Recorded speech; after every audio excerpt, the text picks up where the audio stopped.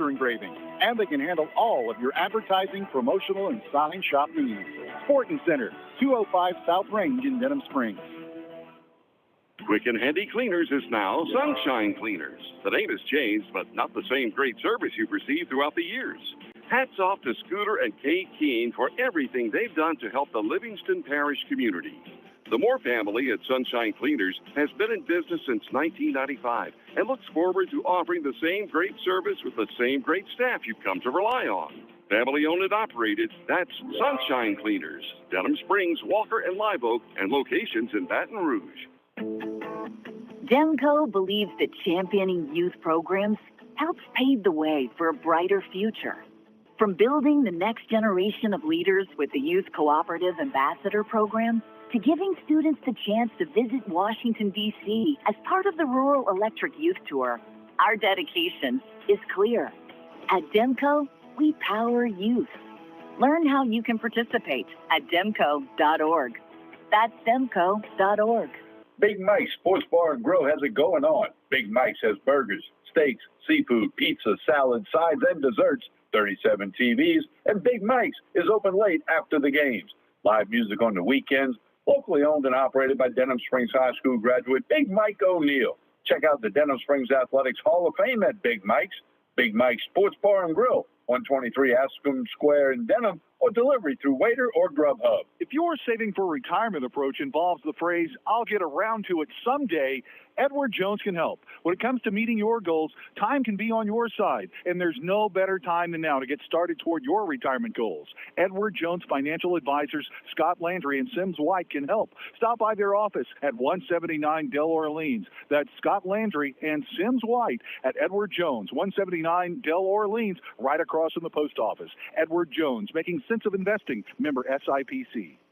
Denham Springs High School football broadcast on Family Radio 91.9 FM, on the net at johnfineproductions.com, and on YouTube at DS Jackets Vision are brought to you in part by You Safe and Locked, David Azar Shelter Insurance Company, District Court Judge Brian Abels, Coconut Willie's Zachary's, Sport Clips, and Safe Voyage Tattoo.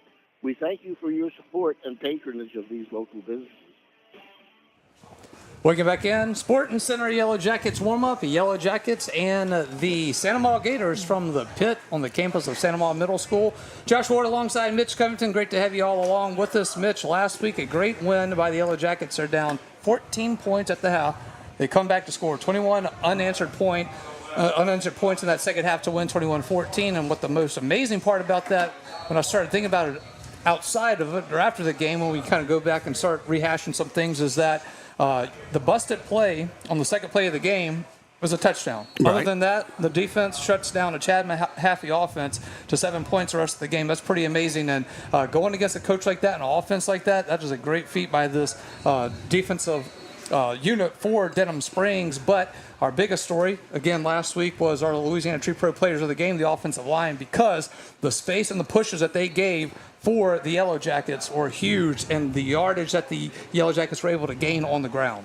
You were exactly right, but you are leaving out two other players that were co-players of the game. Josh Hogan, tight end, and then Peyton Puffer, our fullback tight that moves with it. So, but all those guys just leading the way, opening the holes. Jerry Horn had over 140 yards rushing for the game. Britton Paul, I think, had almost 50 yards rushing as well. Slade Daigle had a couple big runs for us. Jean Goldman came in short yardage situations, had 2 touchdowns, I believe. So the offensive line, Josh Hogan at tight end, Peyton Puffer as that fullback lead blocker, they really did a super job opening up the running lanes last week, which was desperately needed.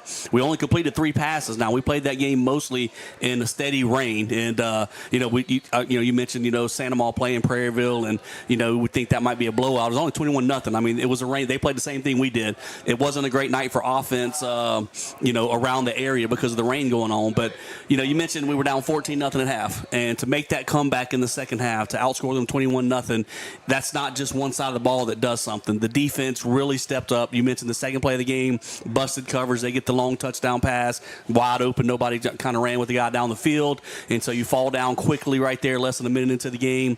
By the time we get to halftime, it's 14-0. But the defense really played well through throughout the first half, only gave up one other score. The second half, not only did they shut them down, we had several 3-and-outs to keep that momentum. We go score a touchdown to start the second half, 3-and-out right back with a punt, get it right back to us. And then, of course, once we did get the lead at 21-14, Walker makes their last-minute drive trying to get down to the end zone and got down inside the 10.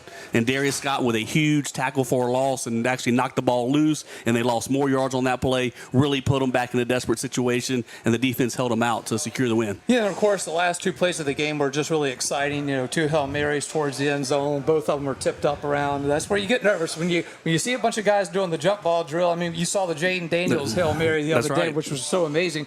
And you're just sitting there like, as that was happening, I was like, Lord, please don't let this happen to us. Because the ball goes in the air. You see the group of people in the end zone, and you're just like, please don't let one of the guys in the white shirts, because last week, Walker in the white shirts, don't let one of those guys come down with the ball. And we did a great job of knocking it down. And really, Darius Scott with the huge play, like I said, with about 12, 13 seconds there inside the 10-yard line. He gets a tackle for a loss. They fumble. They end up with about a 12, 13-yard loss on the play. Had to burn their last timeout, and that was really the key play of that final minute. Definitely was the key play. It was a very exciting night at Yellow Jacket Stadium last Friday night. Again, 21-14, the final there.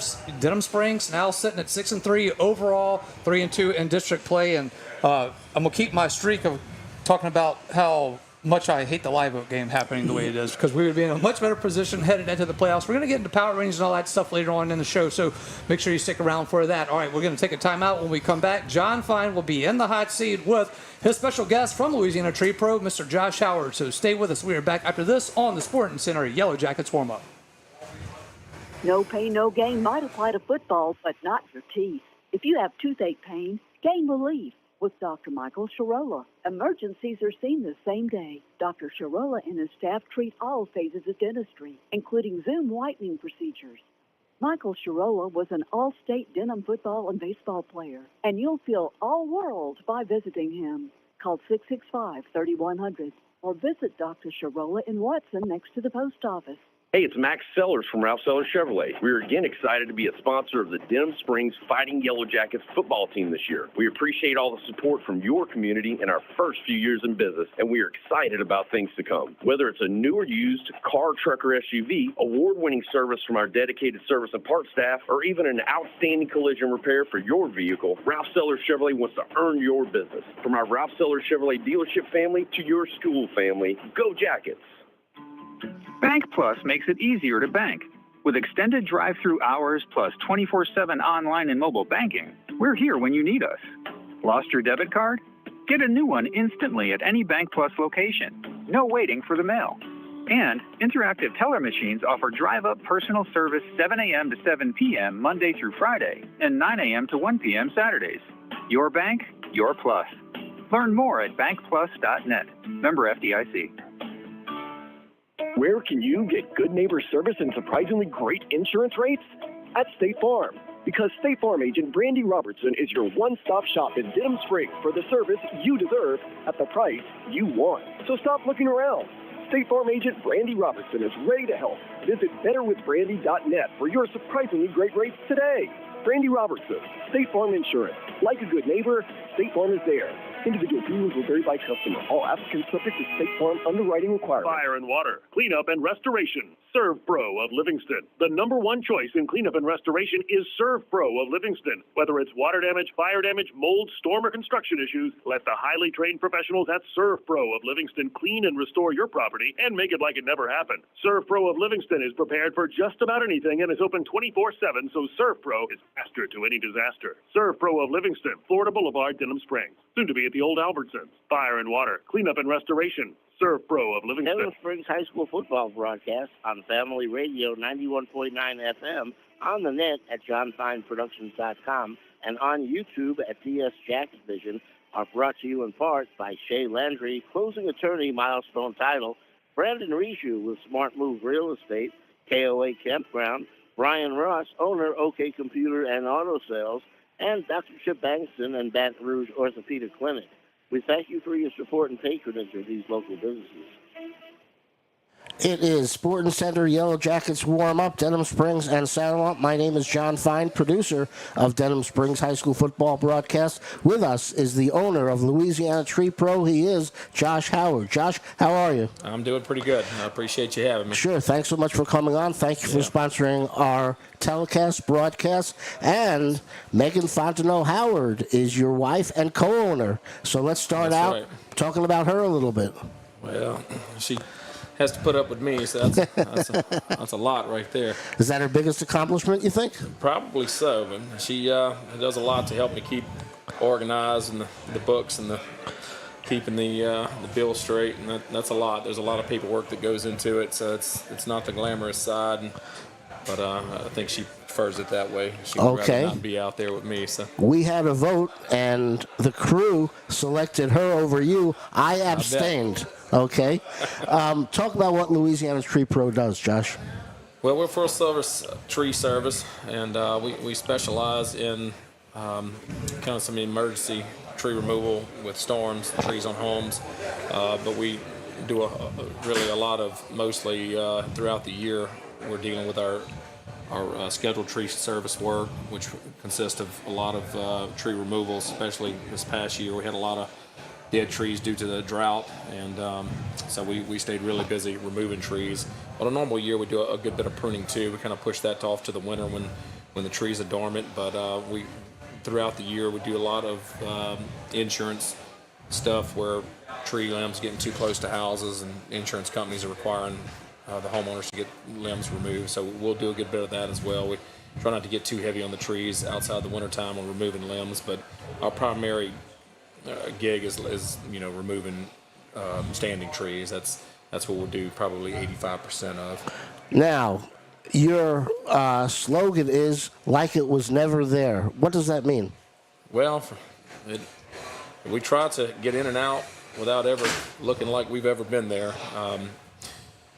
You'll see a lot of trees that get removed when they grind the stumps. You'll see piles of shavings, and we remove all of that. We rake up pretty much everything in the yard, blow the yard off, and when we're done, we take a lot of steps to not damage the yard throughout the process. We use a lot of plywood and plastic mats for the yards, for the equipment. It's not always the case, but if it's any kind of wet dampness in the yard, we'll use the mats. If the customer requests, we'll use the mats. So when we're done and cleaned up, if you look at reviews and everything that we have on Google and Facebook, a lot of times in there people comment on how well the cleanup is, and that's a big deal to us because I don't want anyone to have to do anything once I leave. I just want it to look like the tree was just removed without us even being there. And aside from scratching up the grass a little bit, or the equipment that we use is specialized equipment we're not using bucket trucks. We use a spider lift that's fairly light. It's a tracked machine, so we're not rutting up the yards. Anything that we're disturbing, we're flattening out and straightening up. And the final finished product, I think, kind of speaks for itself. And to me, it looks like it was never there. Now, fully licensed, fully insured is Louisiana Tree Pro. And talk about that importance, because not everyone out there, the other guys, not all of them are fully licensed and fully insured. In fact, it's staggering what a high percentage of competitors that are, in fact, not licensed and bonded and insured. Especially in Livingston Parish, where I'm at, it's disheartening to see. Every now and then they'll have someone that knocks a tree down on a house and there's no insurance to pay for it, and they're fighting with their homeowner's insurance trying to get it paid for. It's a shame that someone that wants to be in this industry doesn't do it the right way, but I guess that goes across for any industry, whether it be contractors or it just happens to be my baby and what I'm with. We carry workers' comp as well, which a lot of companies, even if they are licensed and insured, don't have workers' comp.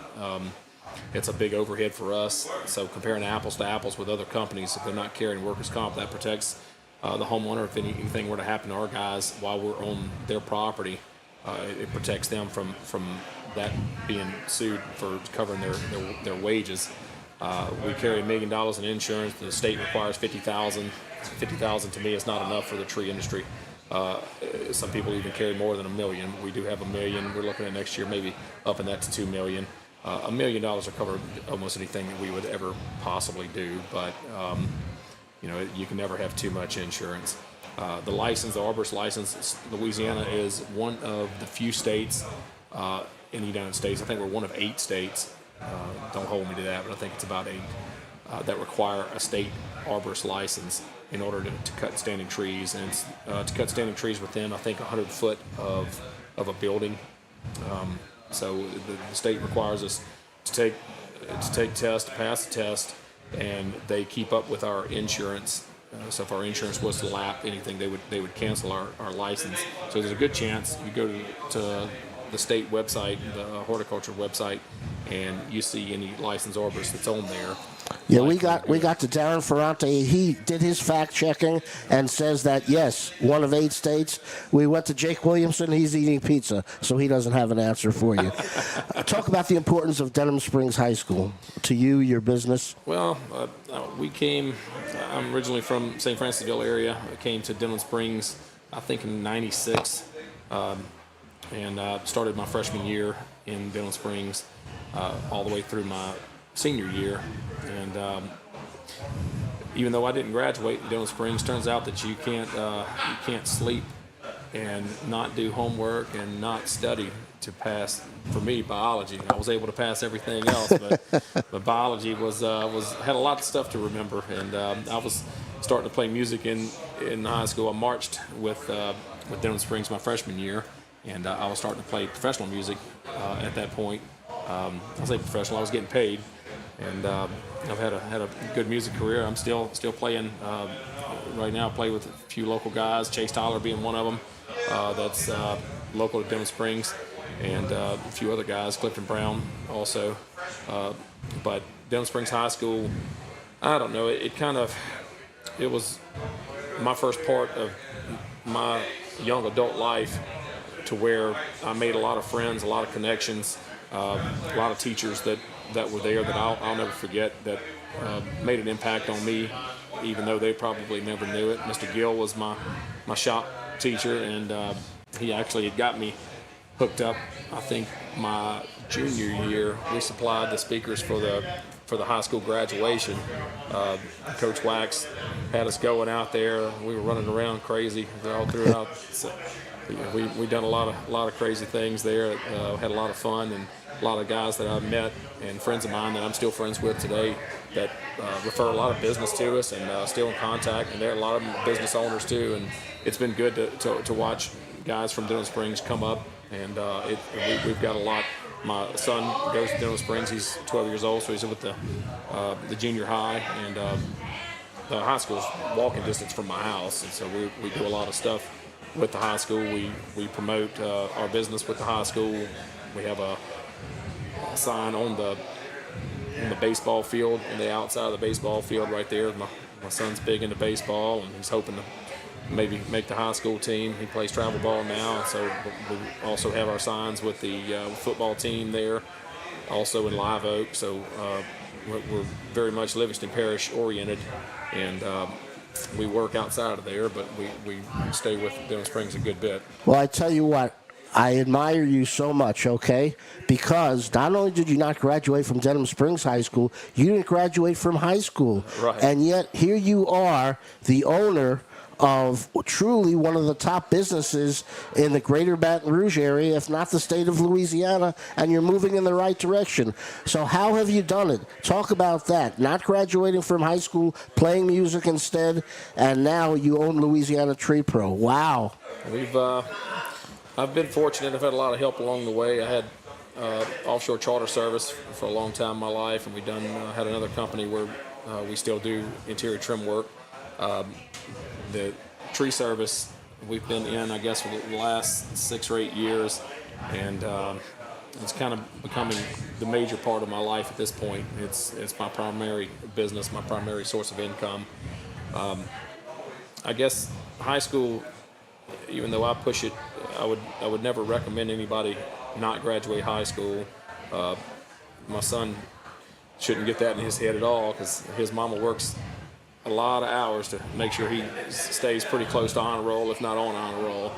And it's Well, we have a special. Harder, but we're going to give you an honorary John Fine Sports Productions degree. Okay, right now It comes with a piece of pizza. I don't know how, and I take it away. That was just for show prep purposes. And what you've done is really incredible. If I had a hat, I would take it off and say hats off to you for that. And what about that great coaching your son is receiving? Talk about that Bill Belichick-like, That's right. Andy Reid-like coach. They had a great year, huh? Yeah, talk about Mitch Covington.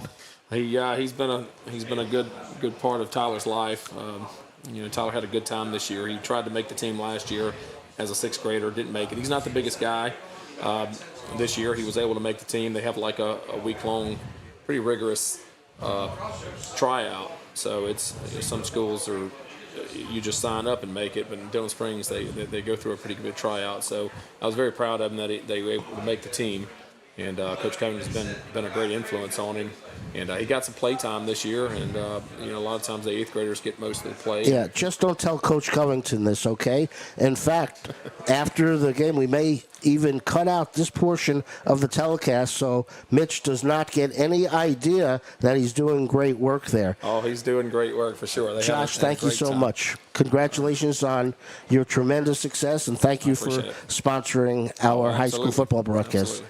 That's Josh Howard. He is the owner of Louisiana Tree Pro. I'm John Fine, Denham Springs, Santa Mont, Sporting Center Yellow Jacket. Warm-up continues. It'll be Josh Ward along with Coach Beard after this pause on Yellow Jackets football.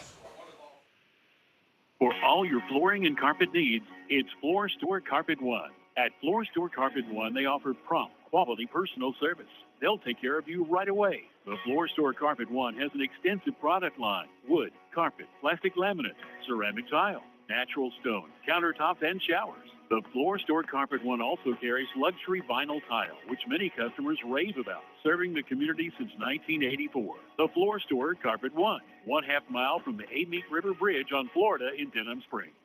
If your saving for retirement approach involves the phrase, "I'll get around to it someday," Edward Jones can help. When it comes to meeting your goals, time can be on your side, and there's no better time than now to get started toward your retirement goals. Edward Jones Financial Advisors Scott Landry and Sims White can help. Stop by their office at 179 Del Orleans. That's Scott Landry and Sims White at Edward Jones, 179 Del Orleans, right across from the post office. Edward Jones, making sense of investing, member SIPC. Like it was never there, Louisiana Tree Pro is your tree care specialist, expertly handling tree removal, tree trimming, stump grinding, and storm cleanup with 24-hour emergency tree removal. And Louisiana Tree Pro does it the right way with properly licensed and insured professionals who will get the job done quickly and safely with a quality result. Their goal at Louisiana Tree Pro is to leave your property better than they found it. That's why their motto is, like it was never there. Denham Springs owned and operated by Josh Howard and Megan Fontenot Howard. That's Louisiana Tree Pro.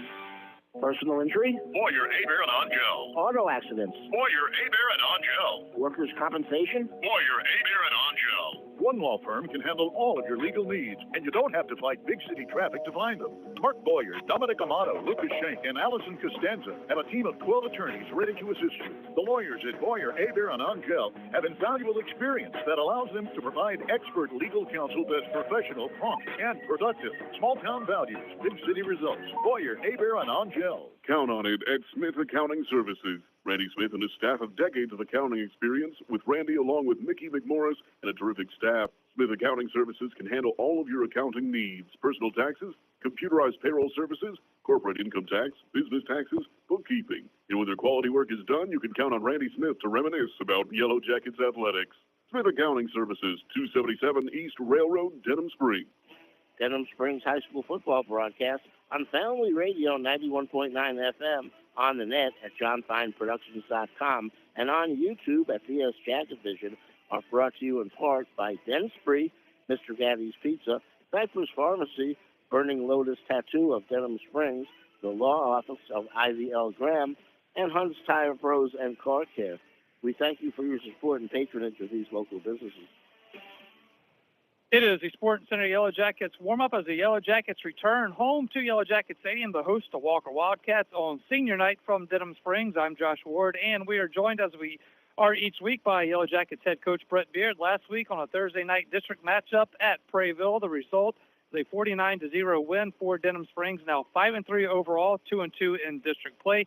Coach, went in and did exactly what you needed to do. In all phases of the game, you had to be very pleased with the overall effort from the Yellow Jackets last week.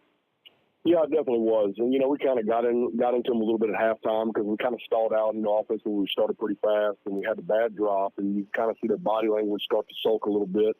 And, we don't do very well handling some of the negative, that the football game throws at you. And so we hashed that through at halftime, and, they came out in the second half and really played like they should have been playing the whole time. So I was really pleased with the way we went in and did exactly what we're supposed to do. That's a young team. They're going to be tough in 2 or 3 years. They're going to be a tough, big time tough opponent. And we had to do what we had to do, and really proud of the way our kids prepared that week and played. We don't always play well on Thursday nights, which is kind of crazy to me. But if you look at the history, we don't play well on Thursday night. So it was good to go into Prairieville and get win. All right, Coach, I came up with a game plan for you offensively. Tell Coach Fournier and the offense that every drive is the opening drive of the game, and we should be good to go. Yeah, not long ago, I felt like we were trying to figure out a way to start fast. So now we've started fast, and then we kind of fizzle out for a little bit. So, we just got to figure out a way to play a complete 48 minutes. To ride the highs and lows. It's okay to start fast. And you know what? Defenses are going to stop you. You're going to have series where you get stopped, and it's okay. It's part of the game. And when you have a really good defense, we're going to get the ball back. So just relax, get over there, get it looked at, get it cleaned up, and, get ready to go back and do the job. Colton LaBeouf with a nice start to the game, 2 touchdowns on the first 2 possessions. One of these seniors making a big impact, and it seems like he is making the most of his senior year. Yeah, we told him coming in, we got a lot of receivers we really like, and we had to sit them down and explain to them, we have one ball. So there's not going to be every night. Everybody's not going to have an explosion. One week could be this guy. The next week could be this guy. The next week could be this guy because the defense is going to try to take you away. And LaBeouf's been just a steadier receiver for us. He's actually the kid that can take the top off. He can run. He's an extremely fast player. He's a really good player. Again, we have one football, so it's just kind of his night to get it. And when you do, you got to make that guy miss, and you got to go score touchdowns. Is exactly what he did. Jerry Horn with a good night as well. Decision-making was better. Getting rid of the ball in a timely manner was something that I know that you had put some emphasis on, and then no turnovers, another big part of Jerry Horn's game last week. Yeah, absolutely. We're not turning the football over. We're a really good offense. We end every possession in a kick, PAT, field goal, or punt. We've got a really good punter, so we can flip the field. When we're doing that, you got a chance to win football games. And Jerry has played better the last couple of weeks. Other than the turnover versus Dutchtown, he's actually done a really good job. And he's a kid now. We're late in the year and we're trying to get hot and win some playoff games. He's going to have to run a little more. And he's deceptively fast too. And he's a big, strong kid. And I'm excited to see his game grow and really show off his skill set because there's some of those things you're a little worried about early in the year because it's a long road. But now it's getting down to the time to get the job done. And Jerry's our guy, and I'm excited to see him continue to lead this program. When you have a senior quarterback like that has been playing for so long, how hard is it at times when the times do get tough? At times you feel like you try to do too much, and like sometimes it's like, hey, just calm down, play the game as you need to. Has that been part of the challenges he's had this year? Yeah, I think he gets some outside pressure too. I think there's a lot of pressure put on him to be almost so perfect or, have to make the big home run throw. I had to explain to him after Lavo, like, dude, 7 for 27 is not good.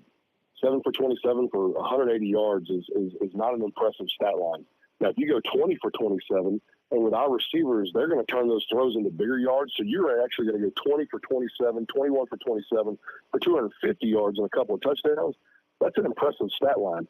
That stat line comes with you running the offense, taking what defenses give you. You don't always have to throw the home run ball and show off how big and strong your arm is because you're not doing anything but putting us in bad spots. Some of the hits he took early on.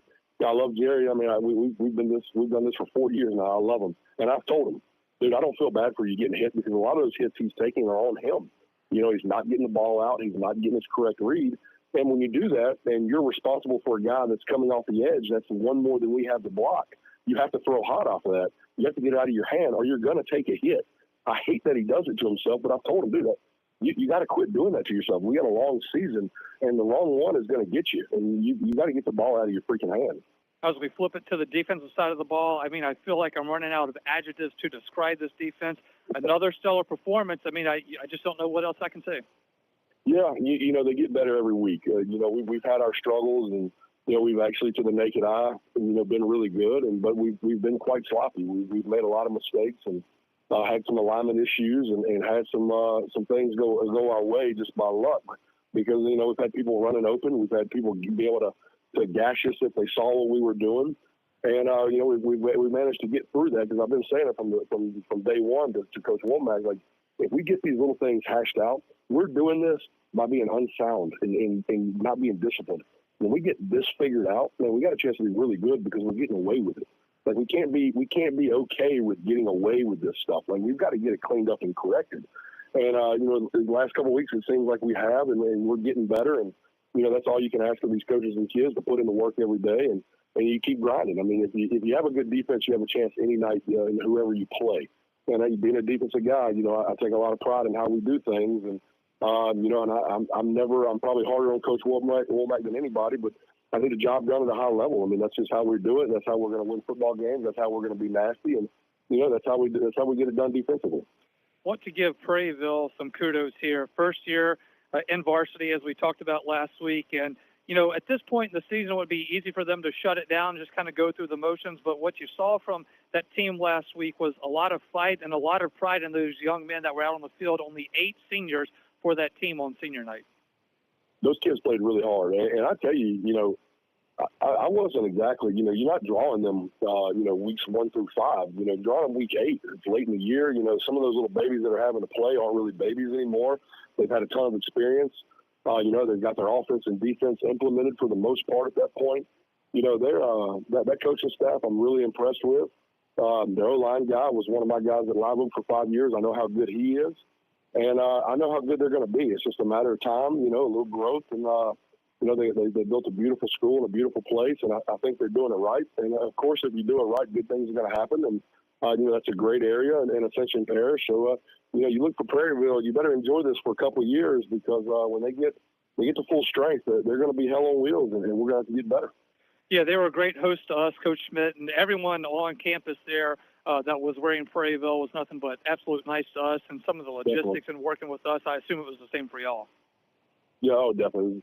It was nice. It was a little far walk, but I mean, heck, that's part of it.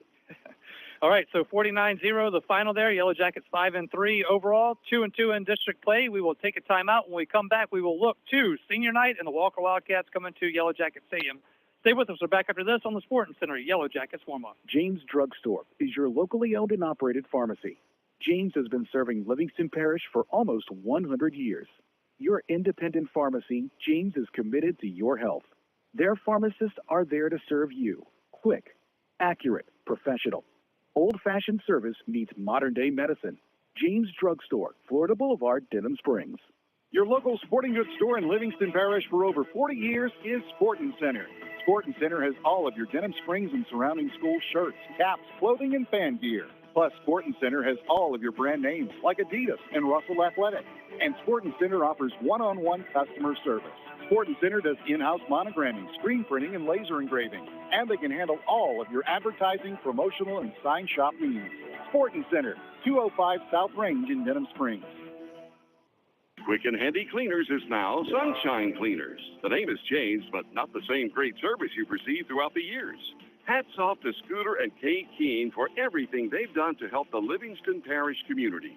The Moore family at Sunshine Cleaners has been in business since 1995 and looks forward to offering the same great service with the same great staff you've come to rely on. Family owned and operated, that's Sunshine Cleaners. Denham Springs, Walker, and Live Oak, and locations in Baton Rouge. Hey guys, this is Steve and Ben Wilson with Peak Performance Physical Therapy. With both of us being graduates of Denham Springs High School, we are proud to be on the sidelines on Friday nights, helping to ensure these athletes stay safe. However, we also realize that injuries are a common part of life, so whether you're hurt at home, on the job, or in the community, please understand that we are here to help with all of your rehab needs. While we enjoy treating the athletes of Livingston, we love treating the entire Livingston population as well. So come see us at Peak Performance Physical Therapy for all of your rehab needs. Big Mike's Sports Bar and Grill has it going on. Big Mike's has burgers, steaks, seafood, pizza, salad, sides, and desserts, 37 TVs, and Big Mike's is open late after the games.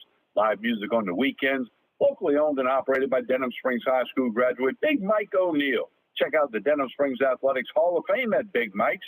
Big Mike's Sports Bar and Grill, 123 Aspen Square in Denham, or delivery through Waiter or Grubhub. Denham Springs High School football broadcast on Family Radio 91.9 FM, on the net at johnfineproductions.com, and on YouTube at DS Jacket Vision, are brought to you in part by Danny Powling of 5 Star Printing, Horace Wilkinson State Farm Insurance, Rustic Home Outlet and Mattress Express Outlet, Sport Clips, BJ Pawn and Gun, Livingston Parish Clerk of Court, Jason Harris, and L. King Company.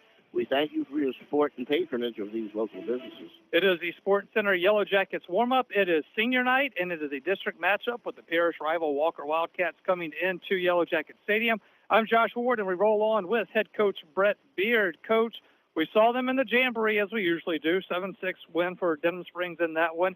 And as usual, both teams, not the same team as they were then. When you look at Walker right now, what is the biggest difference that you see now from what you saw then? Well, I think you got to go backwards to the Jamboree. I told somebody this the last couple of days. In the Jamboree, you're very vanilla. You are just kind of who you are. And it's almost like a bare-knuckle street fight. Like, you're just getting after it. You're just throwing licks. There's not a whole lot you're going to do from the Jamboree or take from the Jamboree when you play somebody week 9.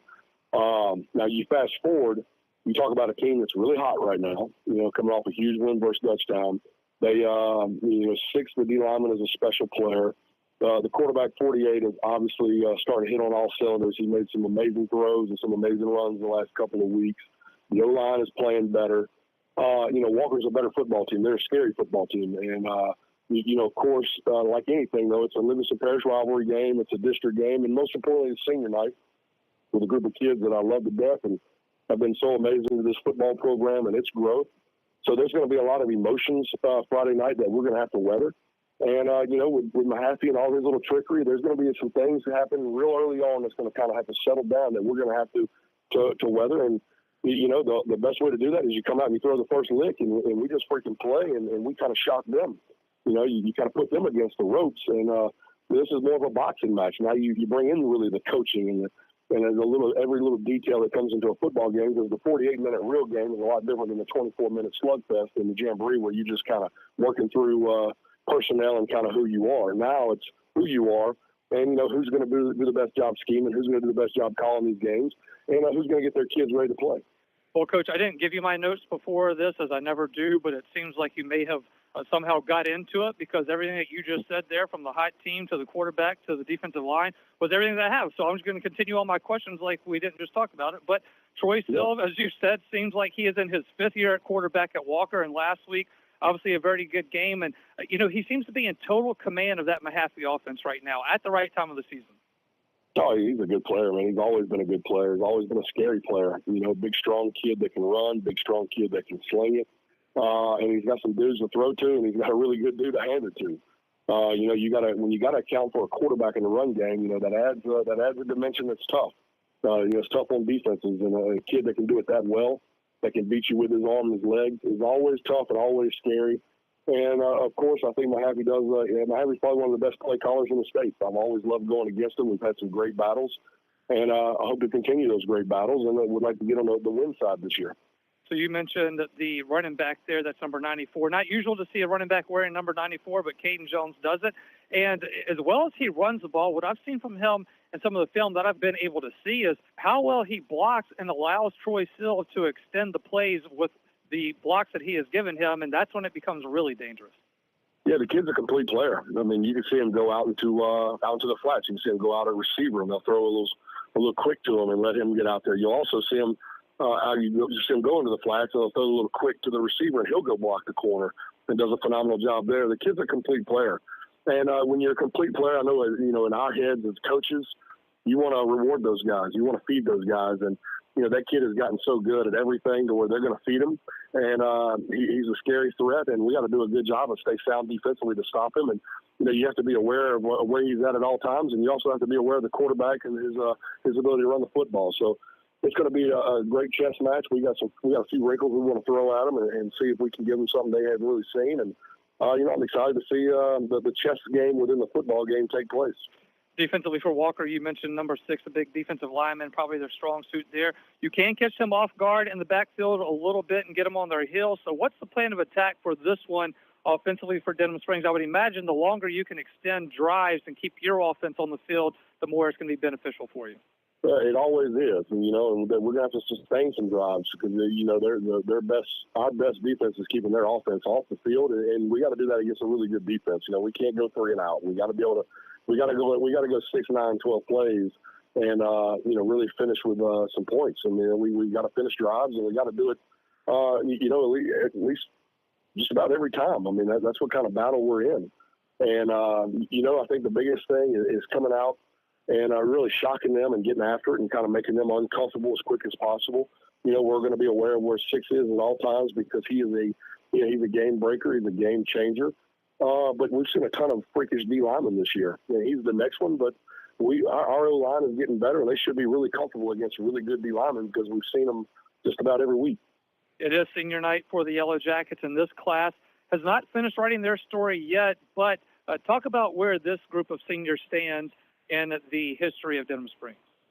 Yeah, it's been through the ups and downs and the turmoil of a change of a program and the birth of a program, rebirth of a program.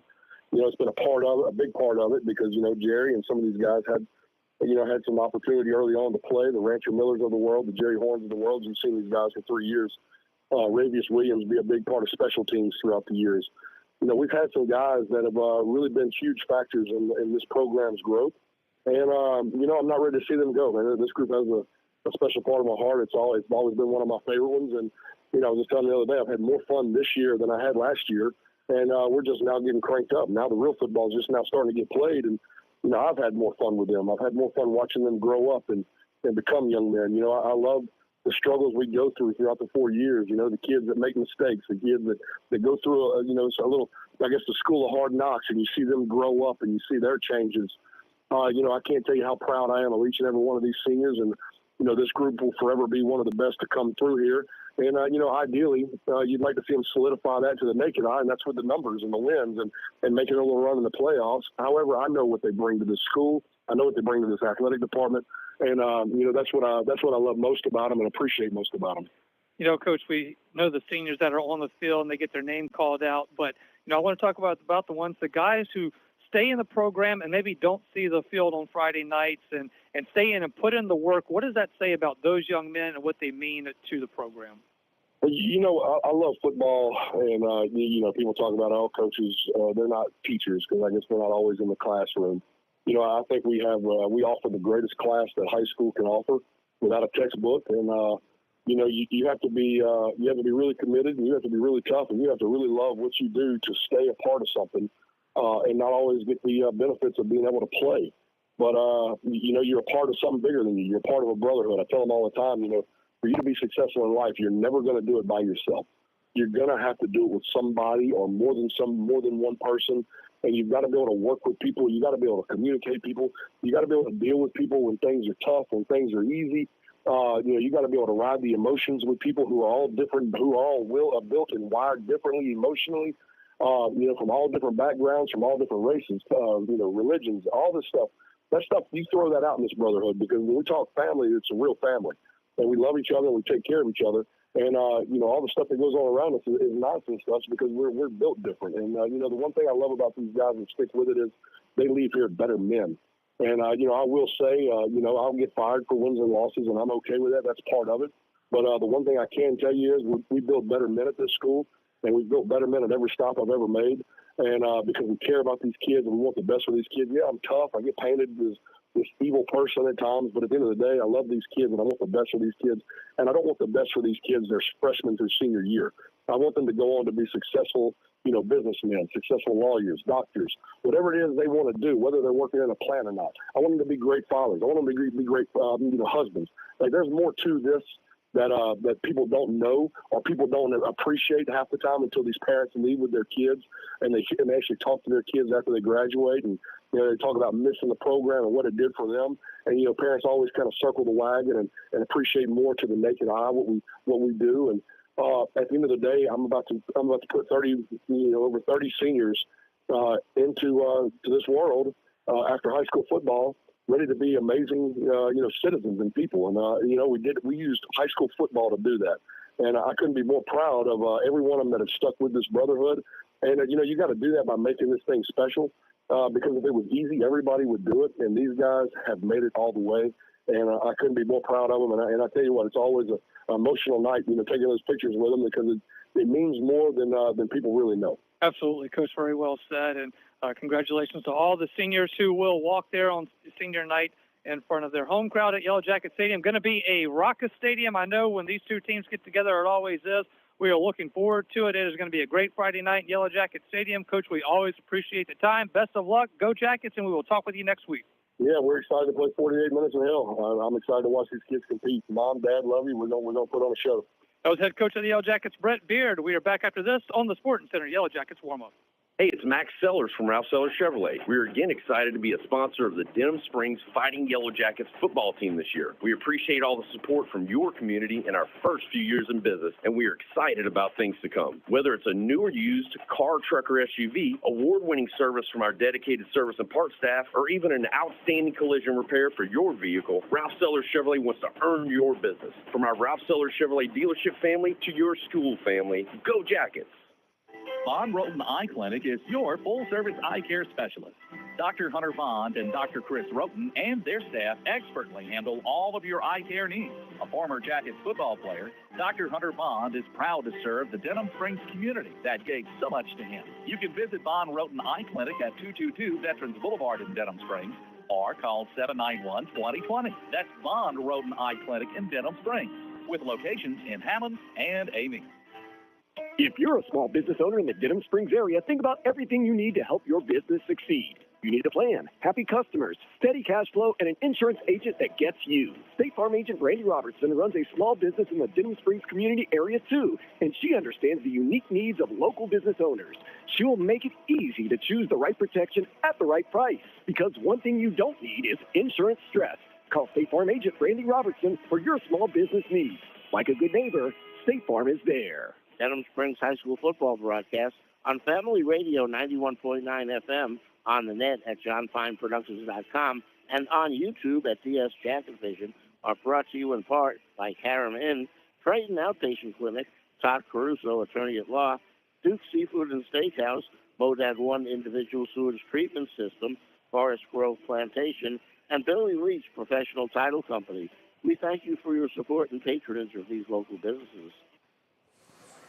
Welcome back in. Sporting Center Yellow Jackets warm-up. It is the Yellow Jackets and the Santa Maria Gators from Santa Maria High School here at the pit. Well, actually at Santa Maria Middle School is where we actually are sitting. So we are here on a Thursday night. Great to have you along with us. So before we get too far into this, Mitch, I'm going to ask you a couple of questions about personal preferences here, because I got the feeling earlier in the week that you're not a big fan of Thursday night games. Would I be correct in that? So my question is, what do you hate more, daylight savings time or Thursday night games? I don't really have a problem with daylight savings time. I don't know. I mean, it gets darker earlier and all of that, but I mean, I always like when it flips back and we get an extra hour, so that doesn't really bother me. I guess I'm just used to that. Thursday night games, high school's not really for Thursday nights. Every now and then you play some when, used to back when I was playing, if you played Bel Air at Olympia Stadium, or we played Catholic at Memorial one time. But I mean, when you have your own field, and I like Friday night games, but I think everybody moved everything up because of the bad weather maybe that could have been coming our way, which it looks like we're going to kind of avoid some of that we originally thought early in the week, but you can't wait to the day before.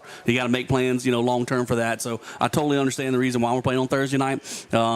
It might catch you a little bit off guard because you didn't know that until maybe this weekend that you were going to move it up to Thursday. So your prep for the game might have been thrown off a little bit. But we've played Thursday games. This is our third one this season. Third one, yep. So we've had some practice doing it. But also we feel pretty confident that even with the loss, we'd be in the playoffs. So an extra day's rest isn't a bad thing as you head into the playoffs after you've played 10 weeks of a regular season plus a jamboree plus a scrimmage game. And so that extra day rest might come in handy as you get to this back end of the season. Then we start the playoffs next week. So big game tonight, though. I wish we had all the preparation that we could have for this game, but very big, situation tonight. Maybe we can earn a home playoff game with a big win tonight. We might spin up slightly on the outside. I know we're going to talk about that here in just a little bit, but we want to finish strong. If we win, we're going to put ourselves in a much better position heading into the playoffs than if we lose and fall back a few spots on the power ratings. Yeah, let's go ahead and have a look at the power ratings since you just went ahead and brought that up. And as you look at it there on your screen, if you were watching at DS Jacket Vision, and if you you are listening, then I could tell you, I'm not going to go down the whole list for you, but I'll tell you from the district teams in District 5A, Dutchtown stands at number 9, Santa Ma is at 18, Denham Springs is at 20, Walker at 22, and Live Oak right on that cut line of 28, and below that is East Ascension at 30, and Prairieville is at number 41 out of the 41 teams participating in that Division I non-select group there. So that's where the Yellow Jackets kind of land. I was talking to Coach Beard this week. He did say that, he thinks 14 to 18 is the ceiling of where they would go. Obviously, 14, 15, 16, you would be at home, 17 or 18. But he's honestly said like a win or loss here, if you are able to get in that, there's a lot of things in front of you that may have to happen in order to get to that 16 spot.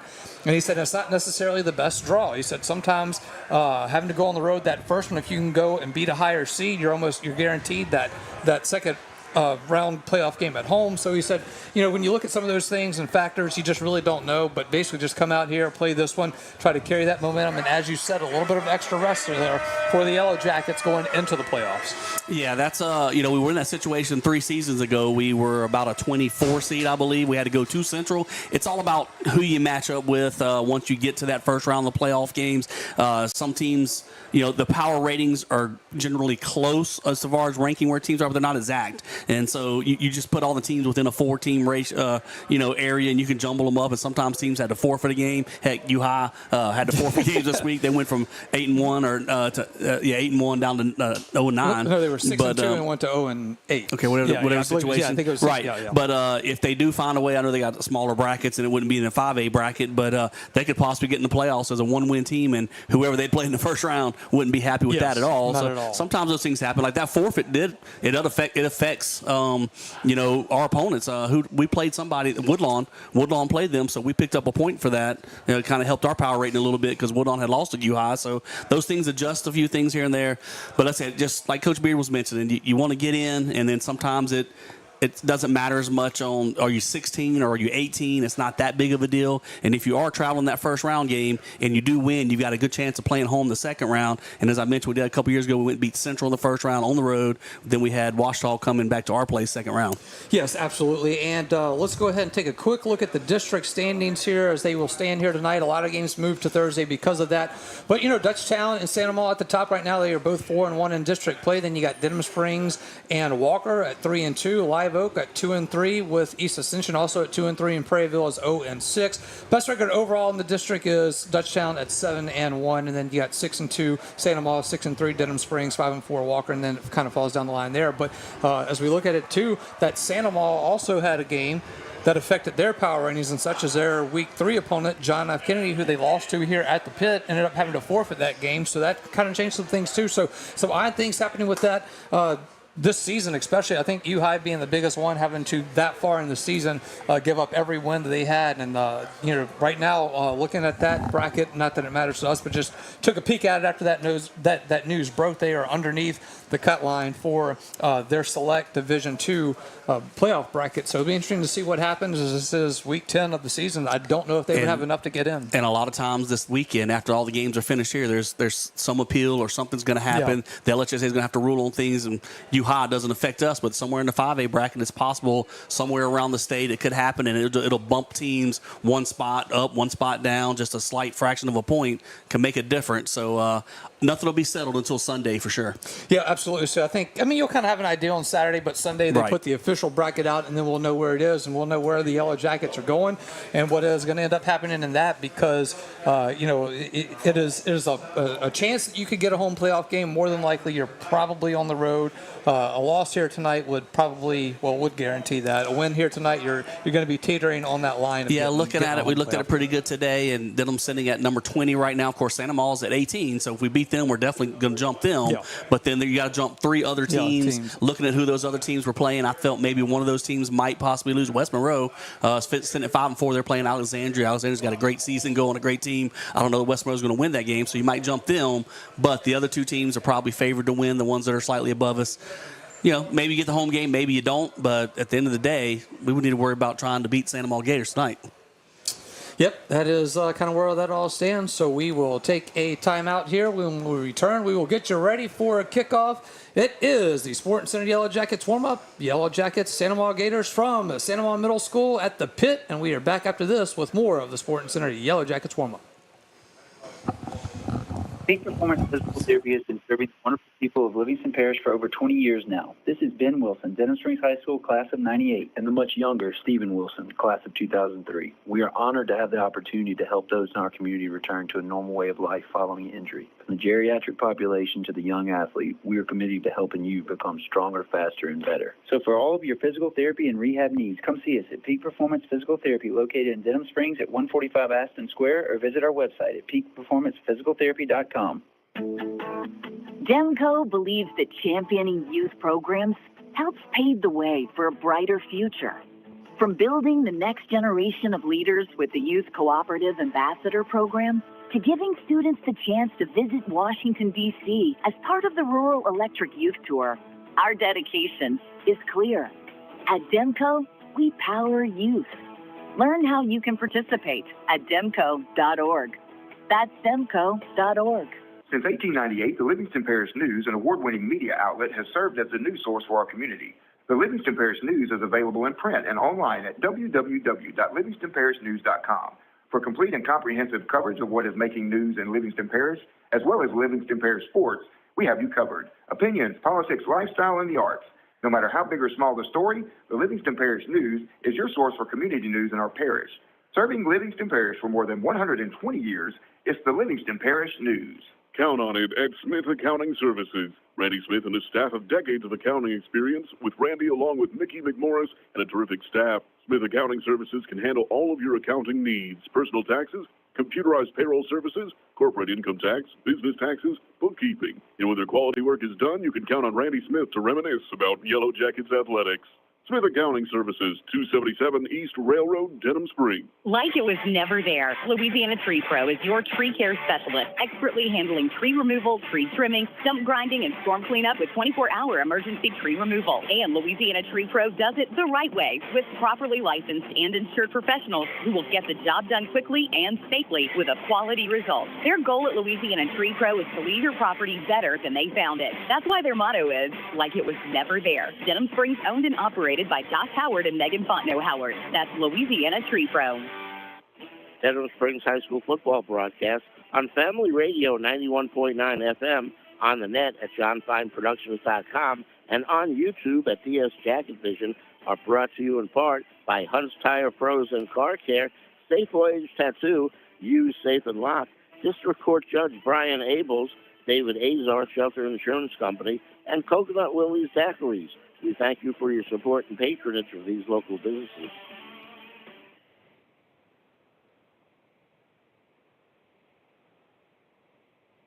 Welcome back in. Sporting Center Yellow Jackets warm-up. We will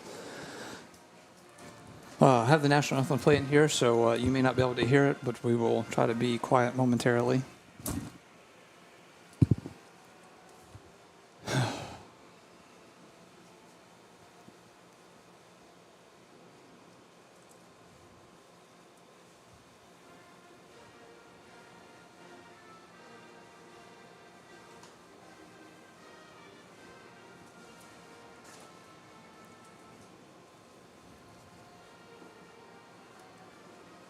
All right, so as they wrap that up here, I'll tell you that'll do it for the Sporting Center Yellow Jackets warm-up.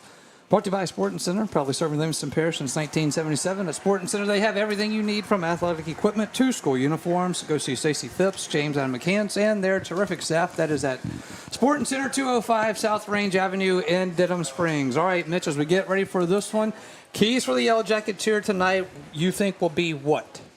Well, first of all, when we came back with the national anthem, we couldn't quite hear the band. I thought you'd sing for us, but I thought you might go ahead and finish it out, sing the national anthem. I was waiting for that, but kind of missed out on that opportunity. That brave yet. That was your chance. America's Got Talent. It could have been you. But no, Denham and Santa Maria, two pretty evenly matched teams, I believe. Both have had some really good wins this season. Both of them had a game or two they wish they could have back. But I think pretty evenly matched. We came here last year and played a really close game here in the same spot in the pit. We came here twice in a row. The redistricts rescheduled, and just that's the way that it fell this year with the new team Prairieville coming in. So it didn't matter who went where last year. But just ride that momentum from last week. We really got going in the second half. Kind of turned your season around, I guess you could say. Kind of put you in a lot more confident position where you didn't have to come in this week and have to have this win to get into the playoffs. So take that momentum from the past, try and keep that going.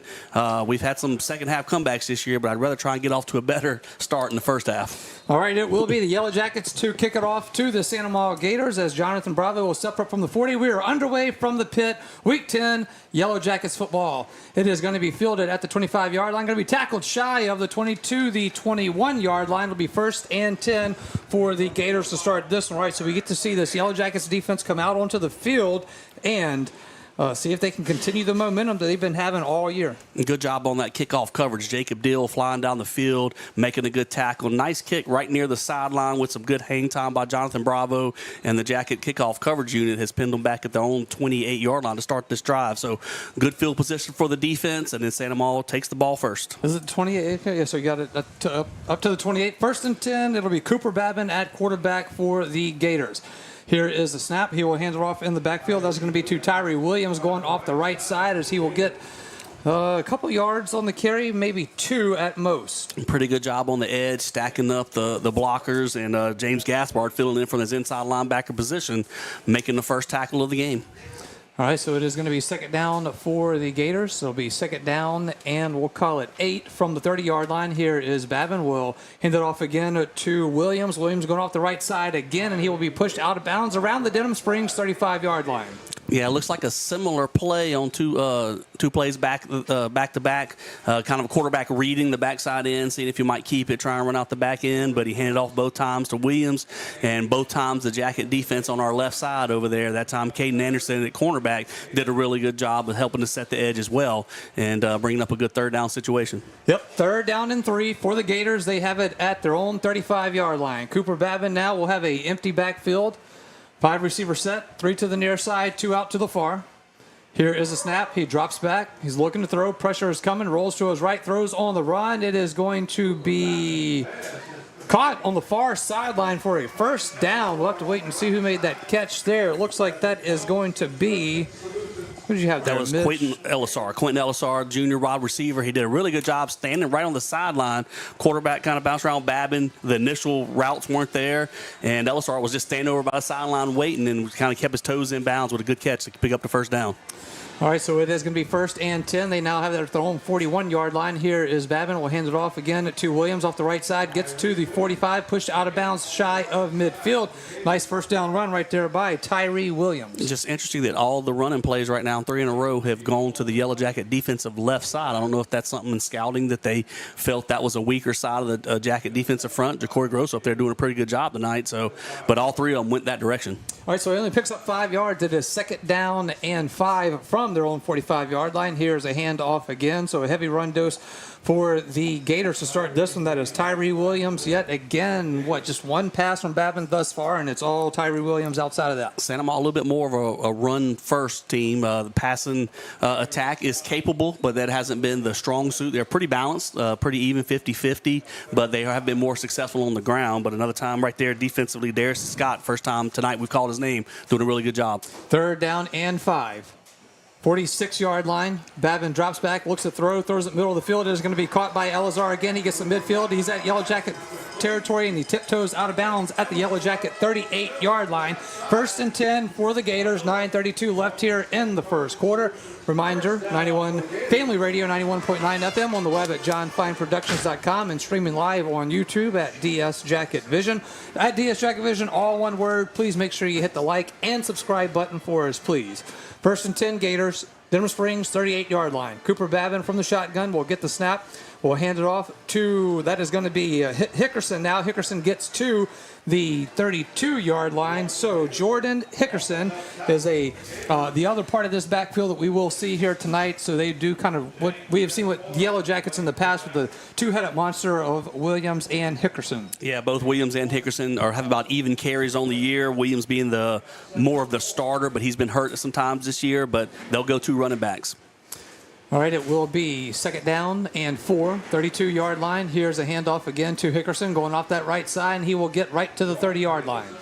Similar script on the drive right now. The first 2 plays, they run the ball twice. Jackets hold them out, bring up a 3rd and 3, 3rd and 4, 3rd and 5. They've completed 2 third down conversions in the air. I have to believe right here with the ball at the 30-yard line, this may be 4-down territory, so they're not necessarily forced to have to get it all on this one play.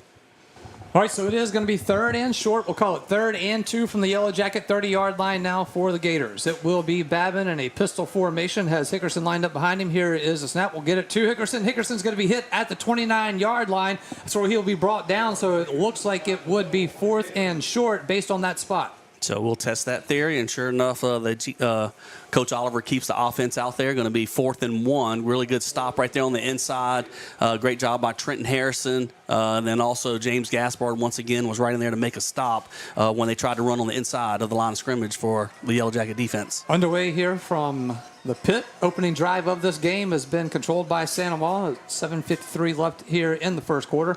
Here is a quarterback keeper by Babin. After he fakes the handoff to Williams, and he will have enough to pick up the first down, I do believe. As He's he gets right to at the the first down marker. Right it's not a whole lot.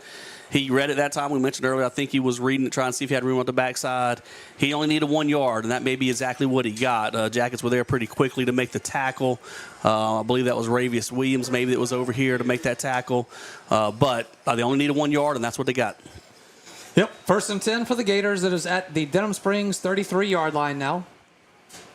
Cooper Babin will check the sideline. He has Tyree Williams lined up to his right, 3 receivers to the near sideline. Here is a snap. He drops back, looking to throw, throwing it towards the end zone. It is going to be off the fingertips of Timothy Johnson Jr., and there is a flag on the play.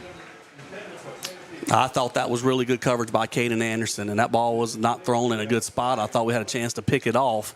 2 referees watching the receivers run downfield, and one of them did not think it was a flag, but it only takes 1 ref to throw it, and so they're going to call interference, but I thought that was pretty good coverage by Caden Anderson. Yep, and it will be a penalty against the Yellow Jackets, pass interference, you believe.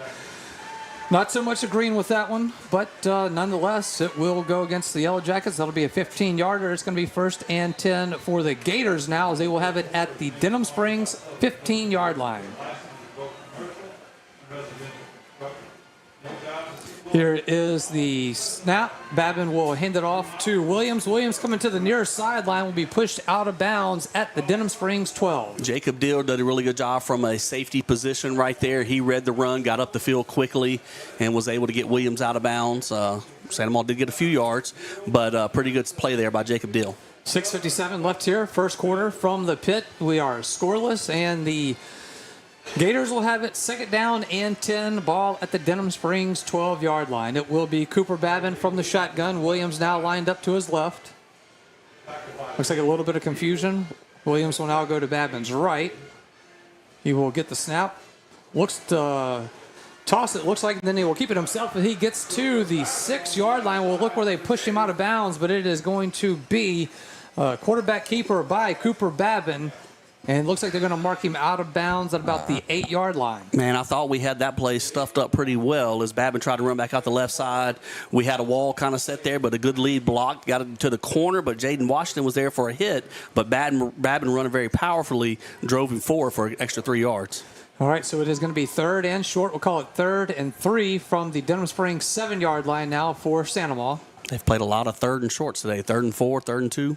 Babin from the shotgun will get the snap. He will hand it off to Williams. Williams is going to be wrapped up, and he is going to be brought down for a loss on the play. Great job right there by the Yellow Jackets. And I got to give some credit there to Ja'Cory Gross coming in making that initial hit. Ja'Cory Gross was in there quickly. There wasn't much room at all. Good job, Trenton Harrison on the inside. Also a good job by Devin Mack, and then Ja'Cory Gross got there and hit him in the backfield. A little bit surprised that Santa Maria's going for on 4th down here. I thought they may try and kick a field goal, get some early points.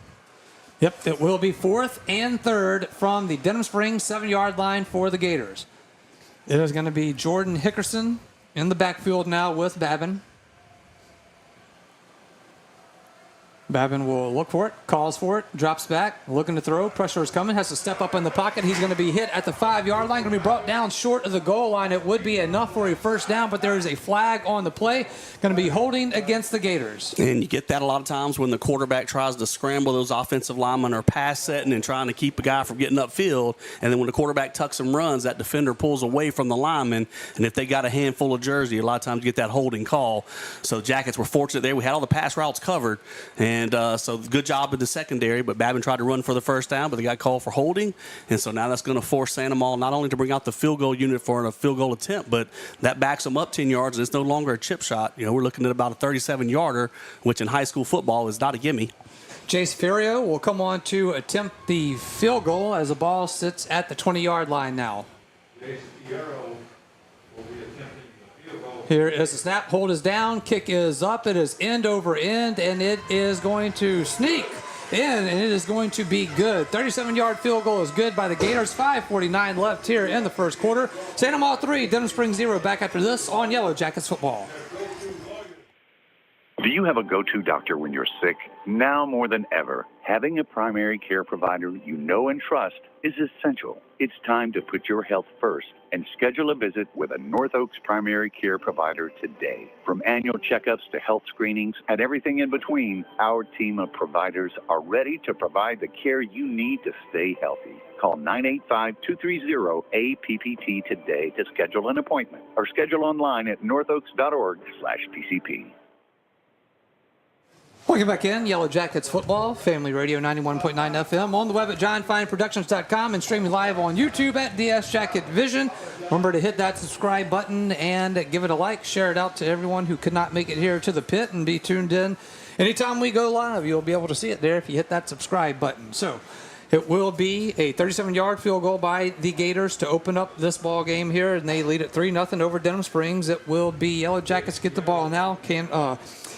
Tanner Kerner and Enzo Landry back to receive for the Yellow Jackets, and here is the kick. It is going to be caught at the 5-yard line. That is going to be Enzo on the return. He gets to the 20, 25, 30. At the 35, we pushed out of bounds at about the 37-yard line, but it'll be 1st and 10 for the Yellow Jackets. Nice return right there by Enzo Landry. Really good return to set up good field position. That was a low line drive kick. That's the kind you want to return. The coverage unit doesn't have a lot of time to get downfield, so Enzo was able to catch it, get up moving real field. Good blocking upfield by the front guys for Enzo, and we get the ball out to the Sandoval 35, or to our own 35. Yep, it will be 35-yard line.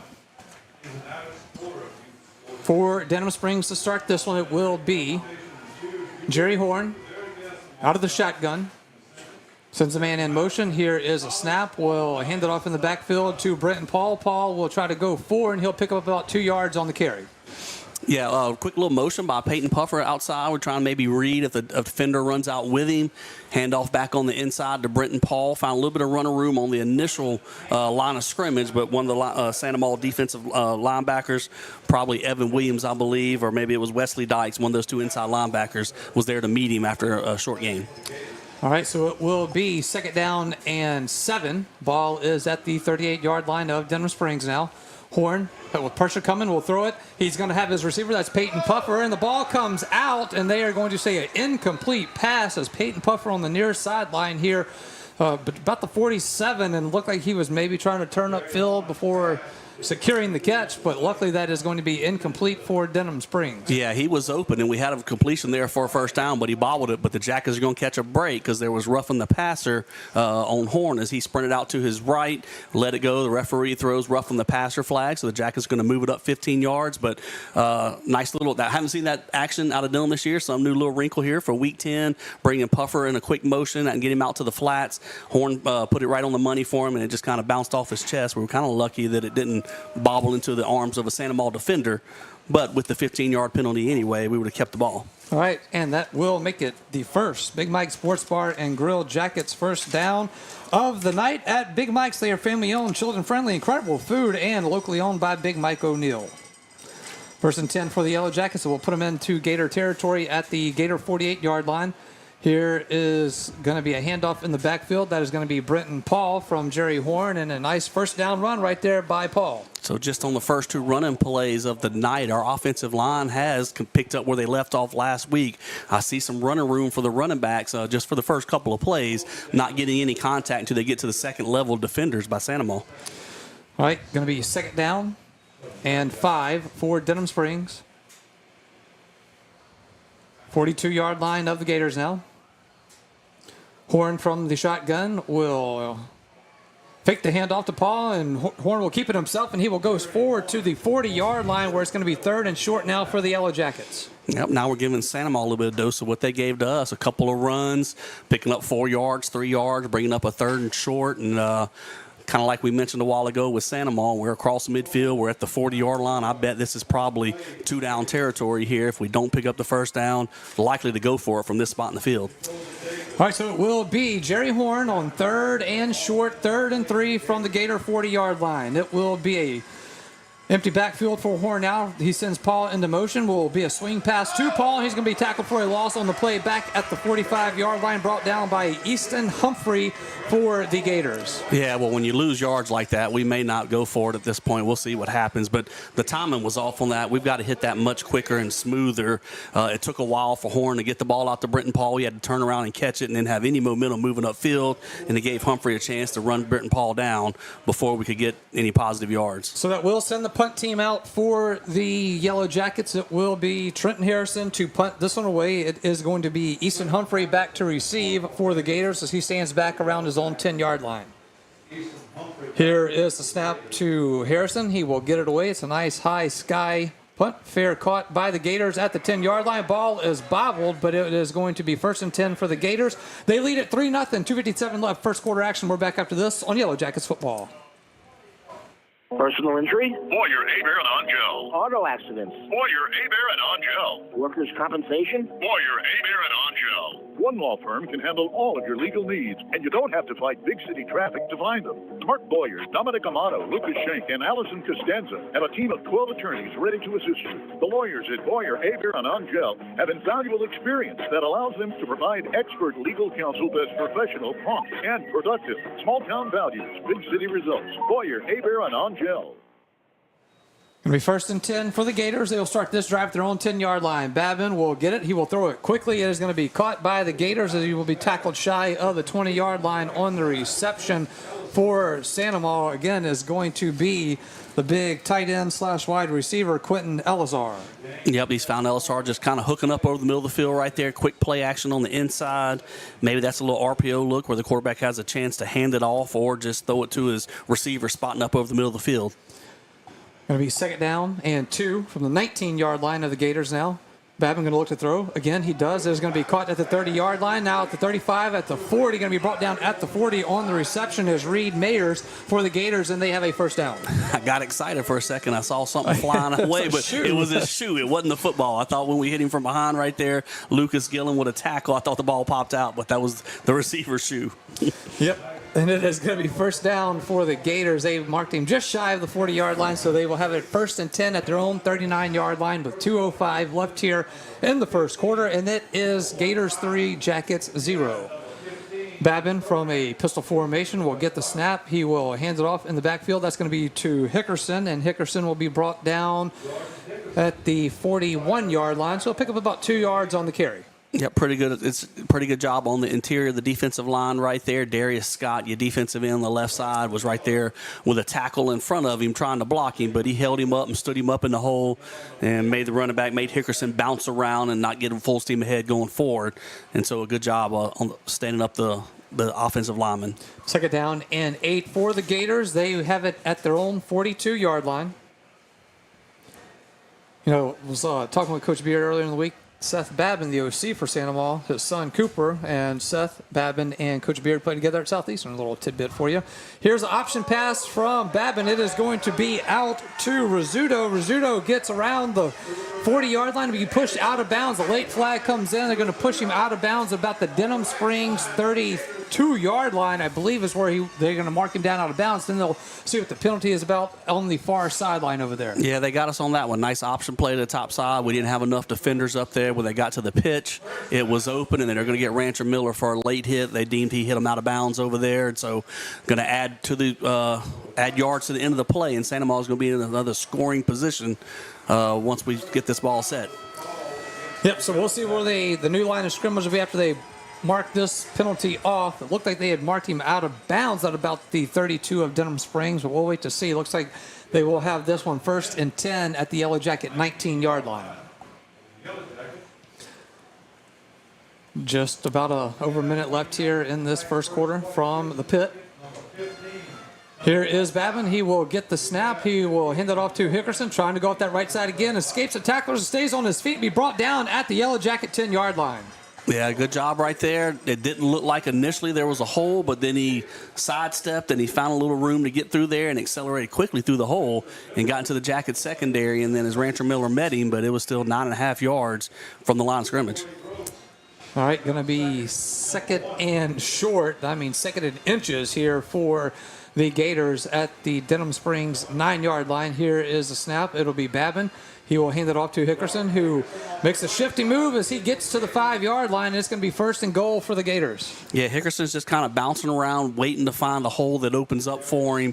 And twice in a row, he was patient and then finally found room to run and got upfield, picked up the yards for the first down. All right, so we'll see if Santa Ma will run another play here, or as they are. I'm thinking they may just try and draw us off sides. I don't know if they'll run a play. They just might try and get us off sides here. They have controlled most of this clock here in this first quarter thus far. 5 seconds left now. Here is Babin. He will snap it.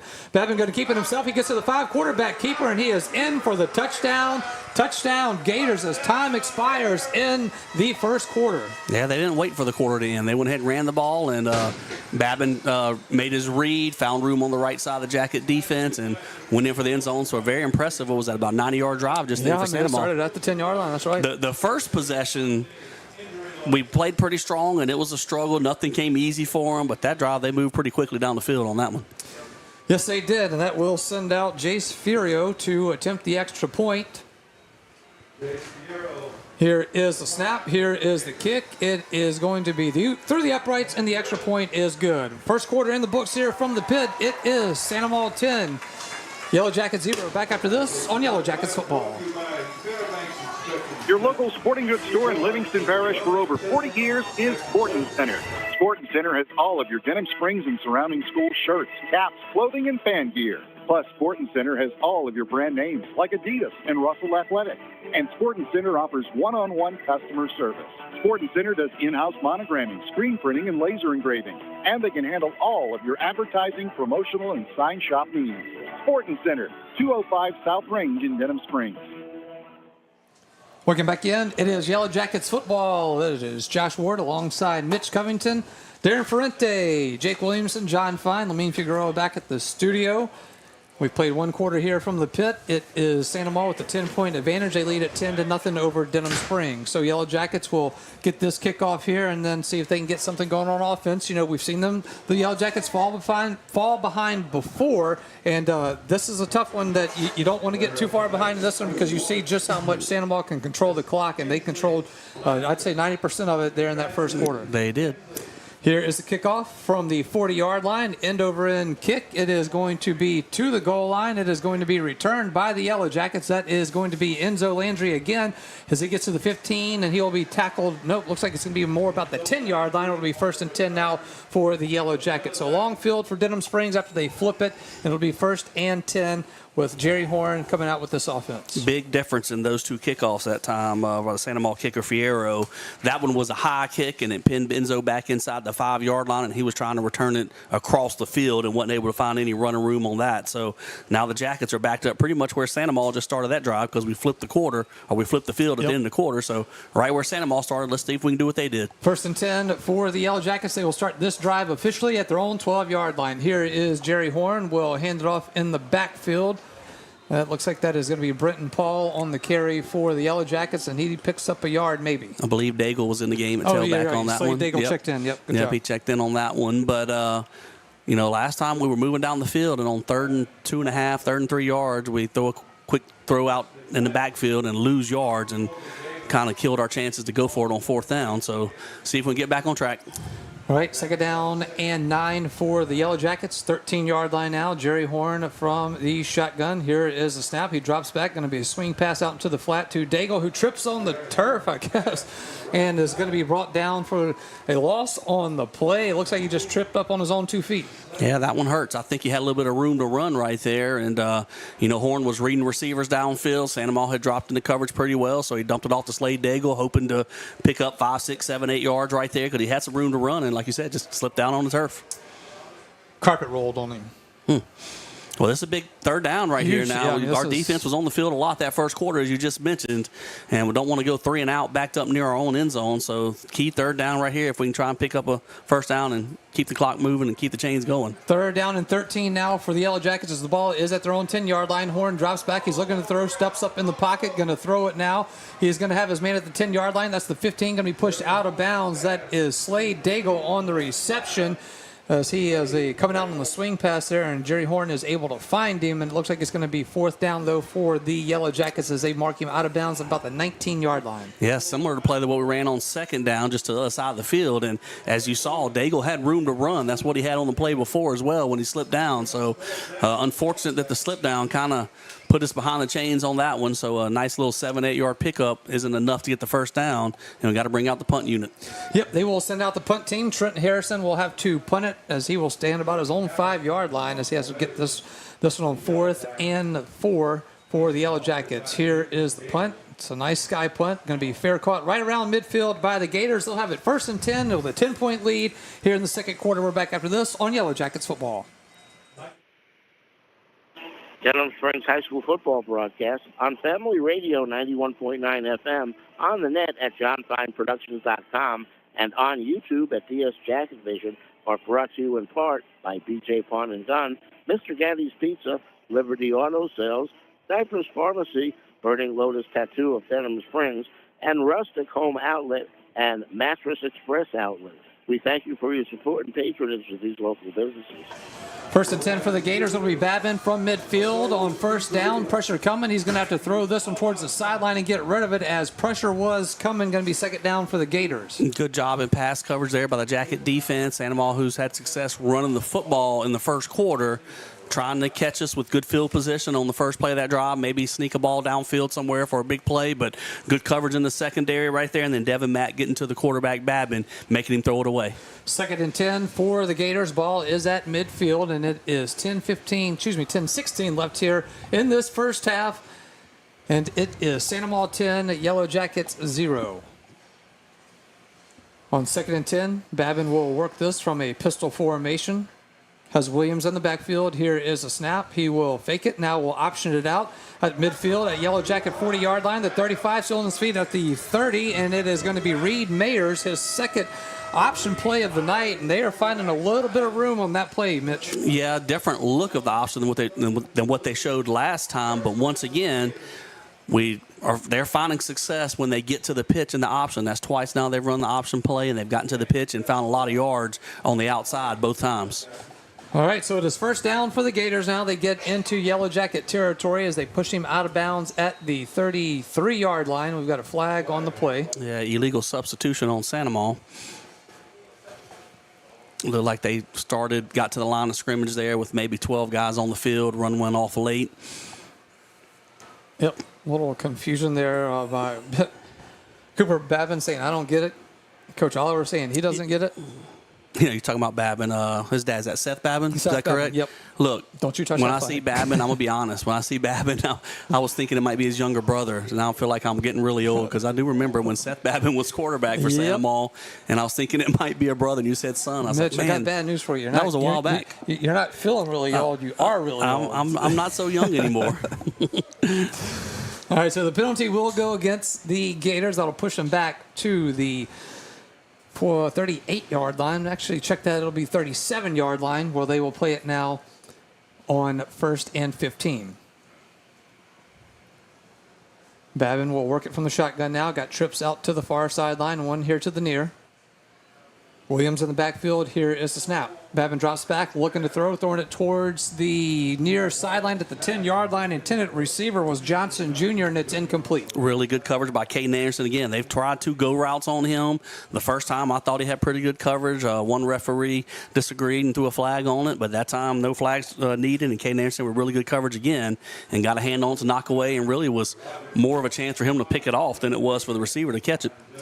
All right, so it is second 15 now for the Gators. They have it at the Denham Springs 37-yard line. It will be Babin from the shotgun. Here is the snap. He will hand it off in the backfield. That is going to be to Williams, who gets to the 35-yard line, and that's where he will be brought down. And it will be third down for the Gators. Good job by our nose guard, Trenton Harrison. That ball was designed to run outside, and Trenton Harrison from his nose guard position beat his blocker and got downfield pretty quickly to the edge and was able to make a tackle for a very short gain, covering a lot of ground from his nose guard spot.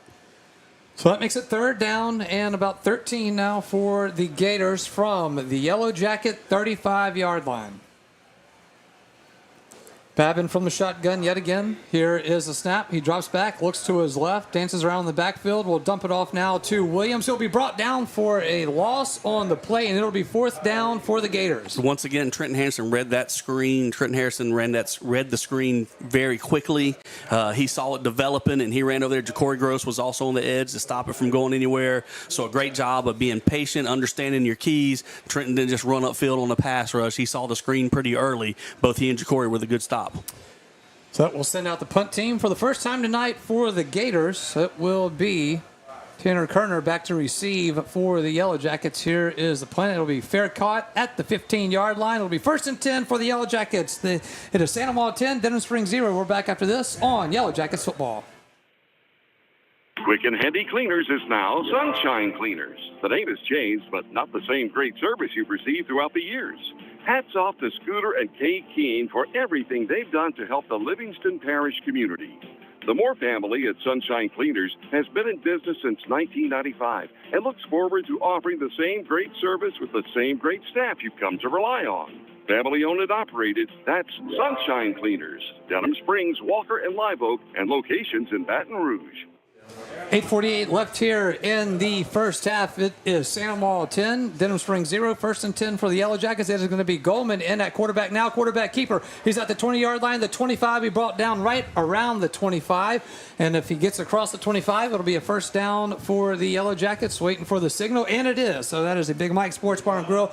Jackets first down. Check out the Denham Springs Sports Hall of Fame at Big Mike's. Yeah, a little wrinkle right there that we've seen. We've seen Jerry Horn and John Goldman in the backfield together before, but we've never seen them with John at quarterback and Jerry at running back. And that's what we just had on that last play. And it looks like the same thing here on this play. Jerry Horn at tailback. Yep. And John Goldman at quarterback. Yep, so first time we've seen that this year. It is John Goldman. It is a pistol formation. Here's a handoff to Jerry Horn, who goes forward. He gets to the 30-yard line. And seeing this new wrinkle here, you know, Mitch, later parts of the season, you start to see some of these things as you try to get ready to show a playoff team something they haven't seen from you yet. And you keep trying to throw in those little things to kind of give you a little extra edge. That, and I think last week, Jerry Horn, as much as he ran the ball, but as strong as he ran it, he's a big guy and he's powerful. And he was pushing piles forward, and I think they thought that might be something in the running game that's been missing. Second down and 6 from their own 30-yard line now for the Yellow Jackets. It'll be Goldman. He will swing it out. He will pass it to Jerry Horn, who gets to the 30. He's at the 35 and pushed out of bounds at about the 36-yard line. So definitely the first time we've seen that tonight. John Goldman passing to Jerry Horn. So Jerry Horn with receiving yards now. First reception on the year, I believe, for Horn. But unlike earlier when we had a little swing pass out there to Brenton Paul and it kind of spun him around backwards and he lost his momentum, John was able to lead Jerry Horn up the field, catch it with a lot of momentum moving forward, get a big positive gain, bringing up a 3rd and short right here for the Jackets. Yep, going to be 3rd down and a yard to go for Denham Springs. Ball is right at the 35-yard line. It will be same formation with John Goldman at quarterback and Jerry Horn lined up right behind him. Here is a snap. He will hand it off to Horn. Horn tries to go off the right side, and I believe he got it. They're going to depend on the forward progression. They backed it up. They backed it up. Okay. Right back where we started. The referee was standing at the first down marker as he started walking forward, but then he moved backwards back to the 35-yard line. Yeah. And it looks like Coach Beard may go ahead and line up and go for it. I was kind of hoping we get a little bit more of a quick hitting play.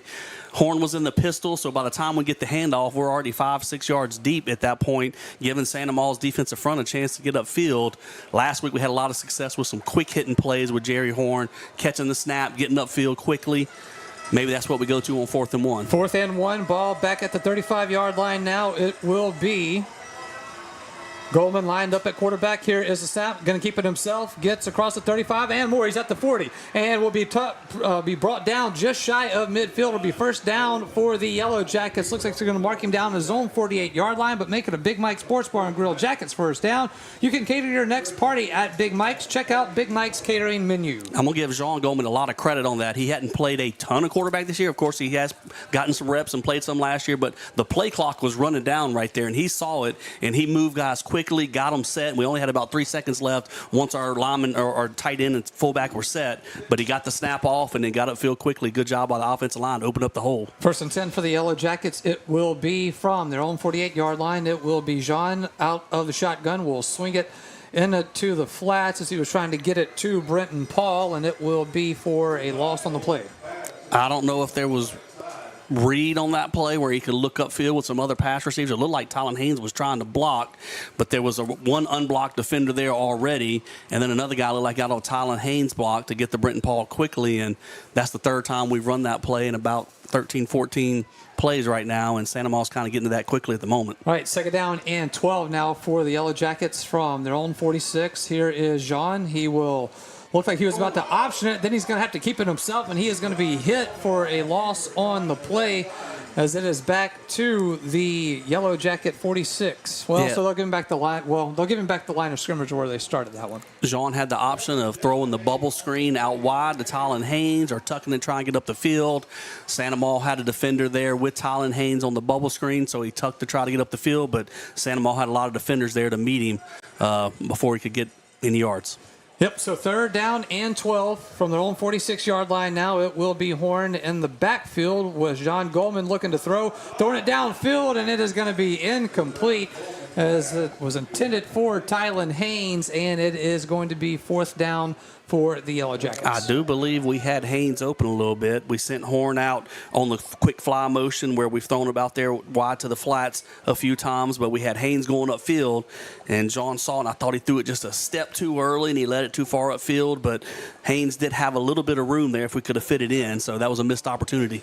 That will send Trenton Harrison on to punt it away, and we've got a flag on the play. I don't think we were set. It didn't look like our front was set right there, so that's just kind of a needless 5 yards to give away. We snapped it quickly, and we still had guys kind of moving around trying to get set. All right, so penalty against the Yellow Jackets. I just glanced at the clock. Yeah, man, there's only 4.5 minutes left in the second quarter. Santa Maul's run the ball a lot. We've run the ball a lot, and this first half is flying by, and it's really not good when Santa Maul's got 10 points on the board already, and the first half is flying by. All right, 4th down for the Yellow Jackets. Trent Harrison will get the snap now, gets the punt away. It is going to be a wobbly to the 35, picked up at the 27-yard line, gets across the 35, be brought down at the 37-yard line. 1st and 10 for the Gators after this timeout on Yellow Jackets football. Big Mike's Sports Bar and Grill has it going on. Big Mike's has burgers, steaks, seafood, pizza, salad, sides, and desserts, 37 TVs, and Big Mike's is open late after the games. Live music on the weekends, locally owned and operated by Denham Springs High School graduate Big Mike O'Neill. Check out the Denham Springs Athletics Hall of Fame at Big Mike's. Big Mike's Sports Bar and Grill, 123 Ascom Square in Denham, or delivery through Waiter or Grubhub. Yellow Jackets football going to be 1st and 10 for the Gators. They will start this drive at their own 37-yard line. Cooper Babin from the shotgun will hand it off in the backfield to Hickerson, who will be brought down for about a yard carry, and it'll be 2nd and 9. Yeah, Darius Scott at that right defensive end was standing up the hole again. We mentioned him doing that before, and then Hickerson tried to squeeze through there, but didn't have a whole lot of room. And then, of course, we had Caden Allen right there to finish up the tackle. 2nd down and 9 for the Gators. They will have it at their own 38-yard line now. Cooper Babin from the shotgun. 2 receivers to either side. We're going to have a flag on the play. Yep, Santa Maul right guard kind of made a quick jump right there, or looked like Sam Palacios, I believe is how I pronounce it. But Not good when you get your name called out as a right guard, because that means you probably either were holding or you jumped off sides. All right, so it will be penalty against the Gators. We'll take that for sure. Unless you're one of the Denham Springs Yellow Jacket offensive linemen who got the Louisiana Tree Pro player of the game last week, we'd like to call those guys out when they were doing a really good job. Going to be 2nd down and 15 for the Gators. They will be back at their own 33-yard line now. Babin from the shotgun, 4-receiver set. Drops back, looks to throw, fires it towards the middle of the field. It is going to be caught by Quentin Alazar. What a nice catch right there. Got to give that young man credit. He's had a couple of nice snags here tonight. I'll tell you what, that ball was fit into a tight spot and a tight window. Rancher Miller had pretty good cover, but they put it there. And a little bit discouraging because I got a sneak peek at the scouting report, and I believe Santa Ma's only completing about 42% of their passes for the season. And yet tonight, you know, it looks like Babin's been on the money and picked up some key 3rd downs, and that was a big play there on 2nd and 15. Santa Ma 10, Denham Springs 0. 3 minutes left here in this first half. Here is Babin on 1st and 10 from the Yellow Jacket 48-yard line. Going to swing it out to Johnson Jr., and he'll be pushed out of bounds. Up, stays on his feet as he spins around, and then will be brought down by a swarm of Yellow Jackets. Rancher Miller trying to finish it off there along with Ravius Williams. Tell you what, that was similar to the play we ran a while ago where the quarterback had the option to run the ball or throw it out to a bubble screen out on the outside. Babin chose to throw it out wide, in which that was a wise decision because they were able to get 4 yards on 1st down. And with this clock winding down, they may finish the half out with Denham only getting 3 offensive possessions the whole half. 2nd down and 6. Yellow Jacket 49-yard line. Here's a handoff in the backfield to Hickerson, and he will go forward as he will pick up about 2 yards on the carry. They like that right side. They have been. They've stayed on the right side a lot. Maybe that's where they feel their best blockers are. You know, maybe it's not necessarily our defense, but maybe where they feel their best blockers are for them. But here we are at 2 minutes and running left in the first half. All right, it is going to be 3rd and 2. Here is Babin. He will toss it in the backfield. That's going to be to Williams. Now they go to the left side trying to find some space, and he's going out of bounds right around the 1st down marker, so it will depend on the spot. Mitch, you were looking for a hold penalty call there, but we are not going to get it. Yeah, I was watching Ravius Williams. That was an option play. The quarterback had a chance to run inside or pitch it out wide on a little option play. He pitched it out to the corner. Ravius Williams looked like he was trying to set the edge, and as he got away from defender, I saw a jersey grab, and Ravius turned to look at the referee looking for it. They don't always see it. That's not like an obvious hold that definitely should have been called, but, you know, kind of one of those 50-50 calls, could have gone either way, and was kind of hoping we might get a break on that one, but we didn't. 1st and 10 for the Gators. Denham Springs 43-yard line as the clock runs with 1:48 left here. Babin gets a snap. He looks to throw, throws it towards the middle of the field, looking for a home run ball. It is going to be caught at the 5, and in for the touchdown is Timothy Johnson Jr. as the Gators extend their lead.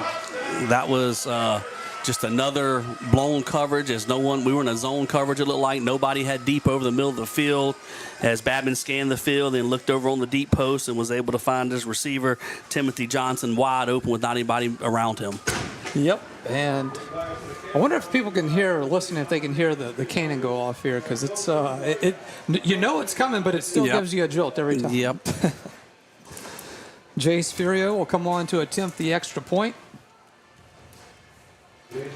Here is a snap. Here is the kick. It is going to be through the uprights. Extra point is good. 1:40 left here in the half. Santa Ma 17, Denham Springs 0. Back after this on Yellow Jackets football.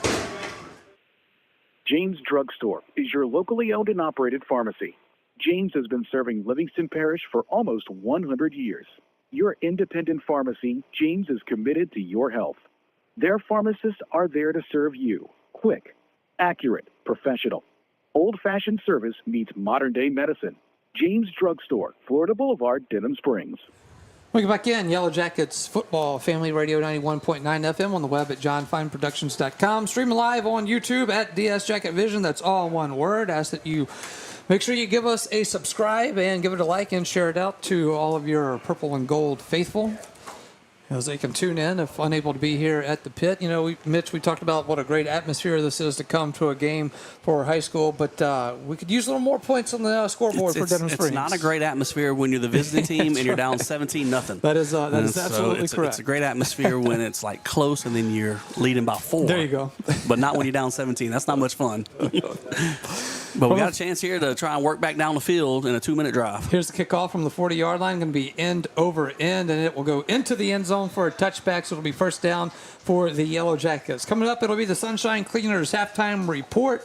John Fine will recap how this first half played out. Then he will be joined by his special guest, David Latona of Demco, one of our other great sponsors here.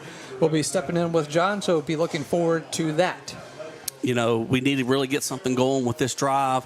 We've made some second-half comebacks, but 17 is an awful lot to ask. We've got a minute 40. We've got all our timeouts. We do get the ball to start the second half, so if we can go get some points on the board right here, we can work ourselves back into the ball game. All right, Jerry Horn will check back in at the quarterback position. He will work this from an empty backfield from the 20-yard line. And that was Peyton Puffer left a little bit early. I'm sorry, that was Gaspard, not Puffer. John Gaspard left his position. No, it was Puffer. Yeah, I believe it was Puffer that jotted across the field too early. So we're going to back it up 5 yards to start this drive. Yep, not how you wanted to start that there, but it will be first down and 15 for the Yellow Jackets. Ball is back at their own 15-yard line. Horn from the shotgun, empty backfield.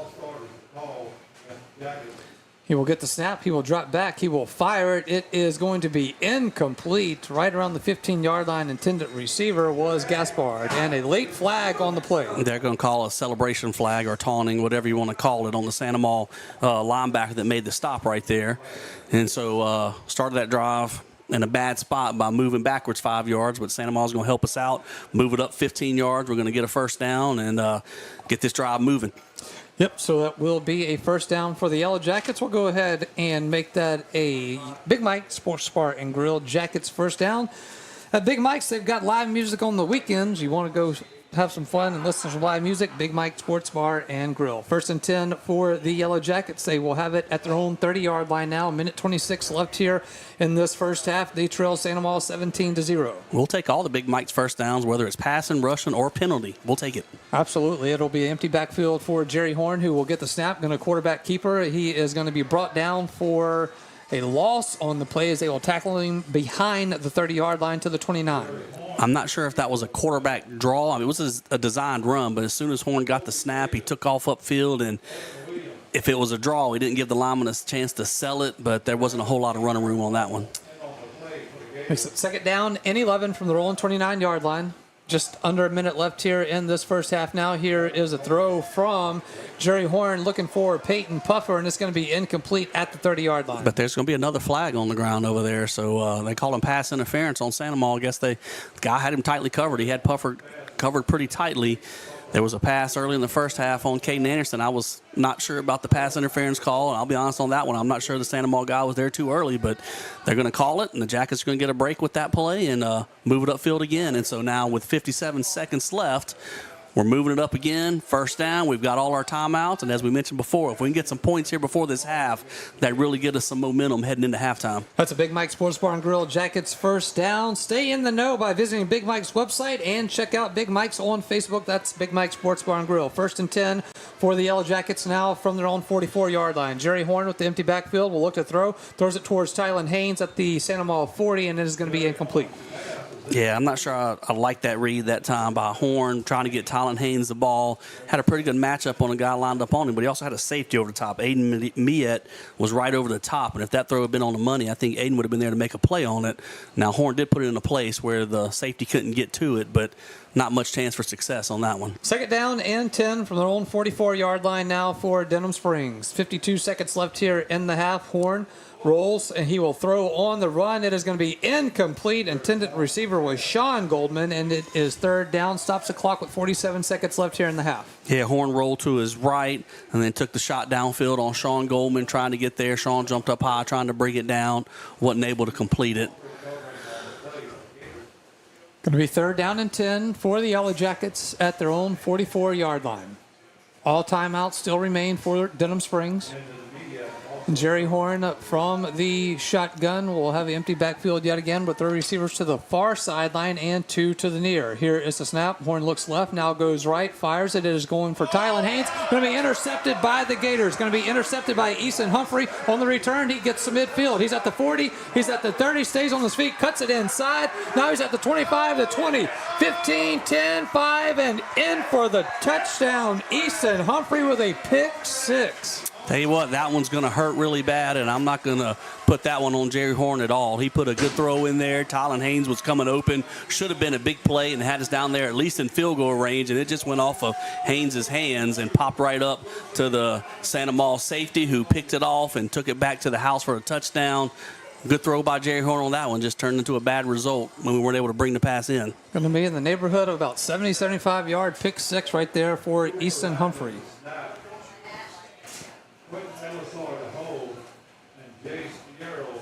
Fierro will come on to attempt the extra point and extend the lead by Santa Maula. Here is the snap. Hold is down. Kick is up, and it is through the uprights. Extra point is good. 27 seconds left here in this first half. Santa Maula 24, Denham Springs 0. Back after this on Yellow Jackets football. Like it was never there, Louisiana Tree Pro is your tree care specialist, expertly handling tree removal, tree trimming, stump grinding, and storm cleanup with 24-hour emergency tree removal. And Louisiana Tree Pro does it the right way with properly licensed and insured professionals who will get the job done quickly and safely with a quality result. Their goal at Louisiana Tree Pro is to leave your property better than they found it. That's why their motto is, like it was never there. Denham Springs owned and operated by Doc Howard and Megan Fontenot Howard. That's Louisiana Tree Pro. Welcome back in. Yellow Jackets football, Family Radio 91.9 FM on the web at johnfineproductions.com. Streaming live on YouTube at DS Jacket Vision. Make sure, again, you hit the subscribe button. So hopefully the Yellow Jackets can go into the half, regroup a little bit, and see if they can. Obviously they've got a possession left here, but obviously whatever they did last week against Walker at Denham Springs, hopefully they brought some of that little halftime switch up magic with them here tonight to the pit. Man, that one hurts. I tell you, we had a play right there. We had it open and just didn't execute on the back end of it. Here's the kickoff from the 40-yard line. Going to be a squib kick, and it will be picked up at the 5. There's going to be Kerner on the return. He's at the 15, the 20, the 25. He brought down shy of the 30-yard line. 1st and 10 for the Yellow Jackets. 22 seconds left in the half. We'll see what the Jackets end up trying to do with the ball right here. But, man, what a rough first half this has been. Santa Maula's offense takes the ball down the field and scores a field goal and then a touchdown. And then the offense hadn't been able to answer with any scores of their own. And the second quarter hadn't gone any better than the first. 1st and 10 for the Yellow Jackets from their own 28-yard line with the 22 seconds left here in the half. Here is Horn. Will get it to Brenton Paul. Paul gets to about the 35-yard line. Nice first down run right there. We'll see if the Yellow Jackets will start using timeouts or just take this to the half. They will take a timeout. Yellow Jackets will take their first of the half with 9 seconds left. Left in the half, it is Santa Maula 24, Denham Springs 0. We're back after this on Yellow Jackets football. Denham Springs High School football broadcast on Family Radio 91.9 FM, on the net at johnfineproductions.com, and on YouTube at DS Jacket Vision are brought to you in part by Brandon Rishu with Smart Move Real Estate, KOA Campground, the law office of IVL Graham, Brian Ross, owner OK Computers and Auto Sales, and Dr. Chip Bankston and Baton Rouge Orthopedic Clinic. We thank you for your support and patronage of these local businesses. It is going to be 1st and 10 for the Yellow Jackets. It'll be 2nd down for the Yellow Jackets now. While we were in that timeout, they did add some of the seconds back there, which I thought about 12 or 13 should have been where they called the timeout, so they do add that time back. So a few more ticks put back on the clock, and it will be 12 seconds officially left here in the half. Yeah, it looked like we kind of came out, ran the ball, seeing that Brenton Paul might be able to bust a big run for him. Defense maybe playing off, watching for a deep pass. Did get a few yards, and we had some timeouts, so Beard decided to go ahead and call it and see if we get another play or two. All right, so Jerry Horn on 2nd down now will hand it off to Brenton Paul right up the middle as he gets to the 45 and gets to midfield, and he will get into the Gator territory. Will stop the clock with 6 seconds left here in the half. So that will be, their second timeout of the night? All right, so their second timeout used there by the Yellow Jackets. So he just used our first one on the previous play. So with 6 seconds left here, so you kind of saw that when I saw him hand off again, I'm like, okay, well, just see if you can get some positive yards. I guess when you try to take one more shot here, I mean, I don't think you would have enough time to get the positive yards usually next time out and try to get a field goal, I don't think. But I think you try Hail Mary here, perhaps, at this spot. But that's, by running the ball on first down and getting 8-9 yards. Just try to run it again if something positive happens, and it did. Brent and Paul found some running room. Like I said, Santa Ma's going to be backed off because they didn't want to give up any deep passes there in the last 20 seconds of the half. So found some running room. We've got it across midfield. We might go ahead and get 4 receivers out there and send them down the field and see if we can catch a good break. All right, that is going to be a Big Mike Sports Bar and Grill Jackets first down on that run at Big Mike's. You can play pool on one of the Big Mike's pool tables there. That is Big Mike Sports Bar and Grill. Of course, those guys on TV, if you watch them in NFL or college, they can throw a quick 5-6 yard route and catch it near the sideline, and we've got a timeout. So if we could chop off another 6-7 yards and make this throw to the end zone easier, but it looks like we're going to try and go deep on this one. Jerry Horn with the empty backfield on 1st and 10 from the Gator 48-yard line. He will drop back, and he will look to throwing it downfield, and he is looking on the far sideline. Flag is on the play as it stops the clock with 1 second. Intended receiver on that far sideline was Sean Goldman. And we'll wait to see what the penalty is. But it's going to be interference. He already signaled it's going to be interference on the defense. So there's the break you were looking for.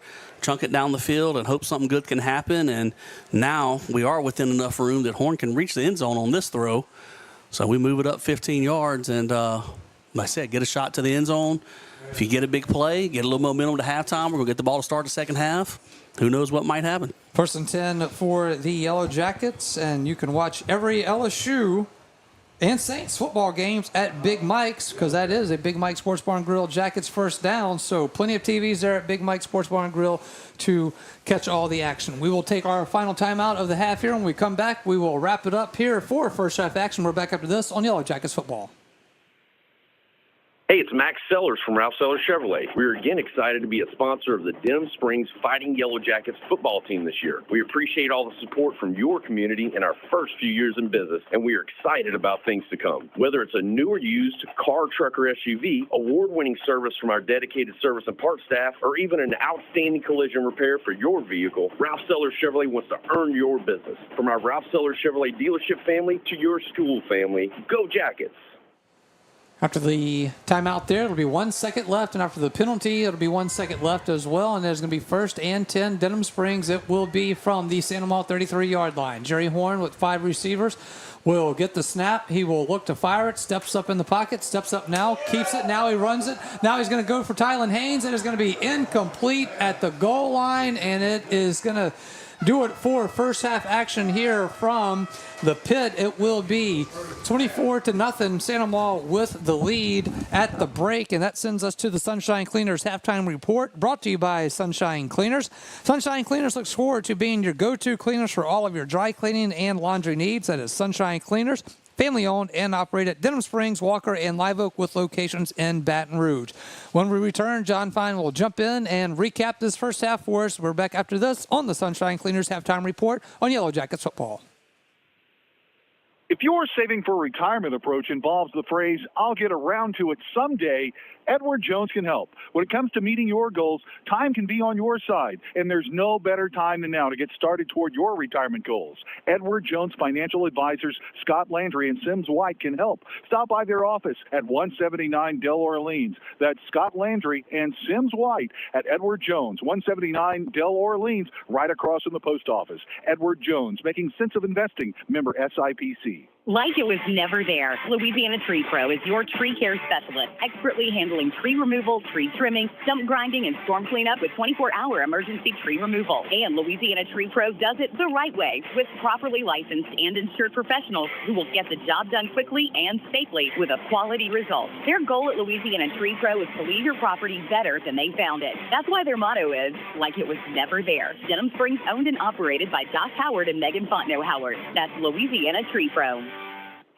Denham Springs High School football broadcast on Family Radio 91.9 FM, on the net at johnfineproductions.com, and on YouTube at DS Jacket Vision are brought to you in part by Den Spree, Livingston Parish Clerk of Court Jason Harris, El Tin Company, Danny Pauline with 5 Star Printing, Horace Wilkinson State Farm Insurance, Sport Clips, and Karam Inn. We thank you for your support and patronage of these local businesses. For all your flooring and carpet needs, it's Floor Store Carpet One. At Floor Store Carpet One, they offer prompt, quality personal service.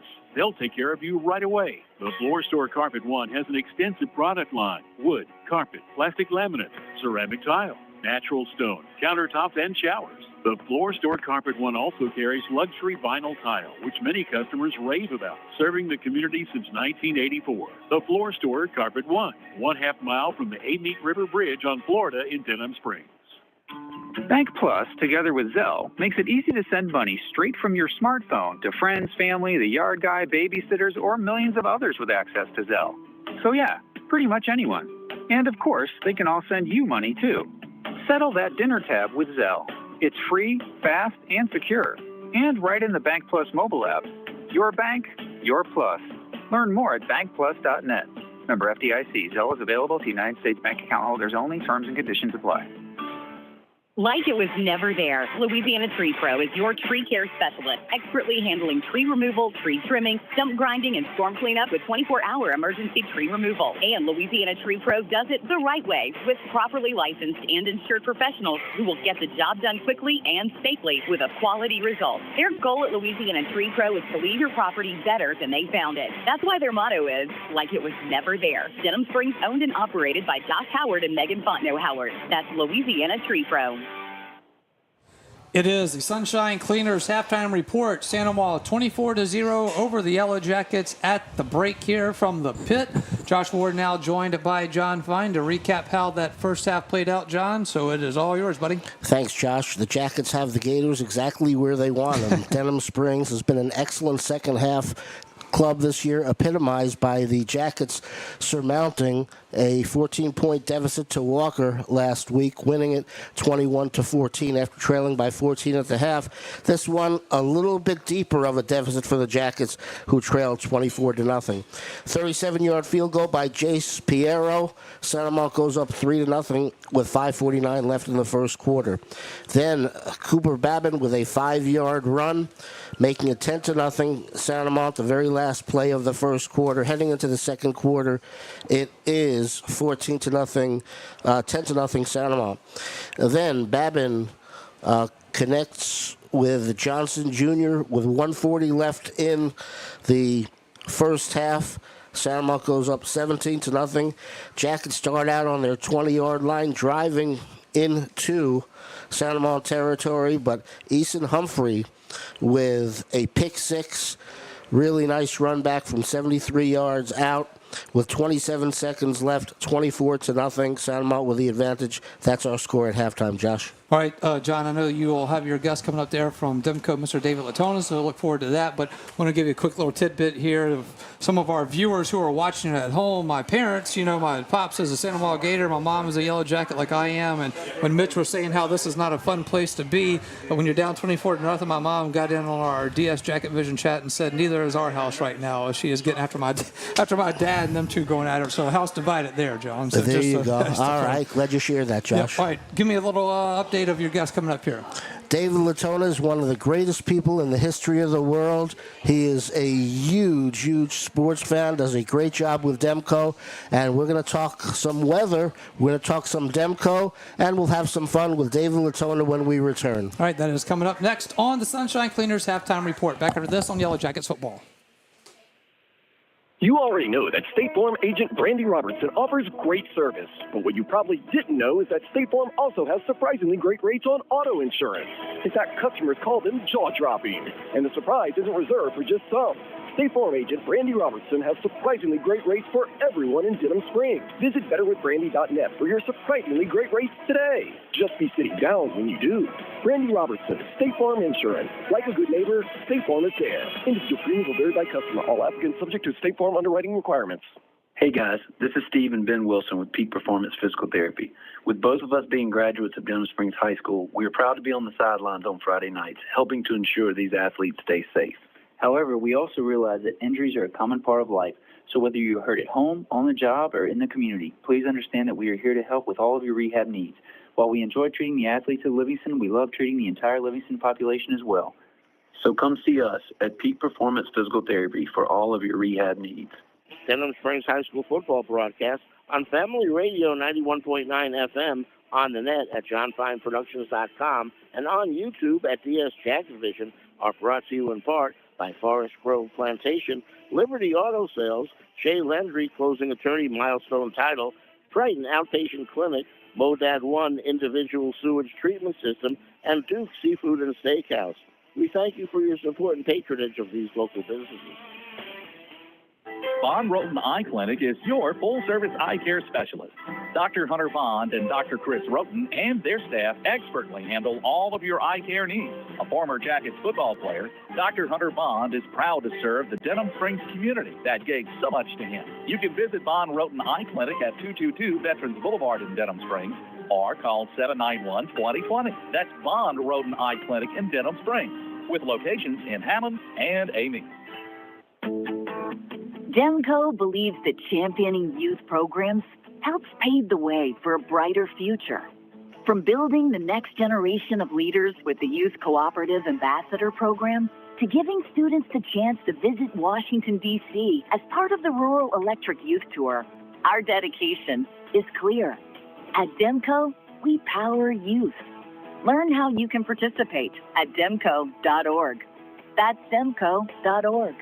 Your local sporting goods store in Livingston Parish for over 40 years is Sportin' Center. Sportin' Center has all of your Denham Springs and surrounding school shirts, caps, clothing, and fan gear. Plus, Sportin' Center has all of your brand names like Adidas and Russell Athletic. And Sportin' Center offers one-on-one customer service. Sportin' Center does in-house monogramming, screen printing, and laser engraving. And they can handle all of your advertising, promotional, and sign shop needs. Sportin' Center, 205 South Range in Denham Springs. Halftime of Yellow Jackets football. It is the Sunshine Cleaners halftime report. Santa Ma leading Denham Springs 24-0. With us is a great friend of our broadcast and one of my good buddies, David Latona of Demco.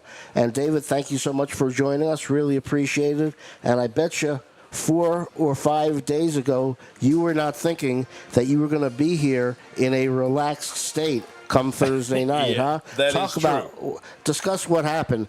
Give us the lowdown when you first had the possibility of Raphael coming to us, and then it looked like they were definitely going to come to us, and then they veered off to the right. Sure, John. Thanks so much for having us. Of course, Demco is everywhere when it comes to the weather. We want to watch it close. That is something that we pay close attention to, but there certainly are other opportunities for emergencies. But it's every day that Demco is serving our 117,500 members, homes and businesses out there in that 7-parish footprint. And we're happy to be here at a place that's, well, now it's not as cold as we thought it would be either, right? Right. We do appreciate this, that it's not a hurricane or a tropical storm or an event like that, but it is kind of warm, wouldn't you say? Yeah, well, we have air conditioning in the press box. The reason why you were here for most of the first half. That's right. That's right. I was enjoying the electricity here in the press box, where you can see our fans down there. They're kind of sweating it out. Looks like there's not so many extra jalapenos being ordered on those nachos tonight, nor hot cocoa. All right, David. You had a really terrific presentation on the field, and Demco is doing something very special this year. Talk about your program that you have going on. Sure. We're taking the opportunity to show our members appreciation. These are some member appreciation events at local area high school football games. Don't want to say it's super creative, but we're calling it Friday Night Lights. That's good. Just makes sense, right? We provide electricity, lights. It's Friday night. Everybody associates that with football. Now, by chance, this is our first ever. Now, you're getting to experience this. This is the first ever Friday Night Lights that's happening on Thursday night. Isn't that amazing? You feel special with that, Yes, right? I do. So this is Thursday Night Lights in a certain sense. It is. This is the special Thursday night edition of Friday Night Lights. So talk about how you came up with this and how this is going on. We look for different ways to show our members appreciation, and we reach out to them through the community efforts that we have, all of our youth programs. Anybody needs information on that can go to demco.org and read all about our youth programs and how we're reaching the community in every way that we can. Then also there's community activities like a high school football game where we know there's going to be a crowd, so it's good for us to have a chance to come out, show support to the school, the hosting school, and even those teams that are here at Santa Ma, like Denham Springs High School, is here to play that game. There's plenty. We know that there's plenty of Demco members who have their families that go to Denham Springs High School. We're happy to support them as well. All right, harken back a little bit earlier in the year. Tell us what took place as far as Helene is concerned. On a per capita basis, it didn't turn out as bad as anticipated, yet people that are still adversely affected, I'm sure you're not telling them that. Talk about what you went through there, David. Sure. Well, that was an awful storm, certainly was. Right. But there's also been opportunities for us to execute our emergency response plan in the northern areas of our service territory in West Feliciana Parish. If you'll remember, we had some tornadoes that caused a lot of devastation there, some outages where we had to execute that plan, and our operations crews were able to receive support from electric co-ops from around the Gulf Coast through our statewide organization, the Association of Louisiana Electric Cooperatives. They offer that connection between us and other electric cooperatives to come and offer assistance through mutual aid programs, and that's how we draw in that extra assistance that we need when there are storms like Francine and those. Of course, Milton hit Florida pretty bad. We had crews there. They were already in the Florida area helping following previous storms, but then they got out of the way. Milton passed through, and they were able to help some other co-ops in that area. So it's like a reciprocal kind of a deal. Yes. That really is what DEMCO is all about. That's right. That's really terrific, That's David. Right. That is, John, I'll say it's kind of our tagline this time of the year, but it is our cooperative difference. Where we can work with other co-ops from around the country. And what's unique also, or was a delight to see, is we had crews that came in and helped us in the Felicianas after those tornadoes, and then immediately following, we had that the hurricane pass through in the summer. We had guys coming in to help us who were here to help with the tornadoes just earlier in the year. It was good to get reacquainted, but then also they're guys that know our system, and they know how to work safely and efficiently to restore power to our members. Now, when you have one of these bad weather disasters, is it all hands on deck? Everyone's in DEMCO? That's right. It is all hands on deck. Our detailed emergency response plan has a responsibility for everyone on our DEMCO staff. And, it's not always exactly what you do every day on a normal day. We all kind of come together, provide assistance where needed to get the lights on the most efficient way we can and the safest way we can. Well, it's like that at radio stations as well. And I remember the first hurricane I experienced in Louisiana. I was hosting a sports talk show, doing McNeese State play-by-play. Dave Latona, a proud McNeese State graduate as well. Go Pokes. And I was kind of excited because they told me, come to the station, you're going to help out. And I thought I'm going to be there, and it's going to be my great news-breaking deal. Well, I stayed there 2 or 3 days, and my sole role, and it was an important one, was to go to McDonald's to get muffins, waiting online, going to get their muffins, coming back to feed the people that were on the air. John Fine, you got to keep a crew fed. There you go. That's very important to us. We've got linemen out there doing work during these storms, and we want to keep those calories in those guys so they can get right back out after their rest and get back on it. Well, there you go. Now explain why this is, okay? We would like everyone to be a DEMCO member, but it doesn't happen like that. I mean, there's not, am I correct in saying that there's not community choice in this? Either you're DEMCO or you're the other guys, or how does that work? That's correct. Good question. So the choice is made when a developer goes in to build a subdivision or someone builds a home. They have regulatory limitations on that where they will make a decision on what provider they would have. Now, there are some rules and regulations in place so that the competition doesn't cost the existing members extra money to bring in new members. We want to be fair to all of those ratepayers, both with our competitors and with us. But so when a developer comes in to newly establish an area, that's when they make that decision as to who would serve that. Is hurricane season over? Not until November 30th. November 30th, November 30th. I'm sure there have been storms after November 30th, but that is the official last day of hurricane season. Let's just pray for some cooler weather. That's always helpful to squash any hurricanes that might develop. We know that there's the one out there right now. It's headed towards Mexico, as we understand, but anything can happen, John Fine. So there's a chance it could come and hit the greater Baton Rouge area? There's always a chance. Always a chance, okay. If you had to put a percentage on it, what would it be? It's a low percentage, but I'll tell you this. Okay. The men and women at Demco are ready to respond accordingly. There you go. And that's because you're there, David Latona. Thank you so much, my Thanks friend. so much, John He is Fine. David Latona. I am John Fine. David Latona representing Demco, a terrific community participant and a great sponsor of our Denham Springs and Livingston Parish broadcasts throughout the years. It is the Sunshine Cleaners halftime report. Jack is trailing Salmon 24-0. Josh and Mitch come back after this pause on Yellow Jackets football.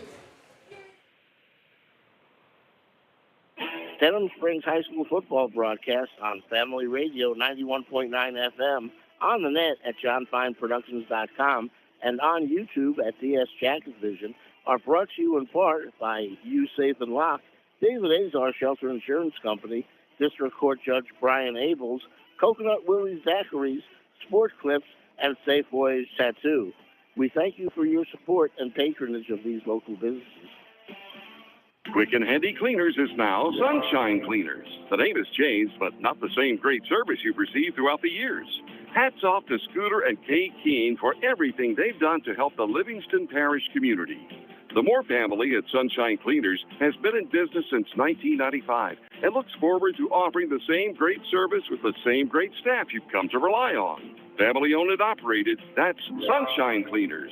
Denham Springs, Walker, and Live Oak, and locations in Baton Rouge. Big Mike's Sports Bar and Grill has it going on. Big Mike's has burgers, steaks, seafood, pizza, salad, sides, and desserts, 37 TVs, and Big Mike's is open late after the games.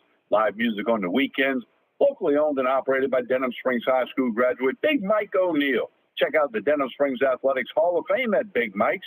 Big Mike's Sports Bar and Grill, 123 Ascom Square in Denham, or delivery through Waiter or Grubhub. Do you have a go-to doctor when you're sick? Now more than ever, having a primary care provider you know and trust is essential. It's time to put your health first and schedule a visit with a North Oaks primary care provider today. From annual checkups to health screenings and everything in between, our team of providers are ready to provide the care you need to stay healthy. Call 985-230-APPT today to schedule an appointment or schedule online at northoaks.org/PCP.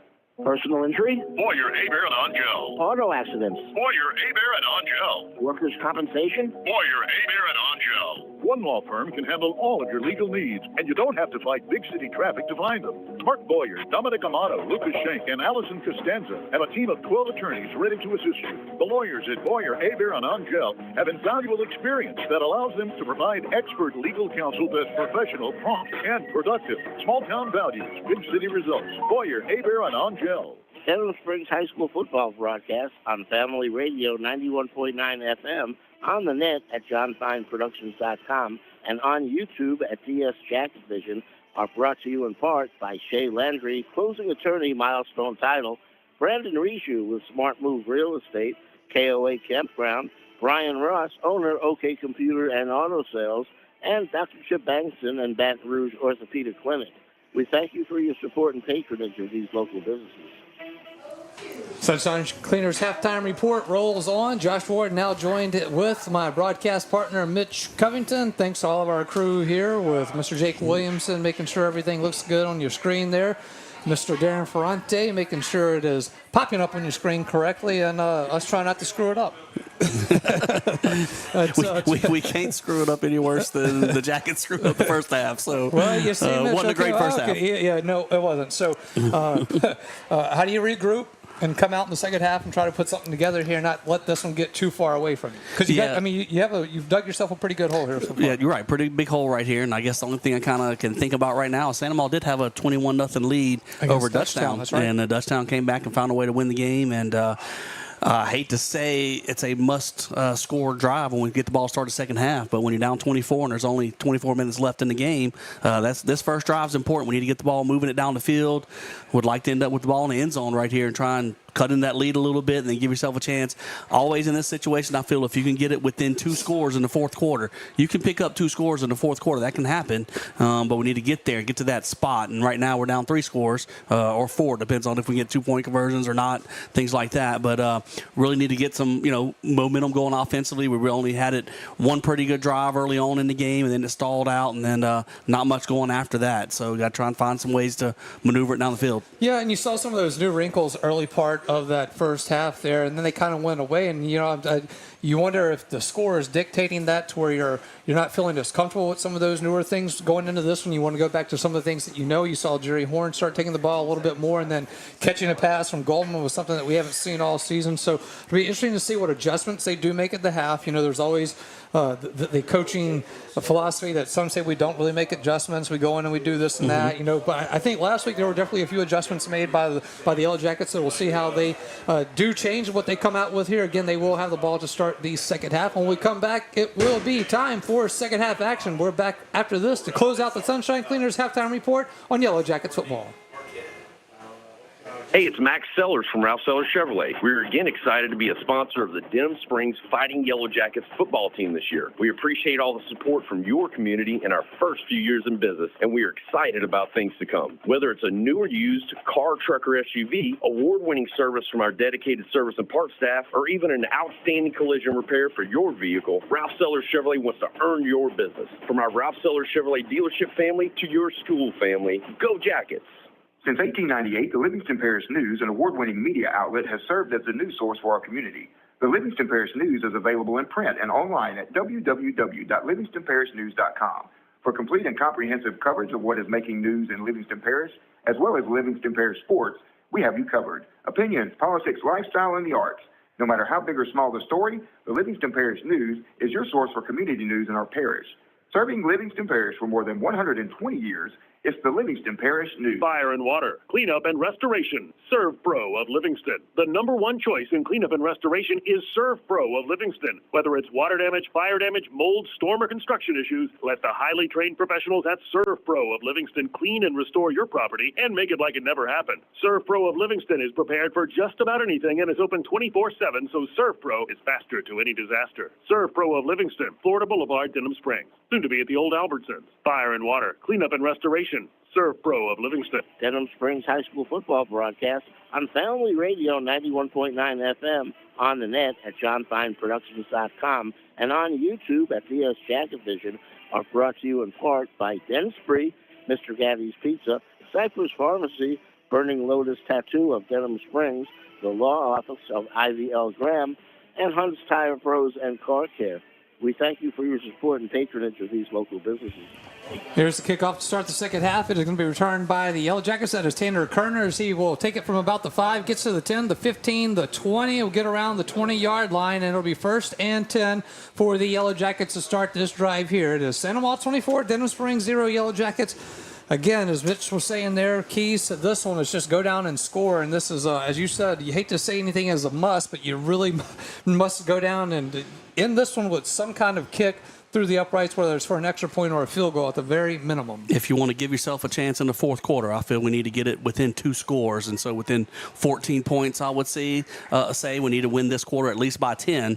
So with us starting with the football, we'd like to go down and get some points on the board with this first drive.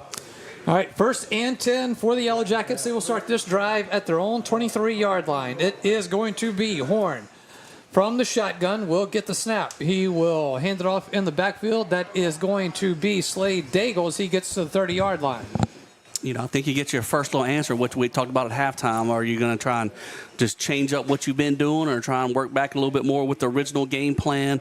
I think probably the passing game will obviously come into play more this half with us being down 24, but we're not going straight 2-minute offense and all passing right there. We get right back to the run game, try and get some positive yards on first down. That was a good start with Slade Daigle.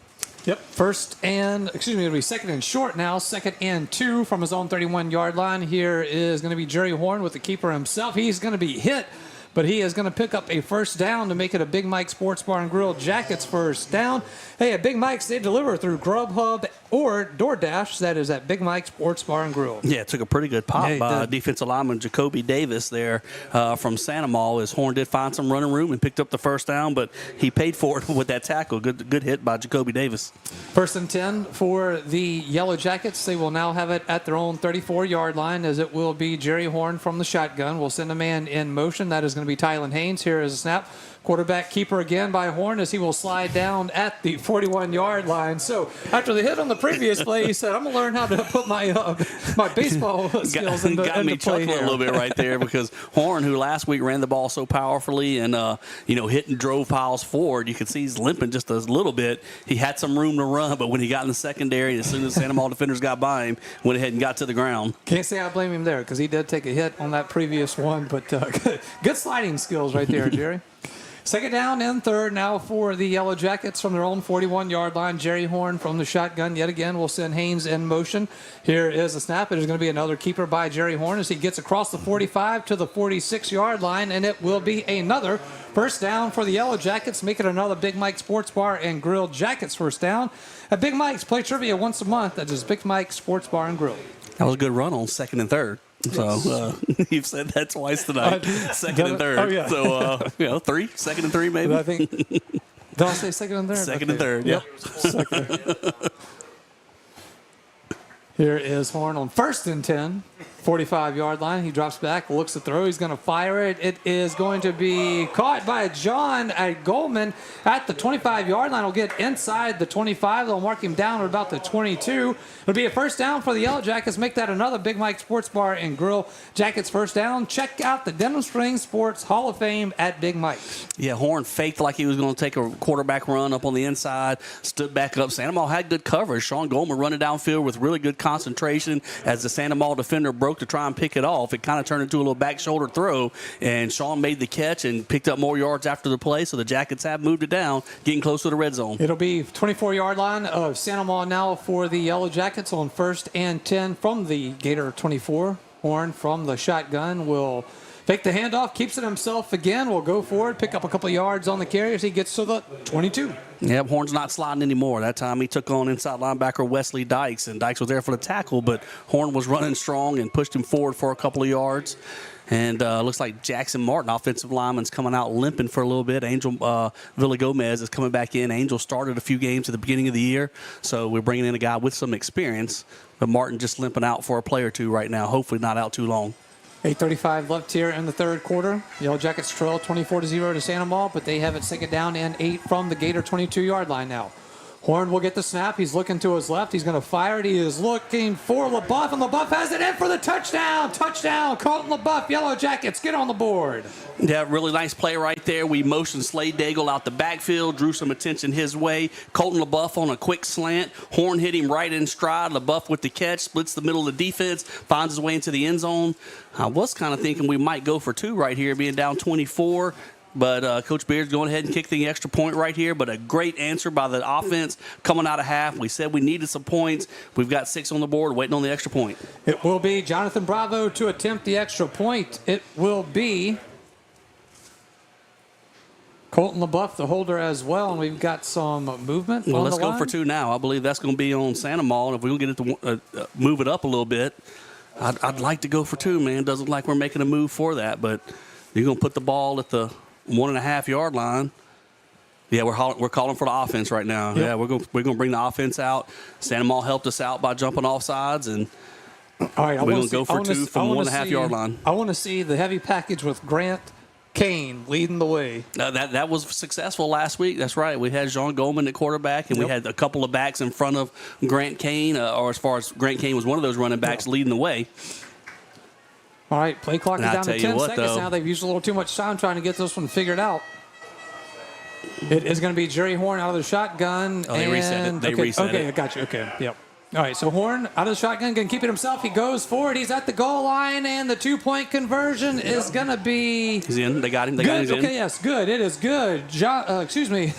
Jerry Horn, quarterback keeper, 2-point conversion is good. 8:21 left here in the 3rd quarter. Santa Ma 24, Denham Springs 8. We're back after this on Yellow Jackets football. Bank Plus makes it easier to bank.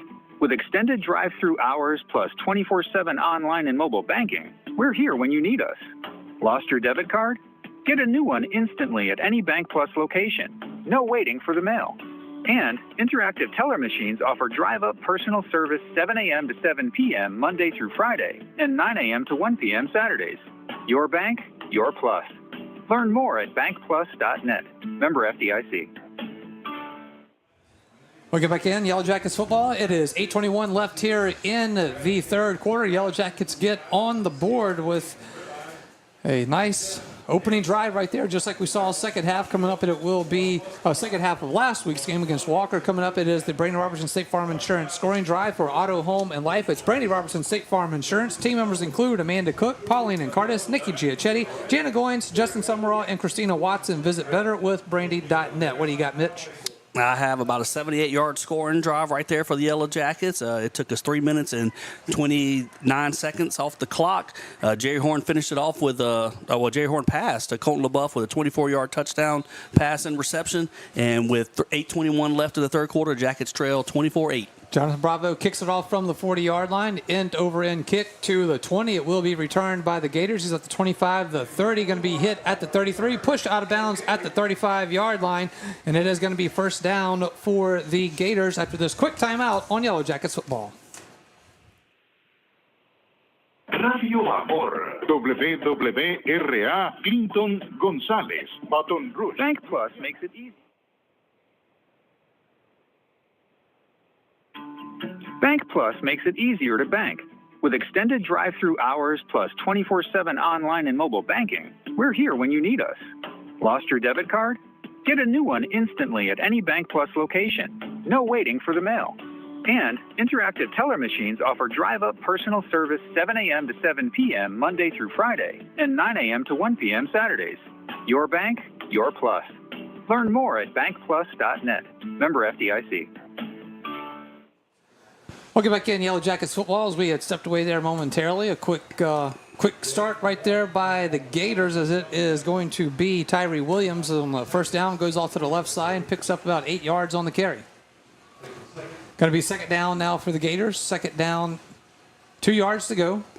Here is another handoff to Williams. Williams will get to the 45-yard line, and it looks like that's where they're going to mark him down for a third down play coming up for the Gators. You know, we got a great answer by the Yellow Jacket offense just then. We mentioned Horn took a big pop early on in that drive and actually slid one time later on, but we were near the end zone right then on that two-point play, and Horn took it full speed and ran through some tacklers there and found his way into the end zone. So Jackets have got it back in reaching, within reach at the moment. Third and short from their own 45-yard line for the Gators.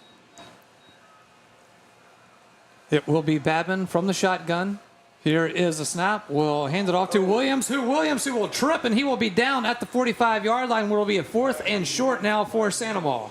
Yeah, he definitely tripped with the quarterback right there, taking his hand off, trying to get inside. Actually lost a little bit of about a half a yard there. And is that a timeout? Yeah, I think it looks like a little injury there by the Yellow Jackets. A little nicked up there. Who is that? Let's see. Yeah, but the Sandoval offense running off the field. I guess that's just bringing the punt team on. That's what that is. So, well, James Gaspard walking kind of slow off the field there, but yeah. But yeah, Gaspard's walking off, but he looks like he's not hurt too bad right there. But a big stop by the Jacket defense. So now we get out there and we get the points on the board like we needed. And now the defense looks to have a 3 and out. Of course, fourth and short, near midfield. You got to watch for a fake. So the Jacket defense needs to turn around and be ready and make sure they punt the ball off. Farrow will come on to to punt the ball away on 4th and 2. Here is Kerner. He is back at the 12-yard line. The 16-yard line will be 1st and 10 for the Yellow Jackets. They trail 24-8, but come out on offense after this quick timeout on Yellow Jackets football. For all your flooring and carpet needs, it's Floor Store Carpet One. At Floor Store Carpet One, they offer prompt, quality personal service. They'll take care of you right away. The Floor Store Carpet One has an extensive product line: wood, carpet, plastic laminate, ceramic tile, natural stone, countertops, and showers. The Floor Store Carpet One also carries luxury vinyl tile, which many customers rave about, serving the community since 1984. The Floor Store Carpet One, 1/2 mile from the Amite River Bridge on Florida in Denham Springs. First and 10 for the Yellow Jackets, 17-yard line. Here is a handoff in the backfield. That is going to be to, is that Paul or Brenton Daigle? Paul was That's back Brenton there, Paul. yeah. Yep, he's back. So it will be a positive first down play right there by the Yellow Jackets. All right, 5:53 left here in the third quarter. It is Santa Maria 24, Denham Springs 8. But the Yellow Jackets can do just like they did last week against Walker. First two possessions to result in a touchdown. Then you kind of start making this thing interesting. And that's a pretty good start, picking up 4 yards on first down. Brenton Paul running behind Cy Martin, and his defender kind of ran around him. But all that time it took to run around Cy, Brenton Paul was able to pick up 4 yards. All right, second down and 6. They're on 22-yard line. Jerry Horn looking to throw, fires it. He's got an open receiver. It's going to be incomplete as he was looking for Colton LaBeouf, and almost a really nice catch by Colton, but falls to the turf, makes it third down for the Yellow Jackets. That was a similar play, if not the exact same play we just scored a touchdown on. But that time, I think Horn held on the ball just a little bit too long. Need to try and hit LaBeouf at a little bit quicker distance, maybe about 7-8 yards from the line of scrimmage. That time it carried about 15 yards, and Easton Humphrey, who had the pick six in the first half, was able to get there and break it up. Third down and 6 from the own 22-yard line. Jerry Horn from the shotgun will send a man in motion. Here is a snap. Horn rolls, looks to fire. He does. He's looking for Tylen Haynes, and it is going to be off Haynes' hands and into the defender of the Gators. It's going to be an interception by Santa Maria. Going to be first and 10. They'll start this drive at about the Denham Springs 39-yard line. 5:15 left in the third quarter. Back after this on Yellow Jackets football. When you make the right decision, it feels good. Like picking the perfect accent rug or choosing a good night's sleep over an all-night crime show binge. It feels really good to make the right insurance decision, too. That's why State Farm agent Brandy Robertson is right here in Denham Springs to help you select the right protection at the right price. Brandy will make sure you understand your State Farm coverages, so you'll know what to expect if the unexpected happens. For State Farm agent Brandy Robertson, it's easy to make the right choice. Just call her. When you want a good deal, like a good neighbor, State Farm is there. All right, welcome back into Yellow Jackets football. It is going to be a interception as they were looking for Tylen Haynes. It goes off his fingertips and into the hands of the Gators. Here's a handoff in the backfield to Hickerson on first and 10 from the Yellow Jacket 39-yard line. Goes off the left side now, gets to the 35. We'll see where they push him out of bounds on that far sideline, but a nice first down run right there. Looks like he puts up about 5 yards. Yeah, asking our Jacket defense to make a big stand right here. We don't want to fall behind much more than this. On that third down play, Horn threw the ball into a lot of traffic right there, and as it bounced around between Haynes and a couple defenders, ended up in the hands of a Santa Maria linebacker. Pistol formation now for the Gators on 2nd and 5 from the Yellow Jacket 34-yard line. Here is the option play that Babin looks like he's going to keep it himself now. Gets inside the 30-yard line or right around the 30. Looks like they may give him maybe the 29. We'll see where they mark it down, but it's close to a first down, but I think it's going to be third and short here. Yeah, back to the option play. They've had some success running the option in the first half. The success is when they got to the pitch. That time, Babin kept it and worked back up the field, found a little bit of running room, 3rd and 1. If they want to go ahead and have the running back trip and fall down on this play like last drive, I'm all for it. Absolutely. All right, going to be third and short here for the Gators. Here is a handoff in the backfield to Hickerson, and he is going to get enough for the first down to move the 6th. It'll be first down for the Gators. He may have, but that was a great effort by Devin Mack. He was in the backfield quickly and was able to wrap them up and not give them a whole lot of room there. They just were able to fall forward and get the first down. But this is about where you got to make you stand. You don't want to let them get much closer because they get any closer, they'll be in field goal range. All right, so it will be first and 10 for the Gators. They now have it at the Yellow Jacket 28-yard line. Babin from the pistol formation will get the snap, fakes the handoff, drops back. Now he's going over the top, looking for his open receiver, caught at the 5-yard line, in for the touchdown. That is Timothy Johnson Jr. again, and it is a touchdown for the Gators. Yep, they faked the option. They gave a little bit of motion, which set up what has looked like the option play they've run in the first half. They ran it a couple plays ago, but this time Babin pulled back from the line of scrimmage, found his man streaking downfield with a nice little play-action pass, and touchdown for the Gators. I don't think our guy Darren Ferrante is a big fan of the cannon. The only cannon I like is when LSU's running out before the game and they shoot a cannon, and that's about it. Here is the extra point attempt. Here's a snap. Hold is down. Kick is up. Fierro's extra point is good. And it is now Santa Maria 31, Denham Springs 8. 3:25 left in the third quarter. Back after this on Yellow Jackets football. No pain, no gain might apply to football, but not your teeth. If you have toothache pain, gain relief. with Dr. Michael Sharola. Emergencies are seen the same day. Dr. Sharola and his staff treat all phases of dentistry, including Zoom whitening procedures. Michael Sharola was an all-state Denham football and baseball player, and you'll feel all world by visiting him. Call 665-3100 or visit Dr. Sharola in Watson next to the post office. Welcome back in. It is Yellow Jackets football from the pit in Week 10 action here. It is Santa Maria 31, Denham Springs 8 now. It will be the Gators kicking off to the Yellow Jackets. And you know that off of Haynes' hands into the Santa Maria defender and they get a touchdown out of it. That's the ones that really start to snowball on you. Yep, I thought we had a chance on second down to complete a pass, and then we didn't execute it. And then on third down, ball gets batted around and tipped up, and Santa Maria comes down with it. Here is the kickoff. Going to be a little squib kick. It is going to be picked up at the 10-yard line. Picked up at the 10 now. That is Kerner on the return. He is going to get to the 30-yard line very quickly to the 35. Stays on his feet at the 40. And he is going to have the Yellow Jackets in good starting position here. It's going to be 1st and 10 for Denham Springs at their own 42-yard line to start this drive. If memory serves me right, that's probably our best kickoff return of the season right there, getting it back out to the 42-yard line. Kerner showed some good speed. Yes. Squib kick down there, ball bouncing around, and when he picked it up, he accelerated quickly through a gap in the coverage unit there by Santa Maria, and got us out near midfield. So a very good return to start this drive. All right, 1st and 10 for the Yellow Jackets. They will start it at the 43-yard line officially. It'll be 3:15 left here in this third quarter. They find themselves down 31-8 to the Santa Maria Gators. Here is Horn out of the shotgun. He's looking, swings it out. It is going to be to Slade Daigle, and it is going to be on the ground. So they're going to say that was a live ball, Mitch? That ball was tipped. A defensive lineman hit it, and did nobody realize that? The referees didn't see that the ball got hit. Horn tried to throw it out on a swing pass. A defensive lineman got his hands on it and tipped it. Now the refs are going to converge and talk about it, but anyway, I mean, the ball ended up back near the line of scrimmage. It's not going to be a big difference one way or the other. All right, so we'll let them sort this one out here. It will be an incomplete pass officially on the stats. So be 2nd down and 10 now for the Yellow Jackets.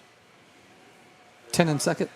But we found some good rhythm on that first drive of the second half. Let's see, we got it back out near midfield. If we can get a little bit of momentum going back again.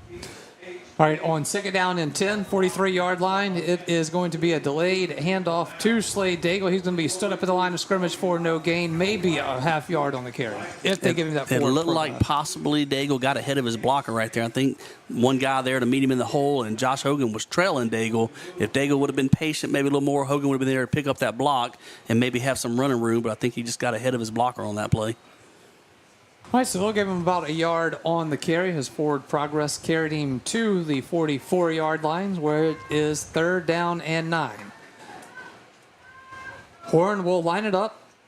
We'll send a man in motion. That is Daigle coming out of the backfield. Here is the throw. He is looking for his receiver. He's got him. That is Sean Goldman at the 45-yard line of Santa Maria. And that is a 1st down for Denham Springs, making a Big Mike Sports Bar and Grill Jackets 1st down. At Big Mike's, you can cater your next party at Big Mike's by checking out Big Mike's catering menu, Big Mike's Sports Bar and Grill. Good pass route by Sean Goldman, beating press coverage, and Jerry Horn put it right on him. Goldman got the inside position, almost boxed him out like in basketball, getting a rebound, used his body to shield off the defender, and made the catch. From the Gator 45-yard line now for Denham Springs, it is 1st and 10. Jerry Horn will get it out of the shotgun.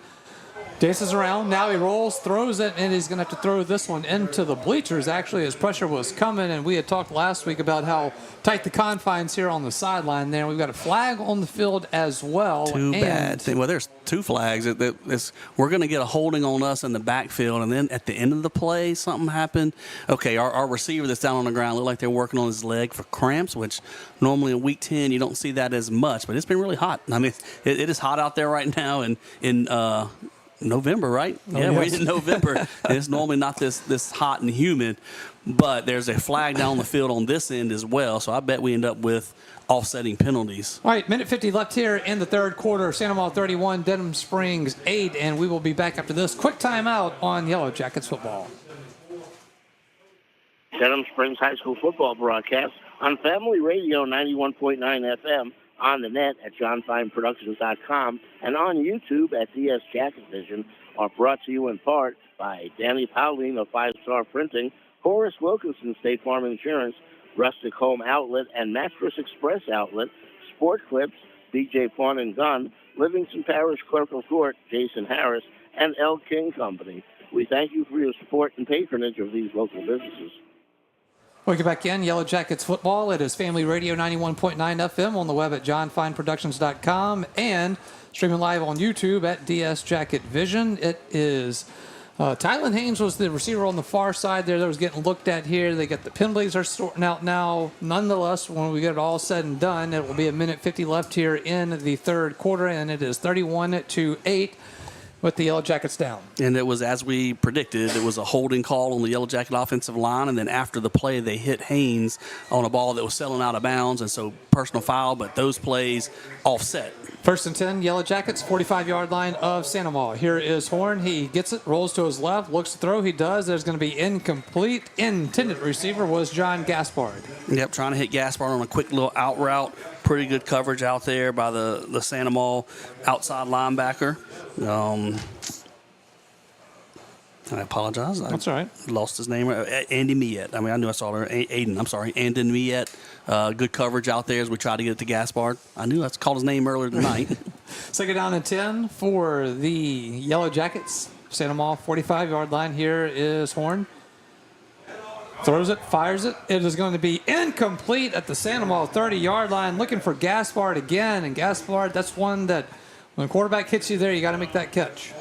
Yeah, we had Gaspard on what may be considered a dig route coming across the middle of the field, about 12, 13 yards upfield, and straight across through the middle. Horn was waiting for him to pop open, and it did, and they weren't able to hook up on the completion. Makes it third down and 10 for the Yellow Jackets. It is at the Santa Maria 45-yard line. It will be Horn out of the shotgun. Three receivers to the near side, sends Daigle in motion. Horn will throw it. It is going to be a flag on the play. Is it a catch and a flag? Hard to see if he made the reception over there on the far side. That was to Sean Goldman, but there's a flag on the play. They called incomplete pass, but the referee with the flag on the ground is going to call holding. And remember early in the game, I kind of questioned one against us when we were on defense, but it seems like the officials tonight are not going to let you put any hands at all on defenders because Santa Maria's been called on a couple of them as well. And so that one goes in the Jackets' favor and going to pick up the first down. Horn did a good job of getting rid of it. One of the Santa Maria defensive linemen got pretty good jump on the snap and was in the backfield quickly. Horn with a little bit of a back shoulder throw to Goldman out there, but the Santa Maria cornerback's going to be called for holding. That is the Big Mike Sports Bar and Grill Jackets first down. Live music on the weekends at Big Mike's. Go see him. That's Big Mike Sports Bar and Grill. First and 10 Yellow Jackets. It will be at the 35-yard line of Santa Maria now. It will be Horn from the shotgun. Has Daigle lined up to his right. Here's a snap as Horn looks to his right. He's going to throw it. It's going to be tipped at the line of scrimmage, and it'll be incomplete. That was Jacoby Davis getting through the offensive interior pretty quickly right there to get a hand on the ball by Horn and knock it down. And so playing second down. Second down and 10 from their 35-yard line of Santa Maria now for Denham Springs. Clock is stopped at 1:30 left here in the third quarter. And it is Santa Maria 31, Denham Springs 8. Horn will get it lined up from a pistol formation. Here is a snap. He will hand it off in the backfield to Slade Daigle, who gets to the 30, gets across the 30, be brought down at the Santa Maria 28-yard line. Caught Santa Maria off guard a little bit right there. We've gone with a lot of pass in the last few plays and hit them with a little running play. Slade Daigle finding some running room on the left side of that Jacket offensive line. Angel Villagomez, who I was talking about a while ago, was subbing in for Jackson Martin, was in just then on that play, although he just left, but opened up a good hole on the left side as Daigle found some good running room. All right, so it'll be third and short here for the Yellow Jackets. Well, I'll say third and short, third and about 4, third and 3. We'll see where they mark it. Looks like it's going to be third and 4. Ball is at the 28-yard line of Santa Maria.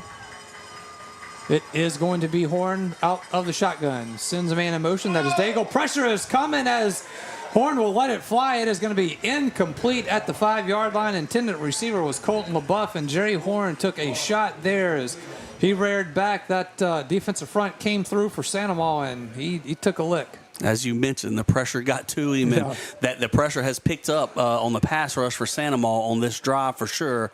They've been in the backfield pretty quickly here on a few plays in a row, and on that one, we've gone ahead and gotten Jerry Horn out of the game, and Jean Goldman's going to be in at quarterback for this fourth down play.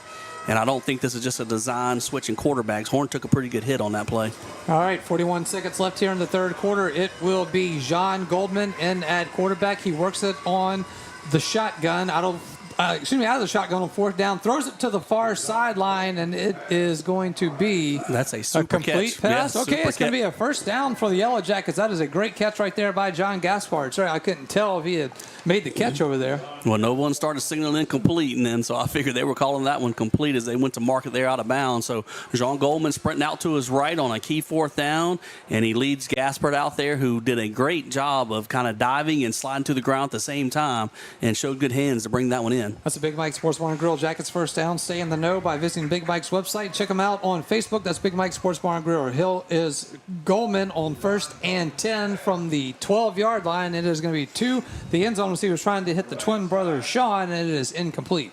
Yeah, tried to get Sean on a little go route, and like we said, kind of a back shoulder throw right at the front corner of the end zone. Good coverage out there by the Santa Maula defender, and we weren't able to make that hookup.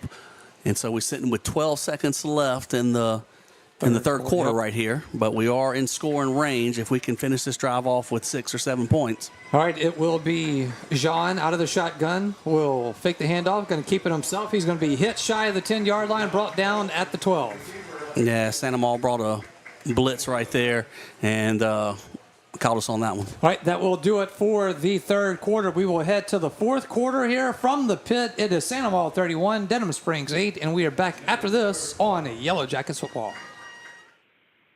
Demco believes that championing youth programs helps pave the way for a brighter future.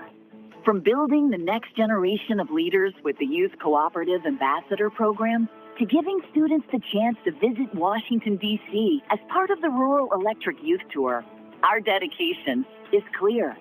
At Demco, we power youth. Learn how you can participate at demco.org. That's demco.org.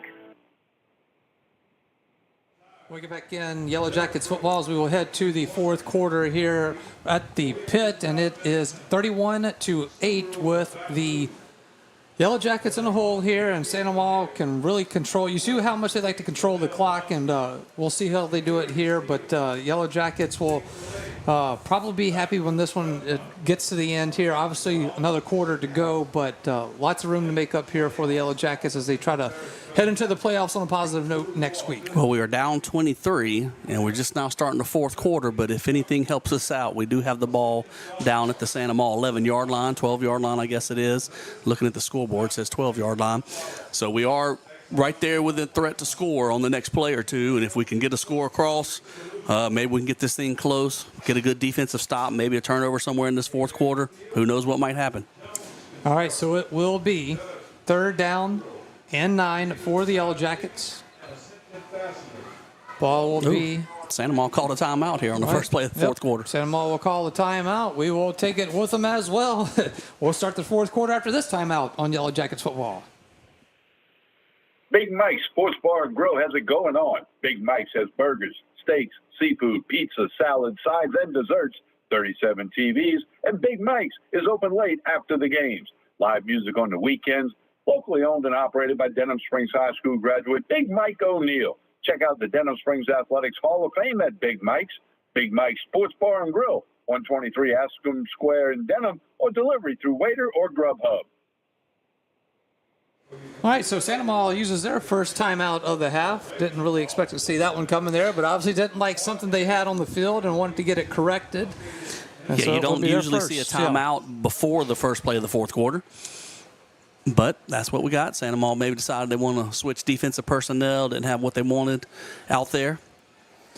All right, so again, they will reline it for third and 9 from the 11-yard line of Santa Maula for the Yellow Jackets. Horn from the shotgun will swing it to Goldman in the backfield. I think they're going to say the ball is live, and it is going to be recovered by Santa Maula. Yep, it is going to be a fumble. It is going to be recovered by the Gators, and they will have it 1st and 10 at the 30-yard line. They will have it their own 30-yard line, and we will take a quick timeout here. We are back after this on Yellow Jackets football.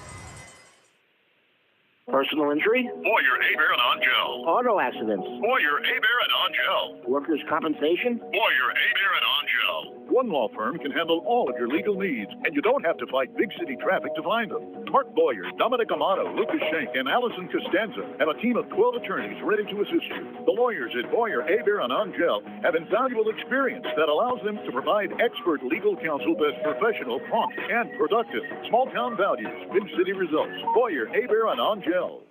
1st and 10 for the Gators. They started at their own 30-yard line. A run by Tyree Williams. Picks up about 3 on the carry. Make it 2nd down and 7.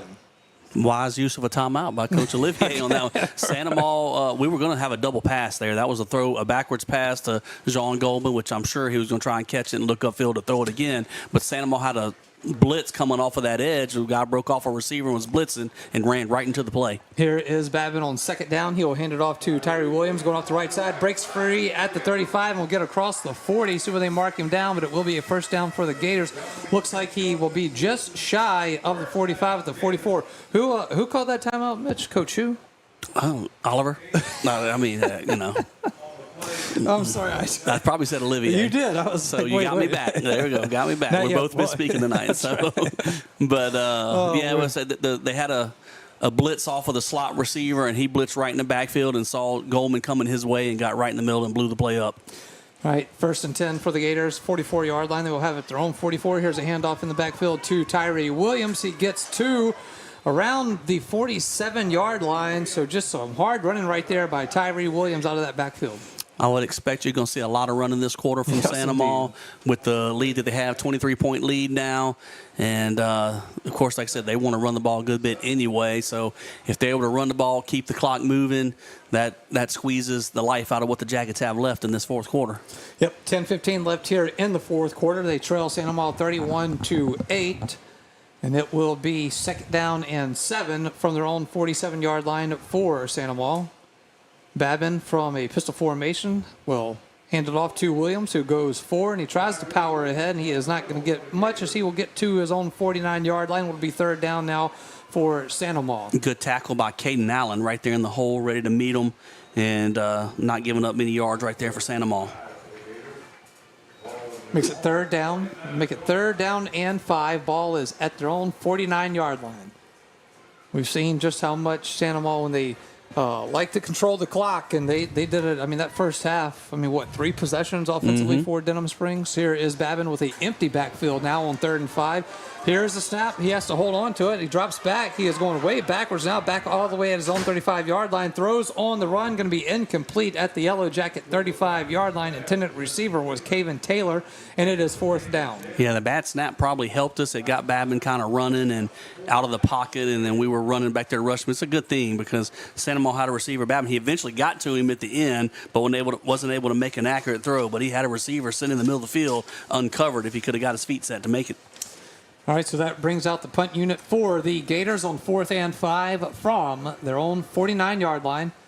Tanner Kerner back to receive for the Yellow Jackets. He stands back about his own 15-yard line. Here is the snap. Gets the punt off. It is a high sky punt. This one's going to come a little bit short, and it is going to take a Sandoval bounce as it rolls all the way back to the 15-yard line. It's going to be 1st and 10 for the Yellow Jackets after this quick timeout on Yellow Jackets football.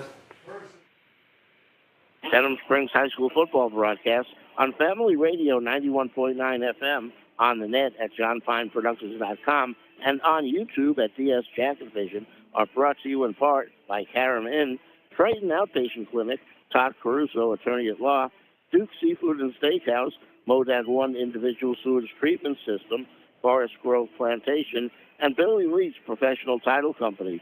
We thank you for your support and patronage of these local businesses. 9:16 left here in the 4th quarter. It is Sandoval 31, Denham Springs 8. 1st and 10 for the Yellow Jackets. Their own 15-yard line. Jerry Horn gets the snap, rolls to his right, looking to throw. He does. He has Sean on the near sideline, and it is going to be pushed out of bounds as he will mark him down about the 22-yard line. That is Sean, not Jean, on the reception for the Yellow Jackets. Oh, he's got to be careful which Goldman we're talking about. Well, and they're so close sometimes. I'm like, I don't even know if I... And 13 and number 3, like, so sometimes it's hard on which one it is. But receiver Goldman out there, Sean doing a good job of picking up some yards. Maybe that's how we should refer to for like quarterback. We can't say quarterback because Jean's run a lot of running back tonight or this year. Second down, 2 yards to go to move the sticks here for the Yellow Jackets from the 24-yard line. Here is Brenton Paul as he comes to the near sideline. It's at the 30, it's at the 35, the 40, pushed out of bounds around the 40-yard line. That's going to be a first down for the Yellow Jackets, making a Big Mike Sports Bar and Grill. Jackets first down. Mitch's favorite, line dancing every Wednesday and bingo every Thursday at Big Mike's. That's Big Mike Sports Bar and Grill. Can't wait to do the Cupid Shuffle. So we do a little line dancing, but Peyton Puffer leading through on the lead block right there with a counter play, and he picked up the linebacker, and then Brenton Paul found that hole and picked up a lot of yards for us. First and 10 for the Yellow Jackets from their own 40-yard line now. It will be Horn out of the shotgun. 4 receivers set with 2 to either side. Here is a snap. He drops back. He's looking to his left, dances around, now throws it towards the middle of the field. He is looking for Colton LaBeouf, and it is incomplete at the Santa Maria 30-yard line. Yeah, trying to find Colton LaBeouf on a post route, and it looked like he was open there, but Caleb Ricks, the cornerback, was able to close right at the end and get his hands on it to help break it up. All right, makes it second down and 10. Stops the clock at 8:22 left here in the fourth quarter. 31-8, Santa Maria with the lead. Horn from the shotgun. Has Brenton Paul in the backfield lined up to his right. Here is a snap. Horn is looking to his left. Now he is going to fire it left, and it is going to be it's going to be intercepted by the Gators. That is Caleb Ricks with the interception. Another turnover by the Yellow Jackets. It is going to be first and 10 for the Gators with 8:15 left here in the fourth quarter. We are back after this on Yellow Jackets football. Your local sporting goods store in Livingston Parish for over 40 years is Sportin' Center. Sportin' Center has all of your Denham Springs and surrounding school shirts, caps, clothing, and fan gear. Plus, Sportin' Center has all of your brand names like Adidas and Russell Athletic. And Sportin' Center offers one-on-one customer service. Sportin' Center does in-house monogramming, screen printing, and laser engraving. And they can handle all of your advertising, promotional, and sign shop needs. Sportin' Center, 205 South Range in Denham Springs. 8:15 left here in the fourth quarter. Santa Maria 31, Denham Springs 8. A turnover by the Yellow Jackets, counting into their fourth of the night. Cooper Babin will have it first and 10 from his own 48-yard line. Here is a toss in the backfield that is going to be to Hickerson, and Hickerson will be brought down for a loss on the play as they will put him back at midfield. Yeah, that's an option read there for Babin. He has the chance to pitch it out to the outside, or he can try and tuck and get inside. We had Darius Scott sitting inside, so Babin didn't want any part of that, and he pitched it, and Ravius Williams was sitting there unblocked. So good job on the Jacket defense to have both the quarterback run and the pitch covered on that one. All right, so it'll be second down and 12. Ball is at midfield now for the Gators. Babin gets it. He dances around in the backfield, has pressure coming. He is going to keep it himself, and he will get to the 40-yard line, gets into Yellow Jacket territory as he gets all the way to the Yellow Jacket 35-yard line. Will he be finally brought down? It will be a first down for the Gators. You know, we talked about when we were starting this second half what the Jackets needed to get back in it and make it a ball game. We needed to score on that first drive, which we did. Then I mentioned we need some defensive stops and maybe a couple turnovers to help us out. Well, we didn't get the stop because they got a short field, what I was going to try and get to. We've had 2 turnovers ourselves, and that's not going to be a winning formula when you start the half down 24-0. So even though we did get 1 touchdown on the board, we get a defensive stop, then a turnover, gives Santa Maria a short field. They get more points on the board, and now we have a second turnover on the last drive. First and 10 for the Gators. Denham Springs 35-yard line. Here's a handoff in the backfield from Babin to Hickerson, and Hickerson will be stood up as he will pick up about 2 yards on the carry. You know, Mitch, this one has a lot of feel of kind of how the how the Central game went, where the turnover started to cost you, and they just kind of snowballed on you in the second half, and we're kind of seeing that because, I mean, you're only giving up the 7 points in this half, and Central was kind of the same way as how that one played out. Just some similarities there from a early season. I think that's a good observation because we were only 2 scores down and had a chance to get down in scoring range earlier.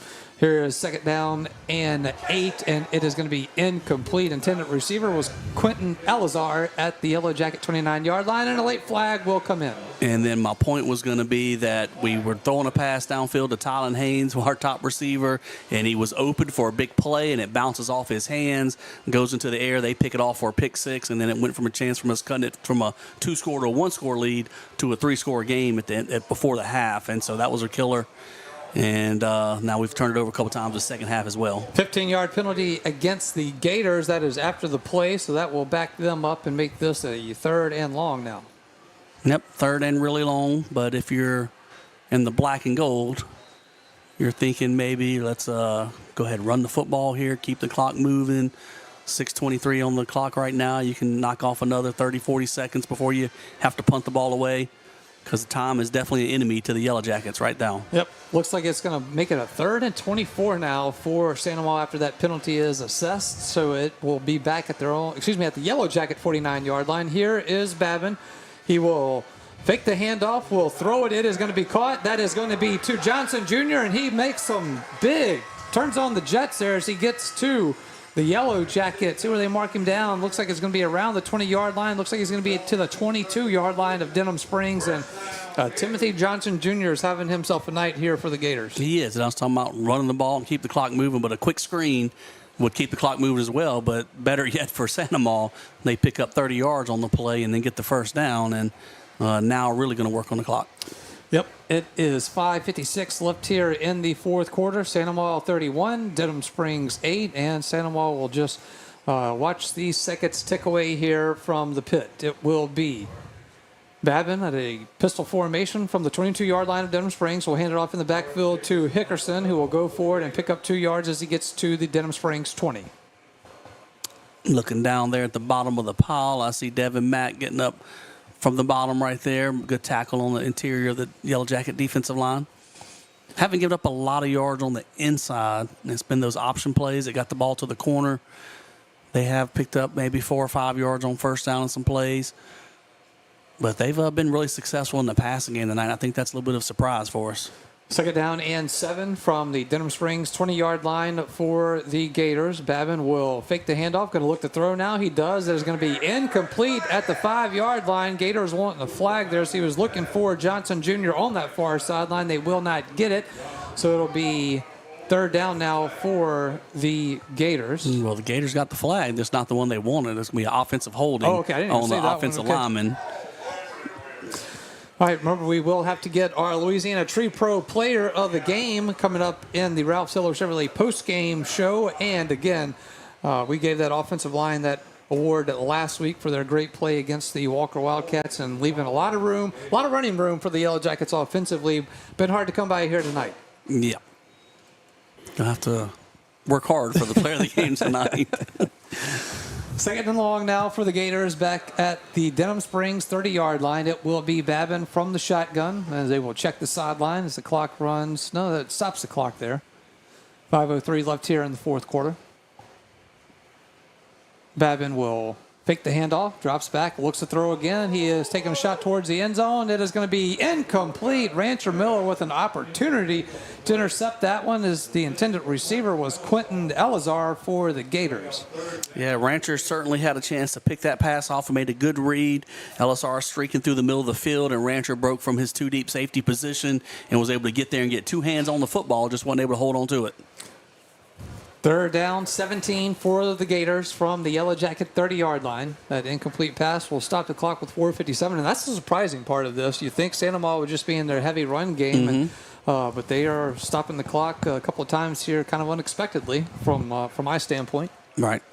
3rd and 17 from the Yellow Jacket 30. Cooper Babin from the shotgun will send a man in motion. That is going to be Rizzuto. Here is the fake handoff. Babin going to keep it himself. He goes off to the far sideline and gets around to the 25-yard line, and they will mark him out of bounds. Looks like they're going to mark him out of bounds at the Yellow Jacket 23-yard line, and if he goes out of bounds, that stops the clock yet again. It does. So they've had a chance to work off at least another 90 seconds or so in the last 2 plays, and they haven't, 2.5, really 3 plays, and been keeping the ball in the air. Right there, Babin on the quarterback keeper runs out of bounds. But they do have the 23-point lead. It's not as if it's a 10-point game at the moment. It is 4th down and 11 for Santa Maria at the Denham Springs 23-yard line. Cooper Babin will man the offense. Out of the shotgun, 3 receivers to the near sideline. Here is the snap. He drops back. Pressure is coming. Going to step up in the pocket now. Keeps it himself. He's at the 20-yard line. He's at the 15, the 10, and will get inside the 10-yard line. Will be 1st and goal at the Yellow Jacket 9-yard line for Santa Maria. And that was a good quarterback scramble. That was not a designed quarterback run. Cooper Babin dropped back. Yellow Jackets in pass covers, and then he took off running when the pass rush got to him. Picked up the yards needed for the first down. And a chance for the Jackets defense to get off the field right there, and just Cooper Babin wouldn't allow it to happen. All right, it is going to be first and goal, 9-yard line now for the Gators.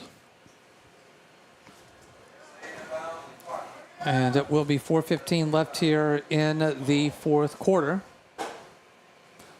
Here is Babin. Will hand it off in the backfield. This time it is going to be to a new running back, because we'll try to get that name here for you real quick. Where are we at, Mitch? That was 6 on the carry for Sandoval. Sorry about that, folks. And that is Connor Darr on the carry for the Gators, as he is pushed out of bounds at the 8-yard line, so he'll pick up 1. And James Gaspard with the tackle. Good to see him back in the game. Earlier he had left with a little bit of an injury, but of course he's been back in fighting hard this last fourth quarter for the Yellow Jackets. All right, going to be second down and goal from the 7.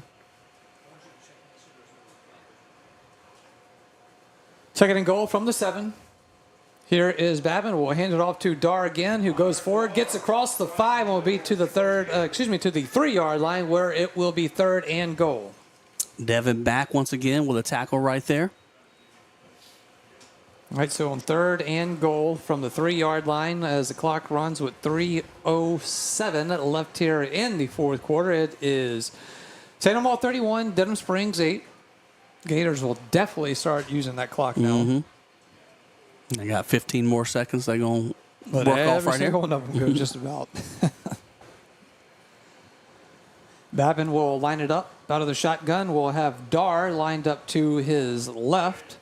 Here is a snap. We'll hand it off to Darr. Darr will get to the goal line. It looks like he's going to be just shy of it, as he will be short of the goal, but it will be fourth and goal right around the goal line, so we'll call it fourth and goal from the 1. Looked like he had a hole and was sprinting to the end zone. I believe that was Rancher Miller down there that made the tackle and saved a touchdown, but on fourth and goal from the 1, looks like Sandoval's going to leave the offense out there.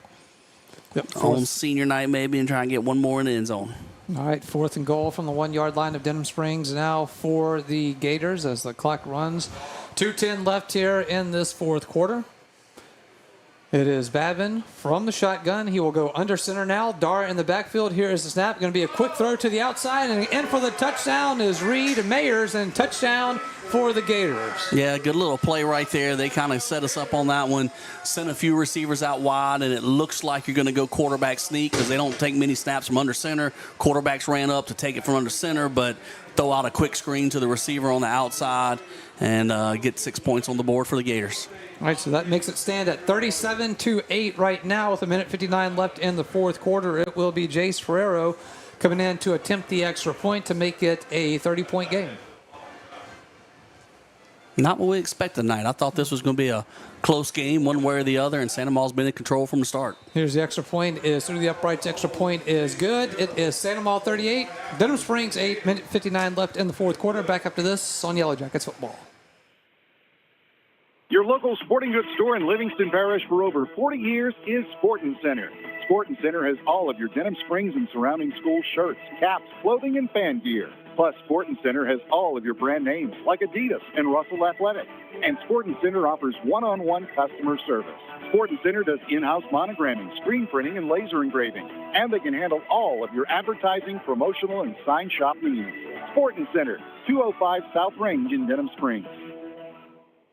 We come back in. Yellow Jackets football, Thursday night football here from the pit at the campus of Sandoval Middle School. Josh Ward alongside Mitch Covington, Jake Williamson, Darren Ferrente, John Fine, Lamine Figueroa back at the studio, and all of you watching or listening, whether it be Family Radio 91.9 FM on the web at johnfineproductions.com or streaming live on YouTube at DS Jacket Vision. Make sure you give us a subscribe and like and share it out with family and friends, as next week Yellow Jackets will be headed into the Division I non-select playoffs. Here's the kickoff. Return is going to be by Tanner Kerners. He gets it at the 5, the 10, the 15, the 20.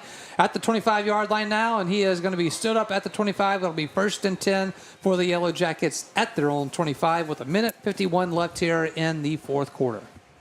So, yeah, a little bit of a surprise here tonight, Mitch, no doubt, after all the emotions that went into last week and the great comeback win by Walker. You felt like your momentum was swinging this way. Some new wrinkles that the Yellow Jackets are wanting to throw out here offensively tonight. I think the game just kind of took them out of that game plan and kind of got them a little unsettled. Yeah, the first half just didn't go the way we wanted it. And then when you fall behind by 24 at halftime, it gets the offense out of rhythm a little bit. Here is Jean to throw it downfield. He is looking for Colton LaBeouf. It is going to be incomplete, as looks like John Goldman will remain in at quarterback here tonight. After we recall, Jerry Horn took a pretty good shot earlier in the game. Actually took several shots here tonight, but the last one looks like is going to keep him on the sideline for the rest of this one.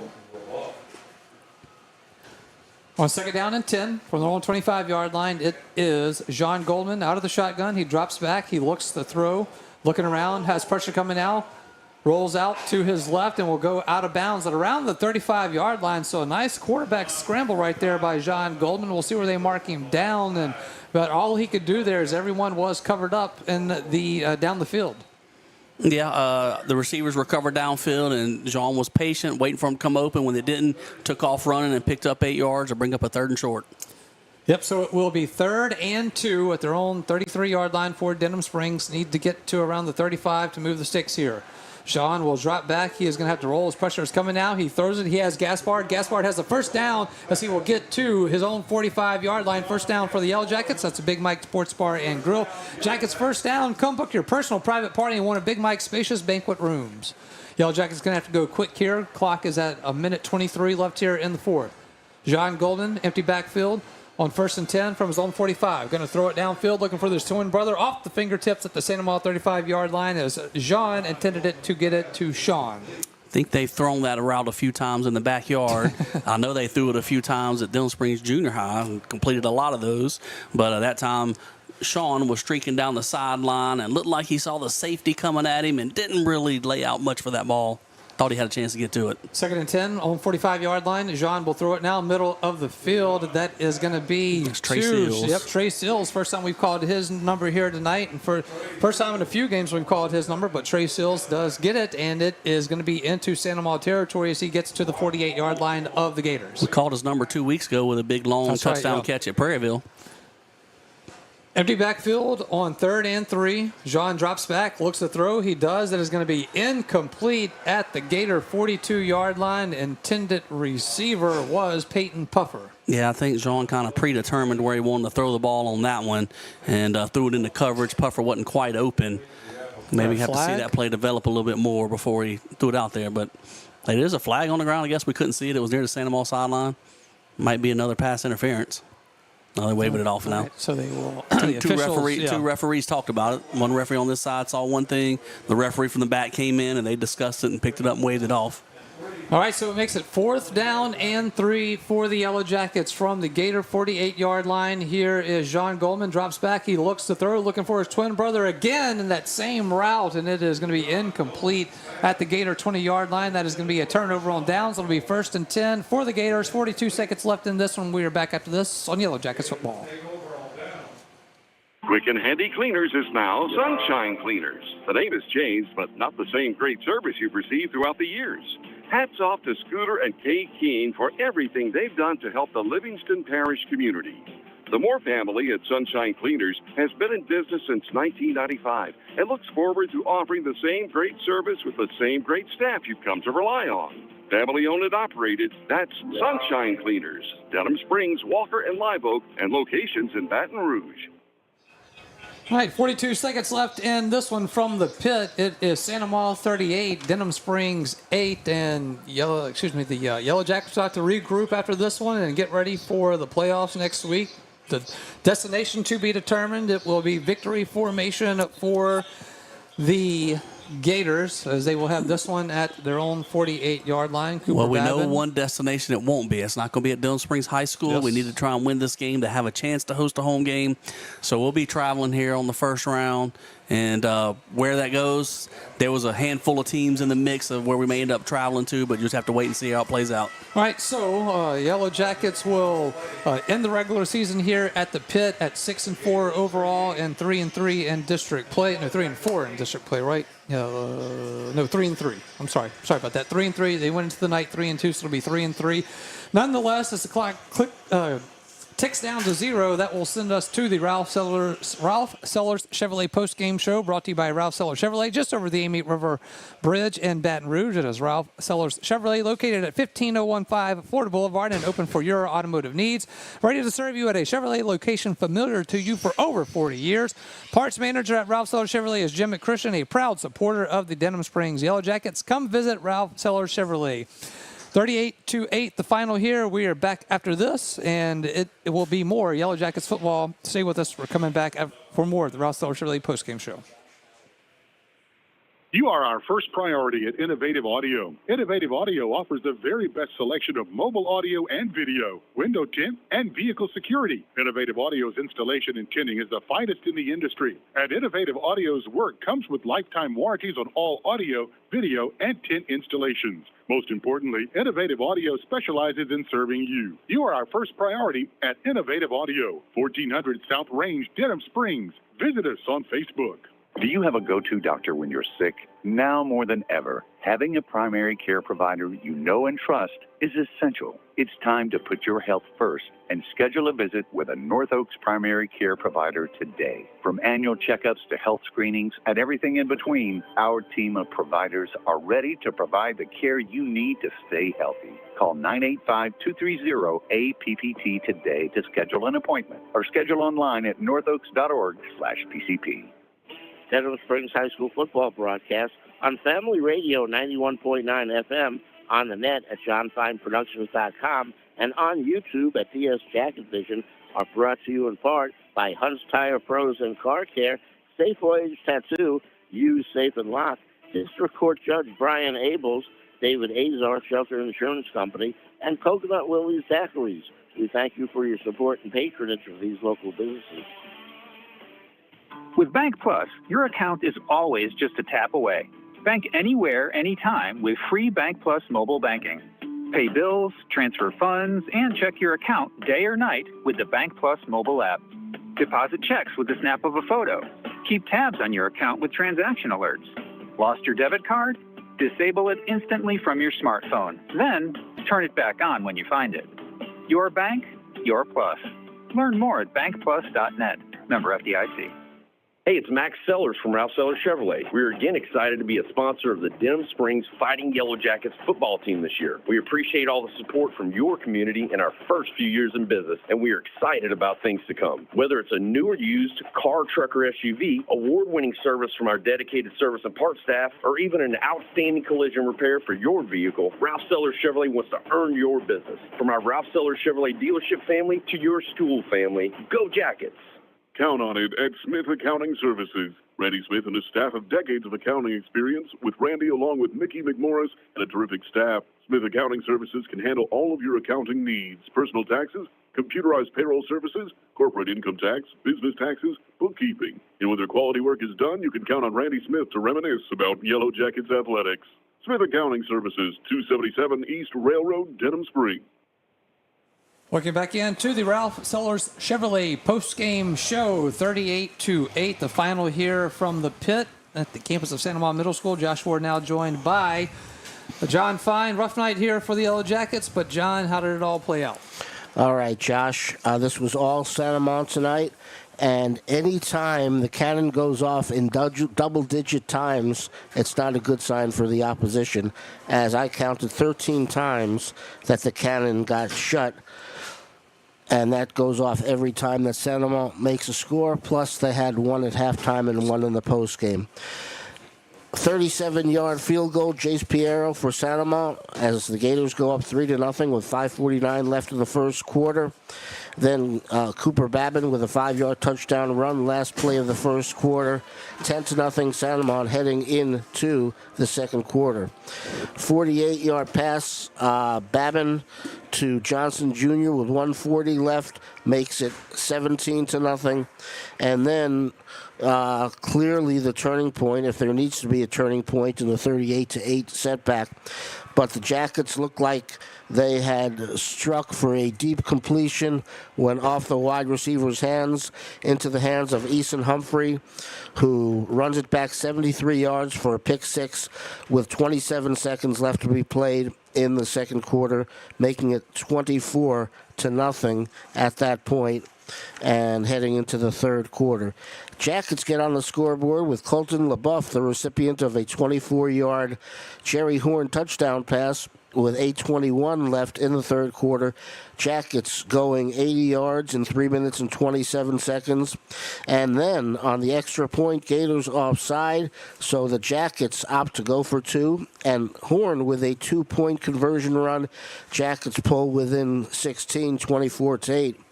Sandoval with an interception. Trevor Delhay, again, a pass that got hit off a Denham Springs receiver's hands. And a short time thereafter, 24-yard Babin to Johnson Jr. with 3:25 left in the third quarter, 31-8 Sandoval. And the Gators then tack on another touchdown with Babin to Reed Myers, a 1-yard touchdown with 1:59 left in the fourth quarter, 38-8 the score, and that is the final score. Josh Ward. All right, thank you, John. And coming up, we still will have to get our Louisiana Tree Pro player of the game. That, of course, is brought to you by Louisiana Tree Pro, licensed and insured professionals to restore your property. That is Louisiana Tree Pro, where they do it the right way. Louisiana Tree Pro is a Denham Springs owned and operated by Josh Howard and Megan Fontenot Howard. Louisiana Tree Pro, like it was never there. Of course, thanks to Josh Howard for his visit and stopping by earlier in the Sporting Center at Yellow Jackets warm-up. All right, when we return, Mitch Covington will jump in here as we try to put a cap on this one and look forward to what will be next week in the playoffs. Stay with us. We're back with more of the Ralph Steller Chevrolet postgame show. Fire and Water, Cleanup and Restoration, Serve Pro of Livingston. The #1 choice in cleanup and restoration is Serve Pro of Livingston. Whether it's water damage, fire damage, mold, storm, or construction issues, let the highly trained professionals at Serve Pro of Livingston clean and restore your property and make it like it never happened. Serve Pro of Livingston is prepared for just about anything and is open 24/7, so Serve Pro is faster to any disaster. Serve Pro of Livingston, Florida Boulevard, Denham Springs. Soon to be at the old Albertsons. Fire and Water, Cleanup and Restoration, Serve Pro of Livingston. Denham Springs High School football broadcast on Family Radio 91.9 FM, on the net at johnfineproductions.com, and on YouTube at Dist Jacket Vision, are brought to you in part by BJ Pawn and Gun, Mr. Gaddy's Pizza, Liberty Auto Sales, Cypress Pharmacy, Burning Lotus Tattoo of Denham Springs, and Rustic Home Outlet and Mattress Express Outlet. We thank you for your support and patronage of these local businesses. Just as your local State Farm agent combines good neighbor service with surprisingly great rates, you can combine your home and auto, and guess what you'll get? That's right, good neighbor service with surprisingly great rates. State Farm's Brandy Robertson is your go-to agent in Denham Springs for the service you deserve at the price you want. Try combining home and auto today. Brandy Robertson will help you mix and match things perfectly. Visit betterwithbrandy.net for your surprisingly great rate. Brandy Robertson, State Farm Insurance. Like a good neighbor, State Farm is there. Individual premium will vary by customer. All applicants subject to State Farm underwriting requirements. Von Roten Eye Clinic is your full-service eye care specialist. Dr. Hunter Bond and Dr. Chris Roten and their staff expertly handle all of your eye care needs. A former Jackets football player, Dr. Hunter Bond is proud to serve the Denham Springs community that gave so much to him. You can visit Von Roten Eye Clinic at 222 Veterans Boulevard in Denham Springs or call 791-2020. That's Von Roten Eye Clinic in Denham Springs with locations in Hammond and Ames. Hey guys, this is Steve and Ben Wilson with Peak Performance Physical Therapy. With both of us being graduates of Denham Springs High School, we are proud to be on the sidelines on Friday nights, helping to ensure these athletes stay safe. However, we also realize that injuries are a common part of life, so whether you're hurt at home, on the job, or in the community, please understand that we are here to help with all of your rehab needs. While we enjoy treating the athletes of Livingston, we love treating the entire Livingston population as well. So come see us at Peak Performance Physical Therapy for all of your rehab needs. If your saving for retirement approach involves the phrase, I'll get around to it someday, Edward Jones can help. When it comes to meeting your goals, time can be on your side, and there's no better time than now to get started toward your retirement goals. Edward Jones Financial Advisors, Scott Landry and Sims White can help. Stop by their office at 179 Del Orleans. That's Scott Landry and Sims White at Edward Jones, 179 Del Orleans, right across from the post office. Edward Jones, making sense of investing, member SIPC. Welcome back in. It is the Ralph Sellers Chevrolet post-game show. Try saying that 5 times fast. It's not as easy as you think. I'll let you handle it. Yes, thank you for that. Anyway, we roll on with the Ralph Sellers Chevrolet post-game show, 38-8, the final here from the pit. And Mitch, a very surprising night. Before we get into some of the X's and O's of this and start looking forward, I just want to say thanks to all the great people here at Santa Ma. They have been great hosts for us and very accommodating. Even a slice of pizza was had by some of the crew and maybe a couple of slices of pizza, if I know John back there, and it's on his shirt if you haven't got a chance to look at that. So I don't know how much of it actually went into his mouth because it looks like his shirt ate it, but nonetheless, we have a good time here, and I'm glad everyone was happy. But again, in all seriousness, thank you to Santa Ma for being such great hosts. Sometimes it's not as easy going on the road, but this place is always an easy one to come visit too. The people are always just very helpful and accommodating. So always when we go to places like that, it's always my pleasure to say thank you. It is. And great area up here, Santa Ma, with the press box. We got plenty of room to spread out and do what we have to do. And as you mentioned, just not really what we thought would happen tonight. I thought these two teams were pretty evenly matched and expected a pretty close ball game. And just from the start, Santa Ma took the opening kickoff, went down and got 3 points on the board. Then after a quick stop, went down and got 7 more points on the board. And it was a long night for the Jackets from that point on. And so credit to Santa Ma. They came out and really did a great job tonight. Jackets got to go back and regroup. Now we've got that extra night to regroup because we are playing on a Thursday. So now we'll get a little bit more rest tomorrow. Guys can get their legs back underneath them, be full speed as we start heading toward the playoffs next week. And so just got to kind of be ready to bounce back. It's a new season. Everybody's going to be 0-0 when you start next week. Absolutely. And this win here tonight for Santa Ma probably puts them in a pretty good opportunity that it's going to be a split district championship with Dutchtown and Santa Ma being the two at the top, because I do believe that Dutchtown finishes their season at Prairieville, if I'm correct in saying that. No, that's not correct. Prairieville actually played non-district tonight. Oh, that's right. They won in September. Oh, did they? So I got a little bit of tips for you here. I overheard the people beside me talk. Prairieville won tonight, so that's going to help us a little bit. But Santa Ma was kind of upset. They think John F. Kennedy out of New Orleans may have to forfeit some games, and that's one of their opponents. So they're like, they were sitting at 18-1, and it should really help them, but they may lose some credit because John F. Kennedy's going to have to forfeit some games, and so that may not help them out a whole lot. They're trying to get that home game, but who knows what's going to happen for those guys. But as you mentioned, they got a chance to tie for the district championship with Dutchtown. As much as we're kicking ourselves for losing a live vote, they got to be kicking themselves for losing a 21-0 lead they had against Dutchtown. That's live vote. Dutchtown finishes with live vote. Okay, there you go. Yep, right. Yep. And then Dutchtown came back and beat Santa Ma. So they're both likely going to finish with one loss on the year in district play.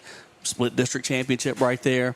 And then, everybody getting ready for the playoffs. Those teams are going to be in the top 28. Yep, we will dig more into that in the playoffs here. But again, obviously just a very surprising night in this one here. Again, we mentioned it there towards the end of this one that we just felt with the momentum and the way that last week's game went that Yellow Jackets were going to come in here flying high. And I think they did. I think they came in. Everyone seemed somewhat loose. I was down on the field before the game, and everything seemed. I think one of the strength and conditioning coach for Denham, I think he did a Stone Cold Steve Austin, slapping the cans and pouring it all over himself, to kind of get the guys hyped up. Of course, it was energy drinks, not the other kind of beverage that you would see in that situation. But, it just seemed like there was a looseness. It felt like they looked good. And, look, it just came out, and it was just a rough night. We might have spent all our energy on the pregame, then. Is that what we're talking about? Because, it's odd. Coach Beard talked about lot being the year. He hadn't said as much lately, I don't believe. But we seem to get off to slow starts for whatever reason. If you look at the 10-game season, I think of maybe 2 games we actually got off to quick start, Southern Lab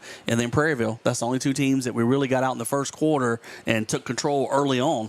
We had a lot of 2-score deficits early on in the game, and several of those times we came back from a 2-score deficit and won the football game.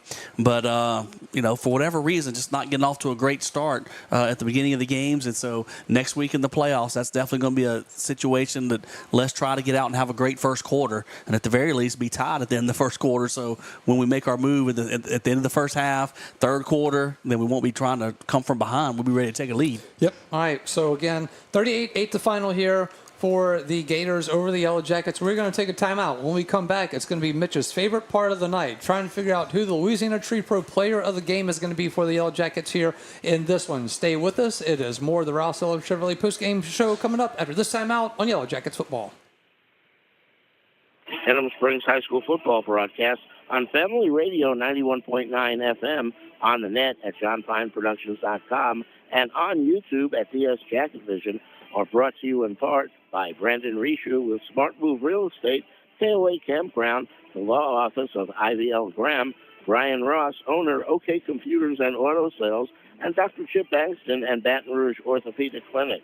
We thank you for your support and patronage of these local businesses.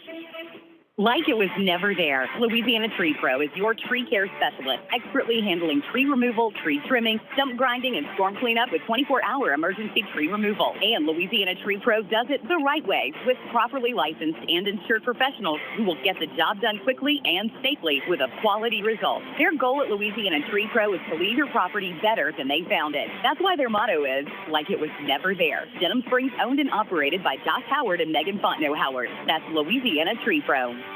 Count on it at Smith Accounting Services. Randy Smith and his staff have decades of accounting experience, with Randy along with Mickey McMorris and a terrific staff. Smith Accounting Services can handle all of your accounting needs: personal taxes, computerized payroll services, corporate income tax, business taxes, bookkeeping. And when their quality work is done, you can count on Randy Smith to reminisce about Yellow Jackets athletics. Smith Accounting Services, 277 East Railroad, Denham Springs. James Drug Store is your locally owned and operated pharmacy. James has been serving Livingston Parish for almost 100 years. Your independent pharmacy, James is committed to your health. Their pharmacists are there to serve you. Quick, accurate, professional. Old-fashioned service meets modern-day medicine.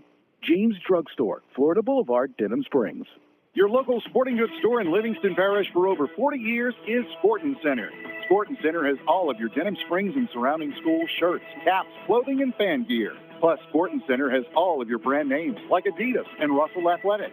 And Sportin' Center offers one-on-one customer service. Sportin' Center does in-house monogramming, screen printing, and laser engraving. And they can handle all of your advertising, promotional, and sign shop needs. Sportin' Center, 205 South Range in Denham Springs.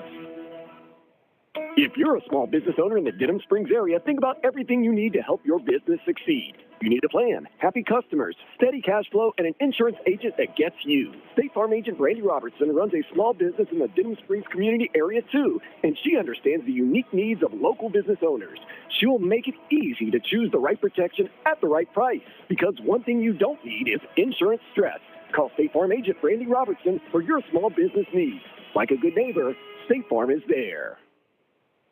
As we welcome you back into the Ralph Sellers Chevrolet post-game show, 38-8, the final here from the pit, as the Gators would win this one by 30 points, which I think is just still so shocking to me, like trying to take it in right now, Mitch. It just seems, you know, how quickly it seemed to get away. You seem like you were right there, and then you go down and you get the 2-point conversion. You're like, all right, we get the ball back now, and if we can go down and do that again like we did against Walker, then you start saying, okay, now we're in the game again. Mm-hmm. And then the dominoes just started to fall, and that snowball starts rolling downhill. It's hard to stop it. But am I not mistaken? Is that only the second time this year we've given up 30 or more points? So Central in week 2, and then this one? I believe so. I mean, the rest of the games, the defense has had it into 12, 14, right. 17, you know, in that ballpark. But Dutchtown finished up with what?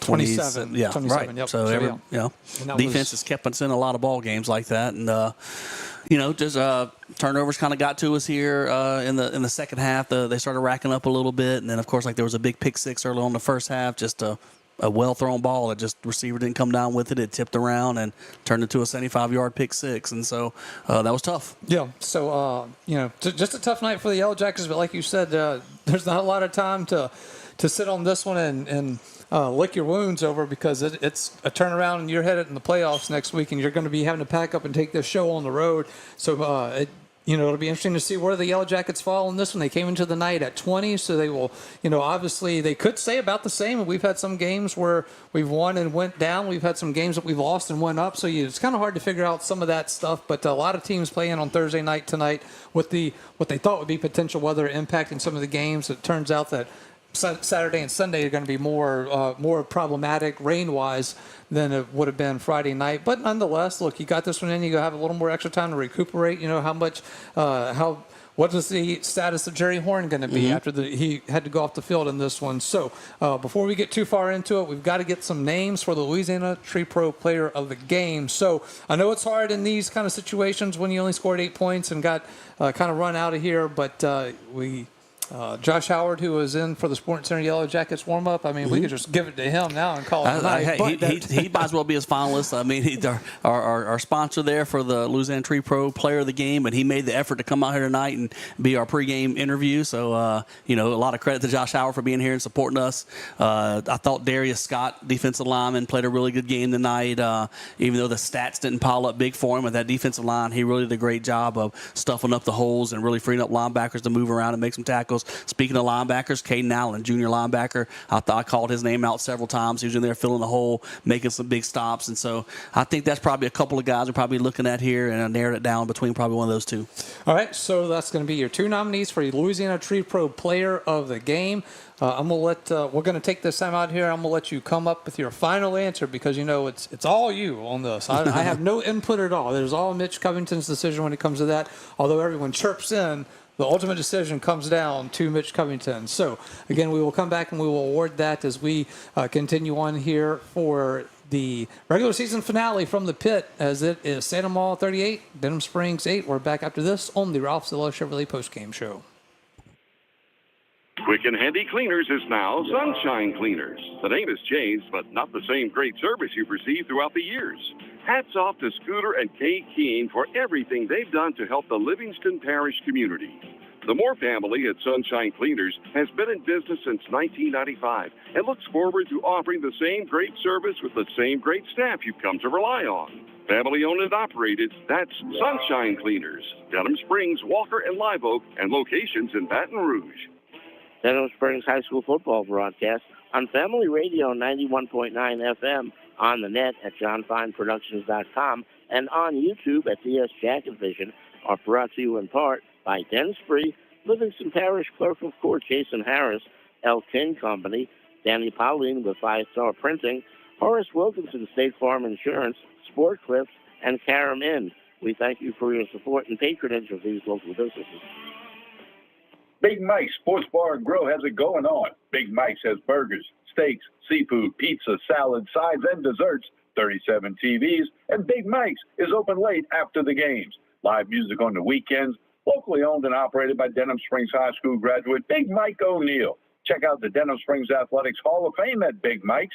Big Mike's Sports Bar and Grill, 123 Ascom Square in Denham, or delivery through Waiter or Grubhub. Like it was never there, Louisiana Tree Pro is your tree care specialist, expertly handling tree removal, tree trimming, stump grinding, and storm cleanup with 24-hour emergency tree removal. And Louisiana Tree Pro does it the right way with properly licensed and insured professionals who will get the job done quickly and safely with a quality result. Their goal at Louisiana Tree Pro is to leave your property better than they found it. That's why their motto is, like it was never there. Denham Springs owned and operated by Josh Howard and Megan Fontenot Howard. That's Louisiana Tree Pro. Demco believes that championing youth programs helps pave the way for a brighter future.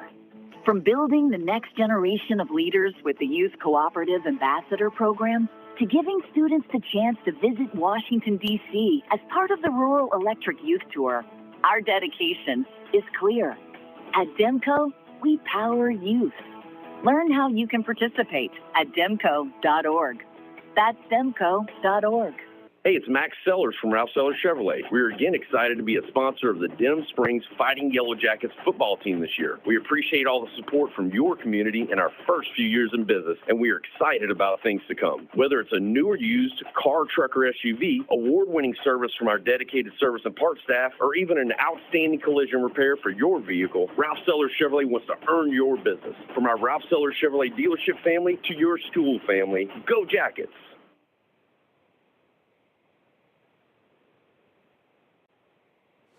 Ralph Sellers Chevrolet post-game show, as it is 38-8, the final here from the pit on the campus of Santa Maula Middle School. Josh Ward alongside Mitch Covington. So you gave those couple of names for your Louisiana Tree Pro Player of the Game. So we will go ahead and award that now. So who are you going to give the Covenant Award to this week? I believe our player of the game this week is going to be our senior defensive lineman, Darius Scott.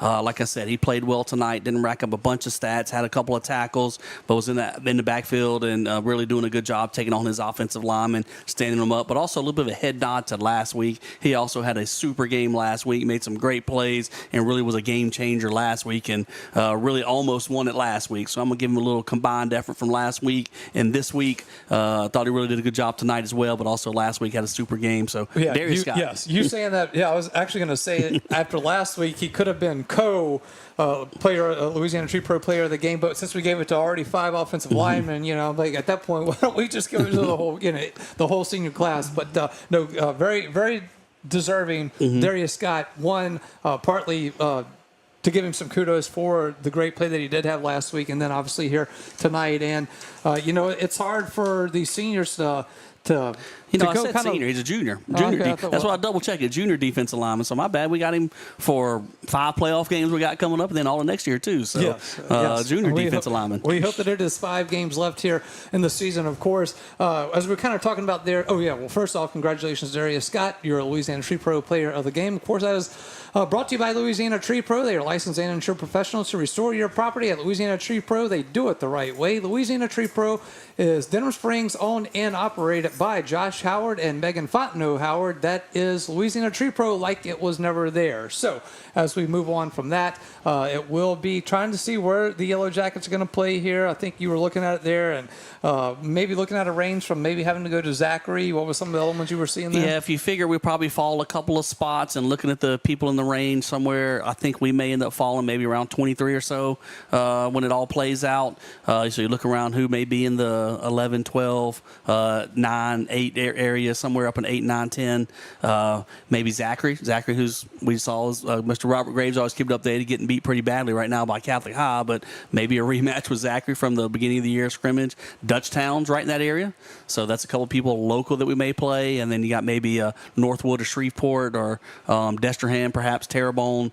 Probably out of those 5 teams, maybe one of those might be the one we may end up matching up with. So you don't know. We'll find out this weekend. And whoever it is, as you mentioned before the game, that if you travel that first round, there's a good chance when you win that game, you play home the second round, and then that's a good advantage if you can go win that first playoff game. We did that when we traveled to Central, beat them a couple years ago. Then we hosted Washita in round 2, and so maybe that's a situation could happen again. Yep, we hope it is. And again, we will, like all of you, be awaiting to see who we will be playing next week. But it will be, it'll be exciting. One, to be back in the playoffs after missing last year. 2 years ago, you were in the quarterfinals and you missed last year.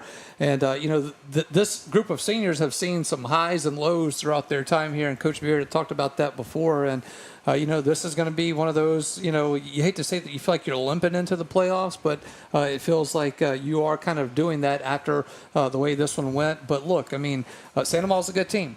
They started off the season rough. They lost week 1. They had open date week 2. Their week 3 opponent ends up being a forfeit that you had mentioned earlier. So they've kind of their momentum has built most of the season. They have kept it going here. So, again, we'll wait to see where we go next week. But, of course, it'll be right here on Family Radio 91.9 FM on the web at johnfineproductions.com and streaming live on YouTube at DS Jacket Vision. Make sure you go ahead and hit that subscribe button now, so no matter what you're doing, when we go live next week from wherever we are, you will get a notification that we are live, and you can pop in and catch all the action. All right, we're going to take our final time out. We will come back and wrap it up here from the pit at Santa Maria Middle School, 38-8, the final here.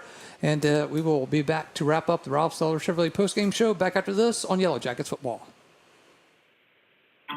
Bank Plus, together with Zelle, makes it easy to send money straight from your smartphone to friends, family, the yard guy, babysitters, or millions of others with access to Zelle. So yeah, pretty much anyone. And of course, they can all send you money too. Settle that dinner tab with Zelle. It's free, fast, and secure. And right in the Bank Plus mobile app. Your bank, your plus. Learn more at bankplus.net. Member FDIC. Zelle is available to United States bank account holders only. Terms and conditions apply. Denham Springs High School football broadcast on Family Radio 91.9 FM, on the net at johnfineproductions.com, and on YouTube at DS Jacket Vision, are brought to you in part by Forest Grove Plantation, Liberty Auto Sales, Shea Landry Closing Attorney Milestone Title, Triton Outpatient Clinic, Modad 1 Individual Sewage Treatment System, and Duke Seafood and Steakhouse. We thank you for your support and patronage of these local businesses. Since 1898, the Livingston Parish News, an award-winning media outlet, has served as the news source for our community. The Livingston Parish News is available in print and online at www.livingstonparishnews.com. For complete and comprehensive coverage of what is making news in Livingston Parish, as well as Livingston Parish sports, we have you covered. Opinions, politics, lifestyle, and the arts. No matter how big or small the story, the Livingston Parish News is your source for community news in our parish. Serving Livingston Parish for more than 120 years, it's the Livingston Parish News. Welcome back in. Ralph Seller Chevrolet post-game show. It is 38-8 as we get ready to wrap it up here from the pit. I want to thank everyone that's involved here with us. You know, Jake Williamson always working hard to get the best shot for you, I assure you. Darren Ferrente here on the what we consider to be the video laptop. That's a lot of things going on there, a lot of things going up here at these games. John Fine, obviously, always trying to run around and help out with stats and guests and all that good stuff. And then we have people like Mr. Robert Graves who are sending us things. In between showing up at game time and leaving, right after, then, I don't know what else to say about you, Mitch. We're going to have to start putting you to work next week. John, the guy doesn't work, okay? He shows up, has a good time. If anyone's a superstar, I'm cramming for last-minute knowledge about the game. I'm really studying the rosters and making sure I got the names right, pronunciation. So when I get here at the last minute, it's really just a lot of cramming in for the game prep. And look, I'm giving Mitch a little bit of grief there, but actually the reason why he comes in as late as he is because he is doing some work with the junior high kids. As always, that is a year-round thing, as those parish champs this year are trying to defend that title for next year. So I know you guys are working hard. So getting to meet your little young quarterback when we went out and did our little thing there at the junior high. Good kid. Seems like he's going to be a fun one to have at Denham Springs in the next couple of years. Good quarterback, and he's a good point guard. And right now our junior high basketball team is rolling. We were in a big blowout win tonight, I know, so they've already started out beating teams bad enough. They have running clocks in the second half, and so getting off to a great start with that. When Mr. Robert had sent me the Catholic Zachary game, I said, I know basketball season started. I didn't know that it started That tonight, was a basketball score, wasn't it? It was definitely a basketball score, and he said they still had 8 minutes left in that one. So I think he mentioned, 66-38, something like that? 66-38, yeah. Anyway, it doesn't matter. It was alive, but still 8 minutes left. But, yeah, kind of an odd score in that one. But Catholic, as you mentioned earlier, a team that used to be in the district with Denham back in the day. And, the fortune they had in this one, you talking about U-High having to forfeit, that was an overtime loss for them. So they end up turning around, going into the playoffs now. Will look to be an undefeated season for them, as that loss will be overturned on the forfeit. So that really doesn't really affect us as well. Zachary, it does a little bit because it could be an opponent that we do see. But with Catholic, they will go into the Division I select, and Denham Springs and those other teams like Zachary will go into the Division I non-select playoffs. So again, Sunday night you will officially know where the Yellow Jackets are going, and we will kind of have an idea, a better picture on Saturday morning. But Sunday it becomes official, and then of course. Be tuning in for that, and wherever you get that information from, and we'll try to put something out for you maybe to kind of let you know where we're going to go, but you'll be able to figure it out. Wherever we go, let's try not to go to Benton, and with the temperature being about 28 degrees. I don't think they're going to make the playoffs, so we may be okay there. I don't think they've won one game. I think they won one game. Prairieville was at the bottom, and they were second from bottom, if I remember looking at it. And Prairieville got a win tonight, so Benton may finish at the bottom. Hey, and congratulations, Prairieville. We were there a couple of weeks ago. Talk about a senior group over there that had 8 seniors when we were there on senior night. So, hey, congratulations to Prairieville. A new district member here for District 5A, and Mike Schmidt is very well respected amongst his peers and a good guy. So happy for them to get that win and end their season. Like you said, when we played them, most teams play JV for 2 years before they play varsity. They said, give us a varsity schedule. We're going to roll right into it. So, all right, Mitch, a lot of hard to find any positives in this one here tonight. Obviously, with the score turning out the way it did, obviously the biggest thing you have to do is regroup and try to just put this one behind you, because it really doesn't matter at this point. You got to look at, every game is a one-game season from this point out. So as you look at that, if you had to find a positive here tonight, what would it be for the Yellow Jackets?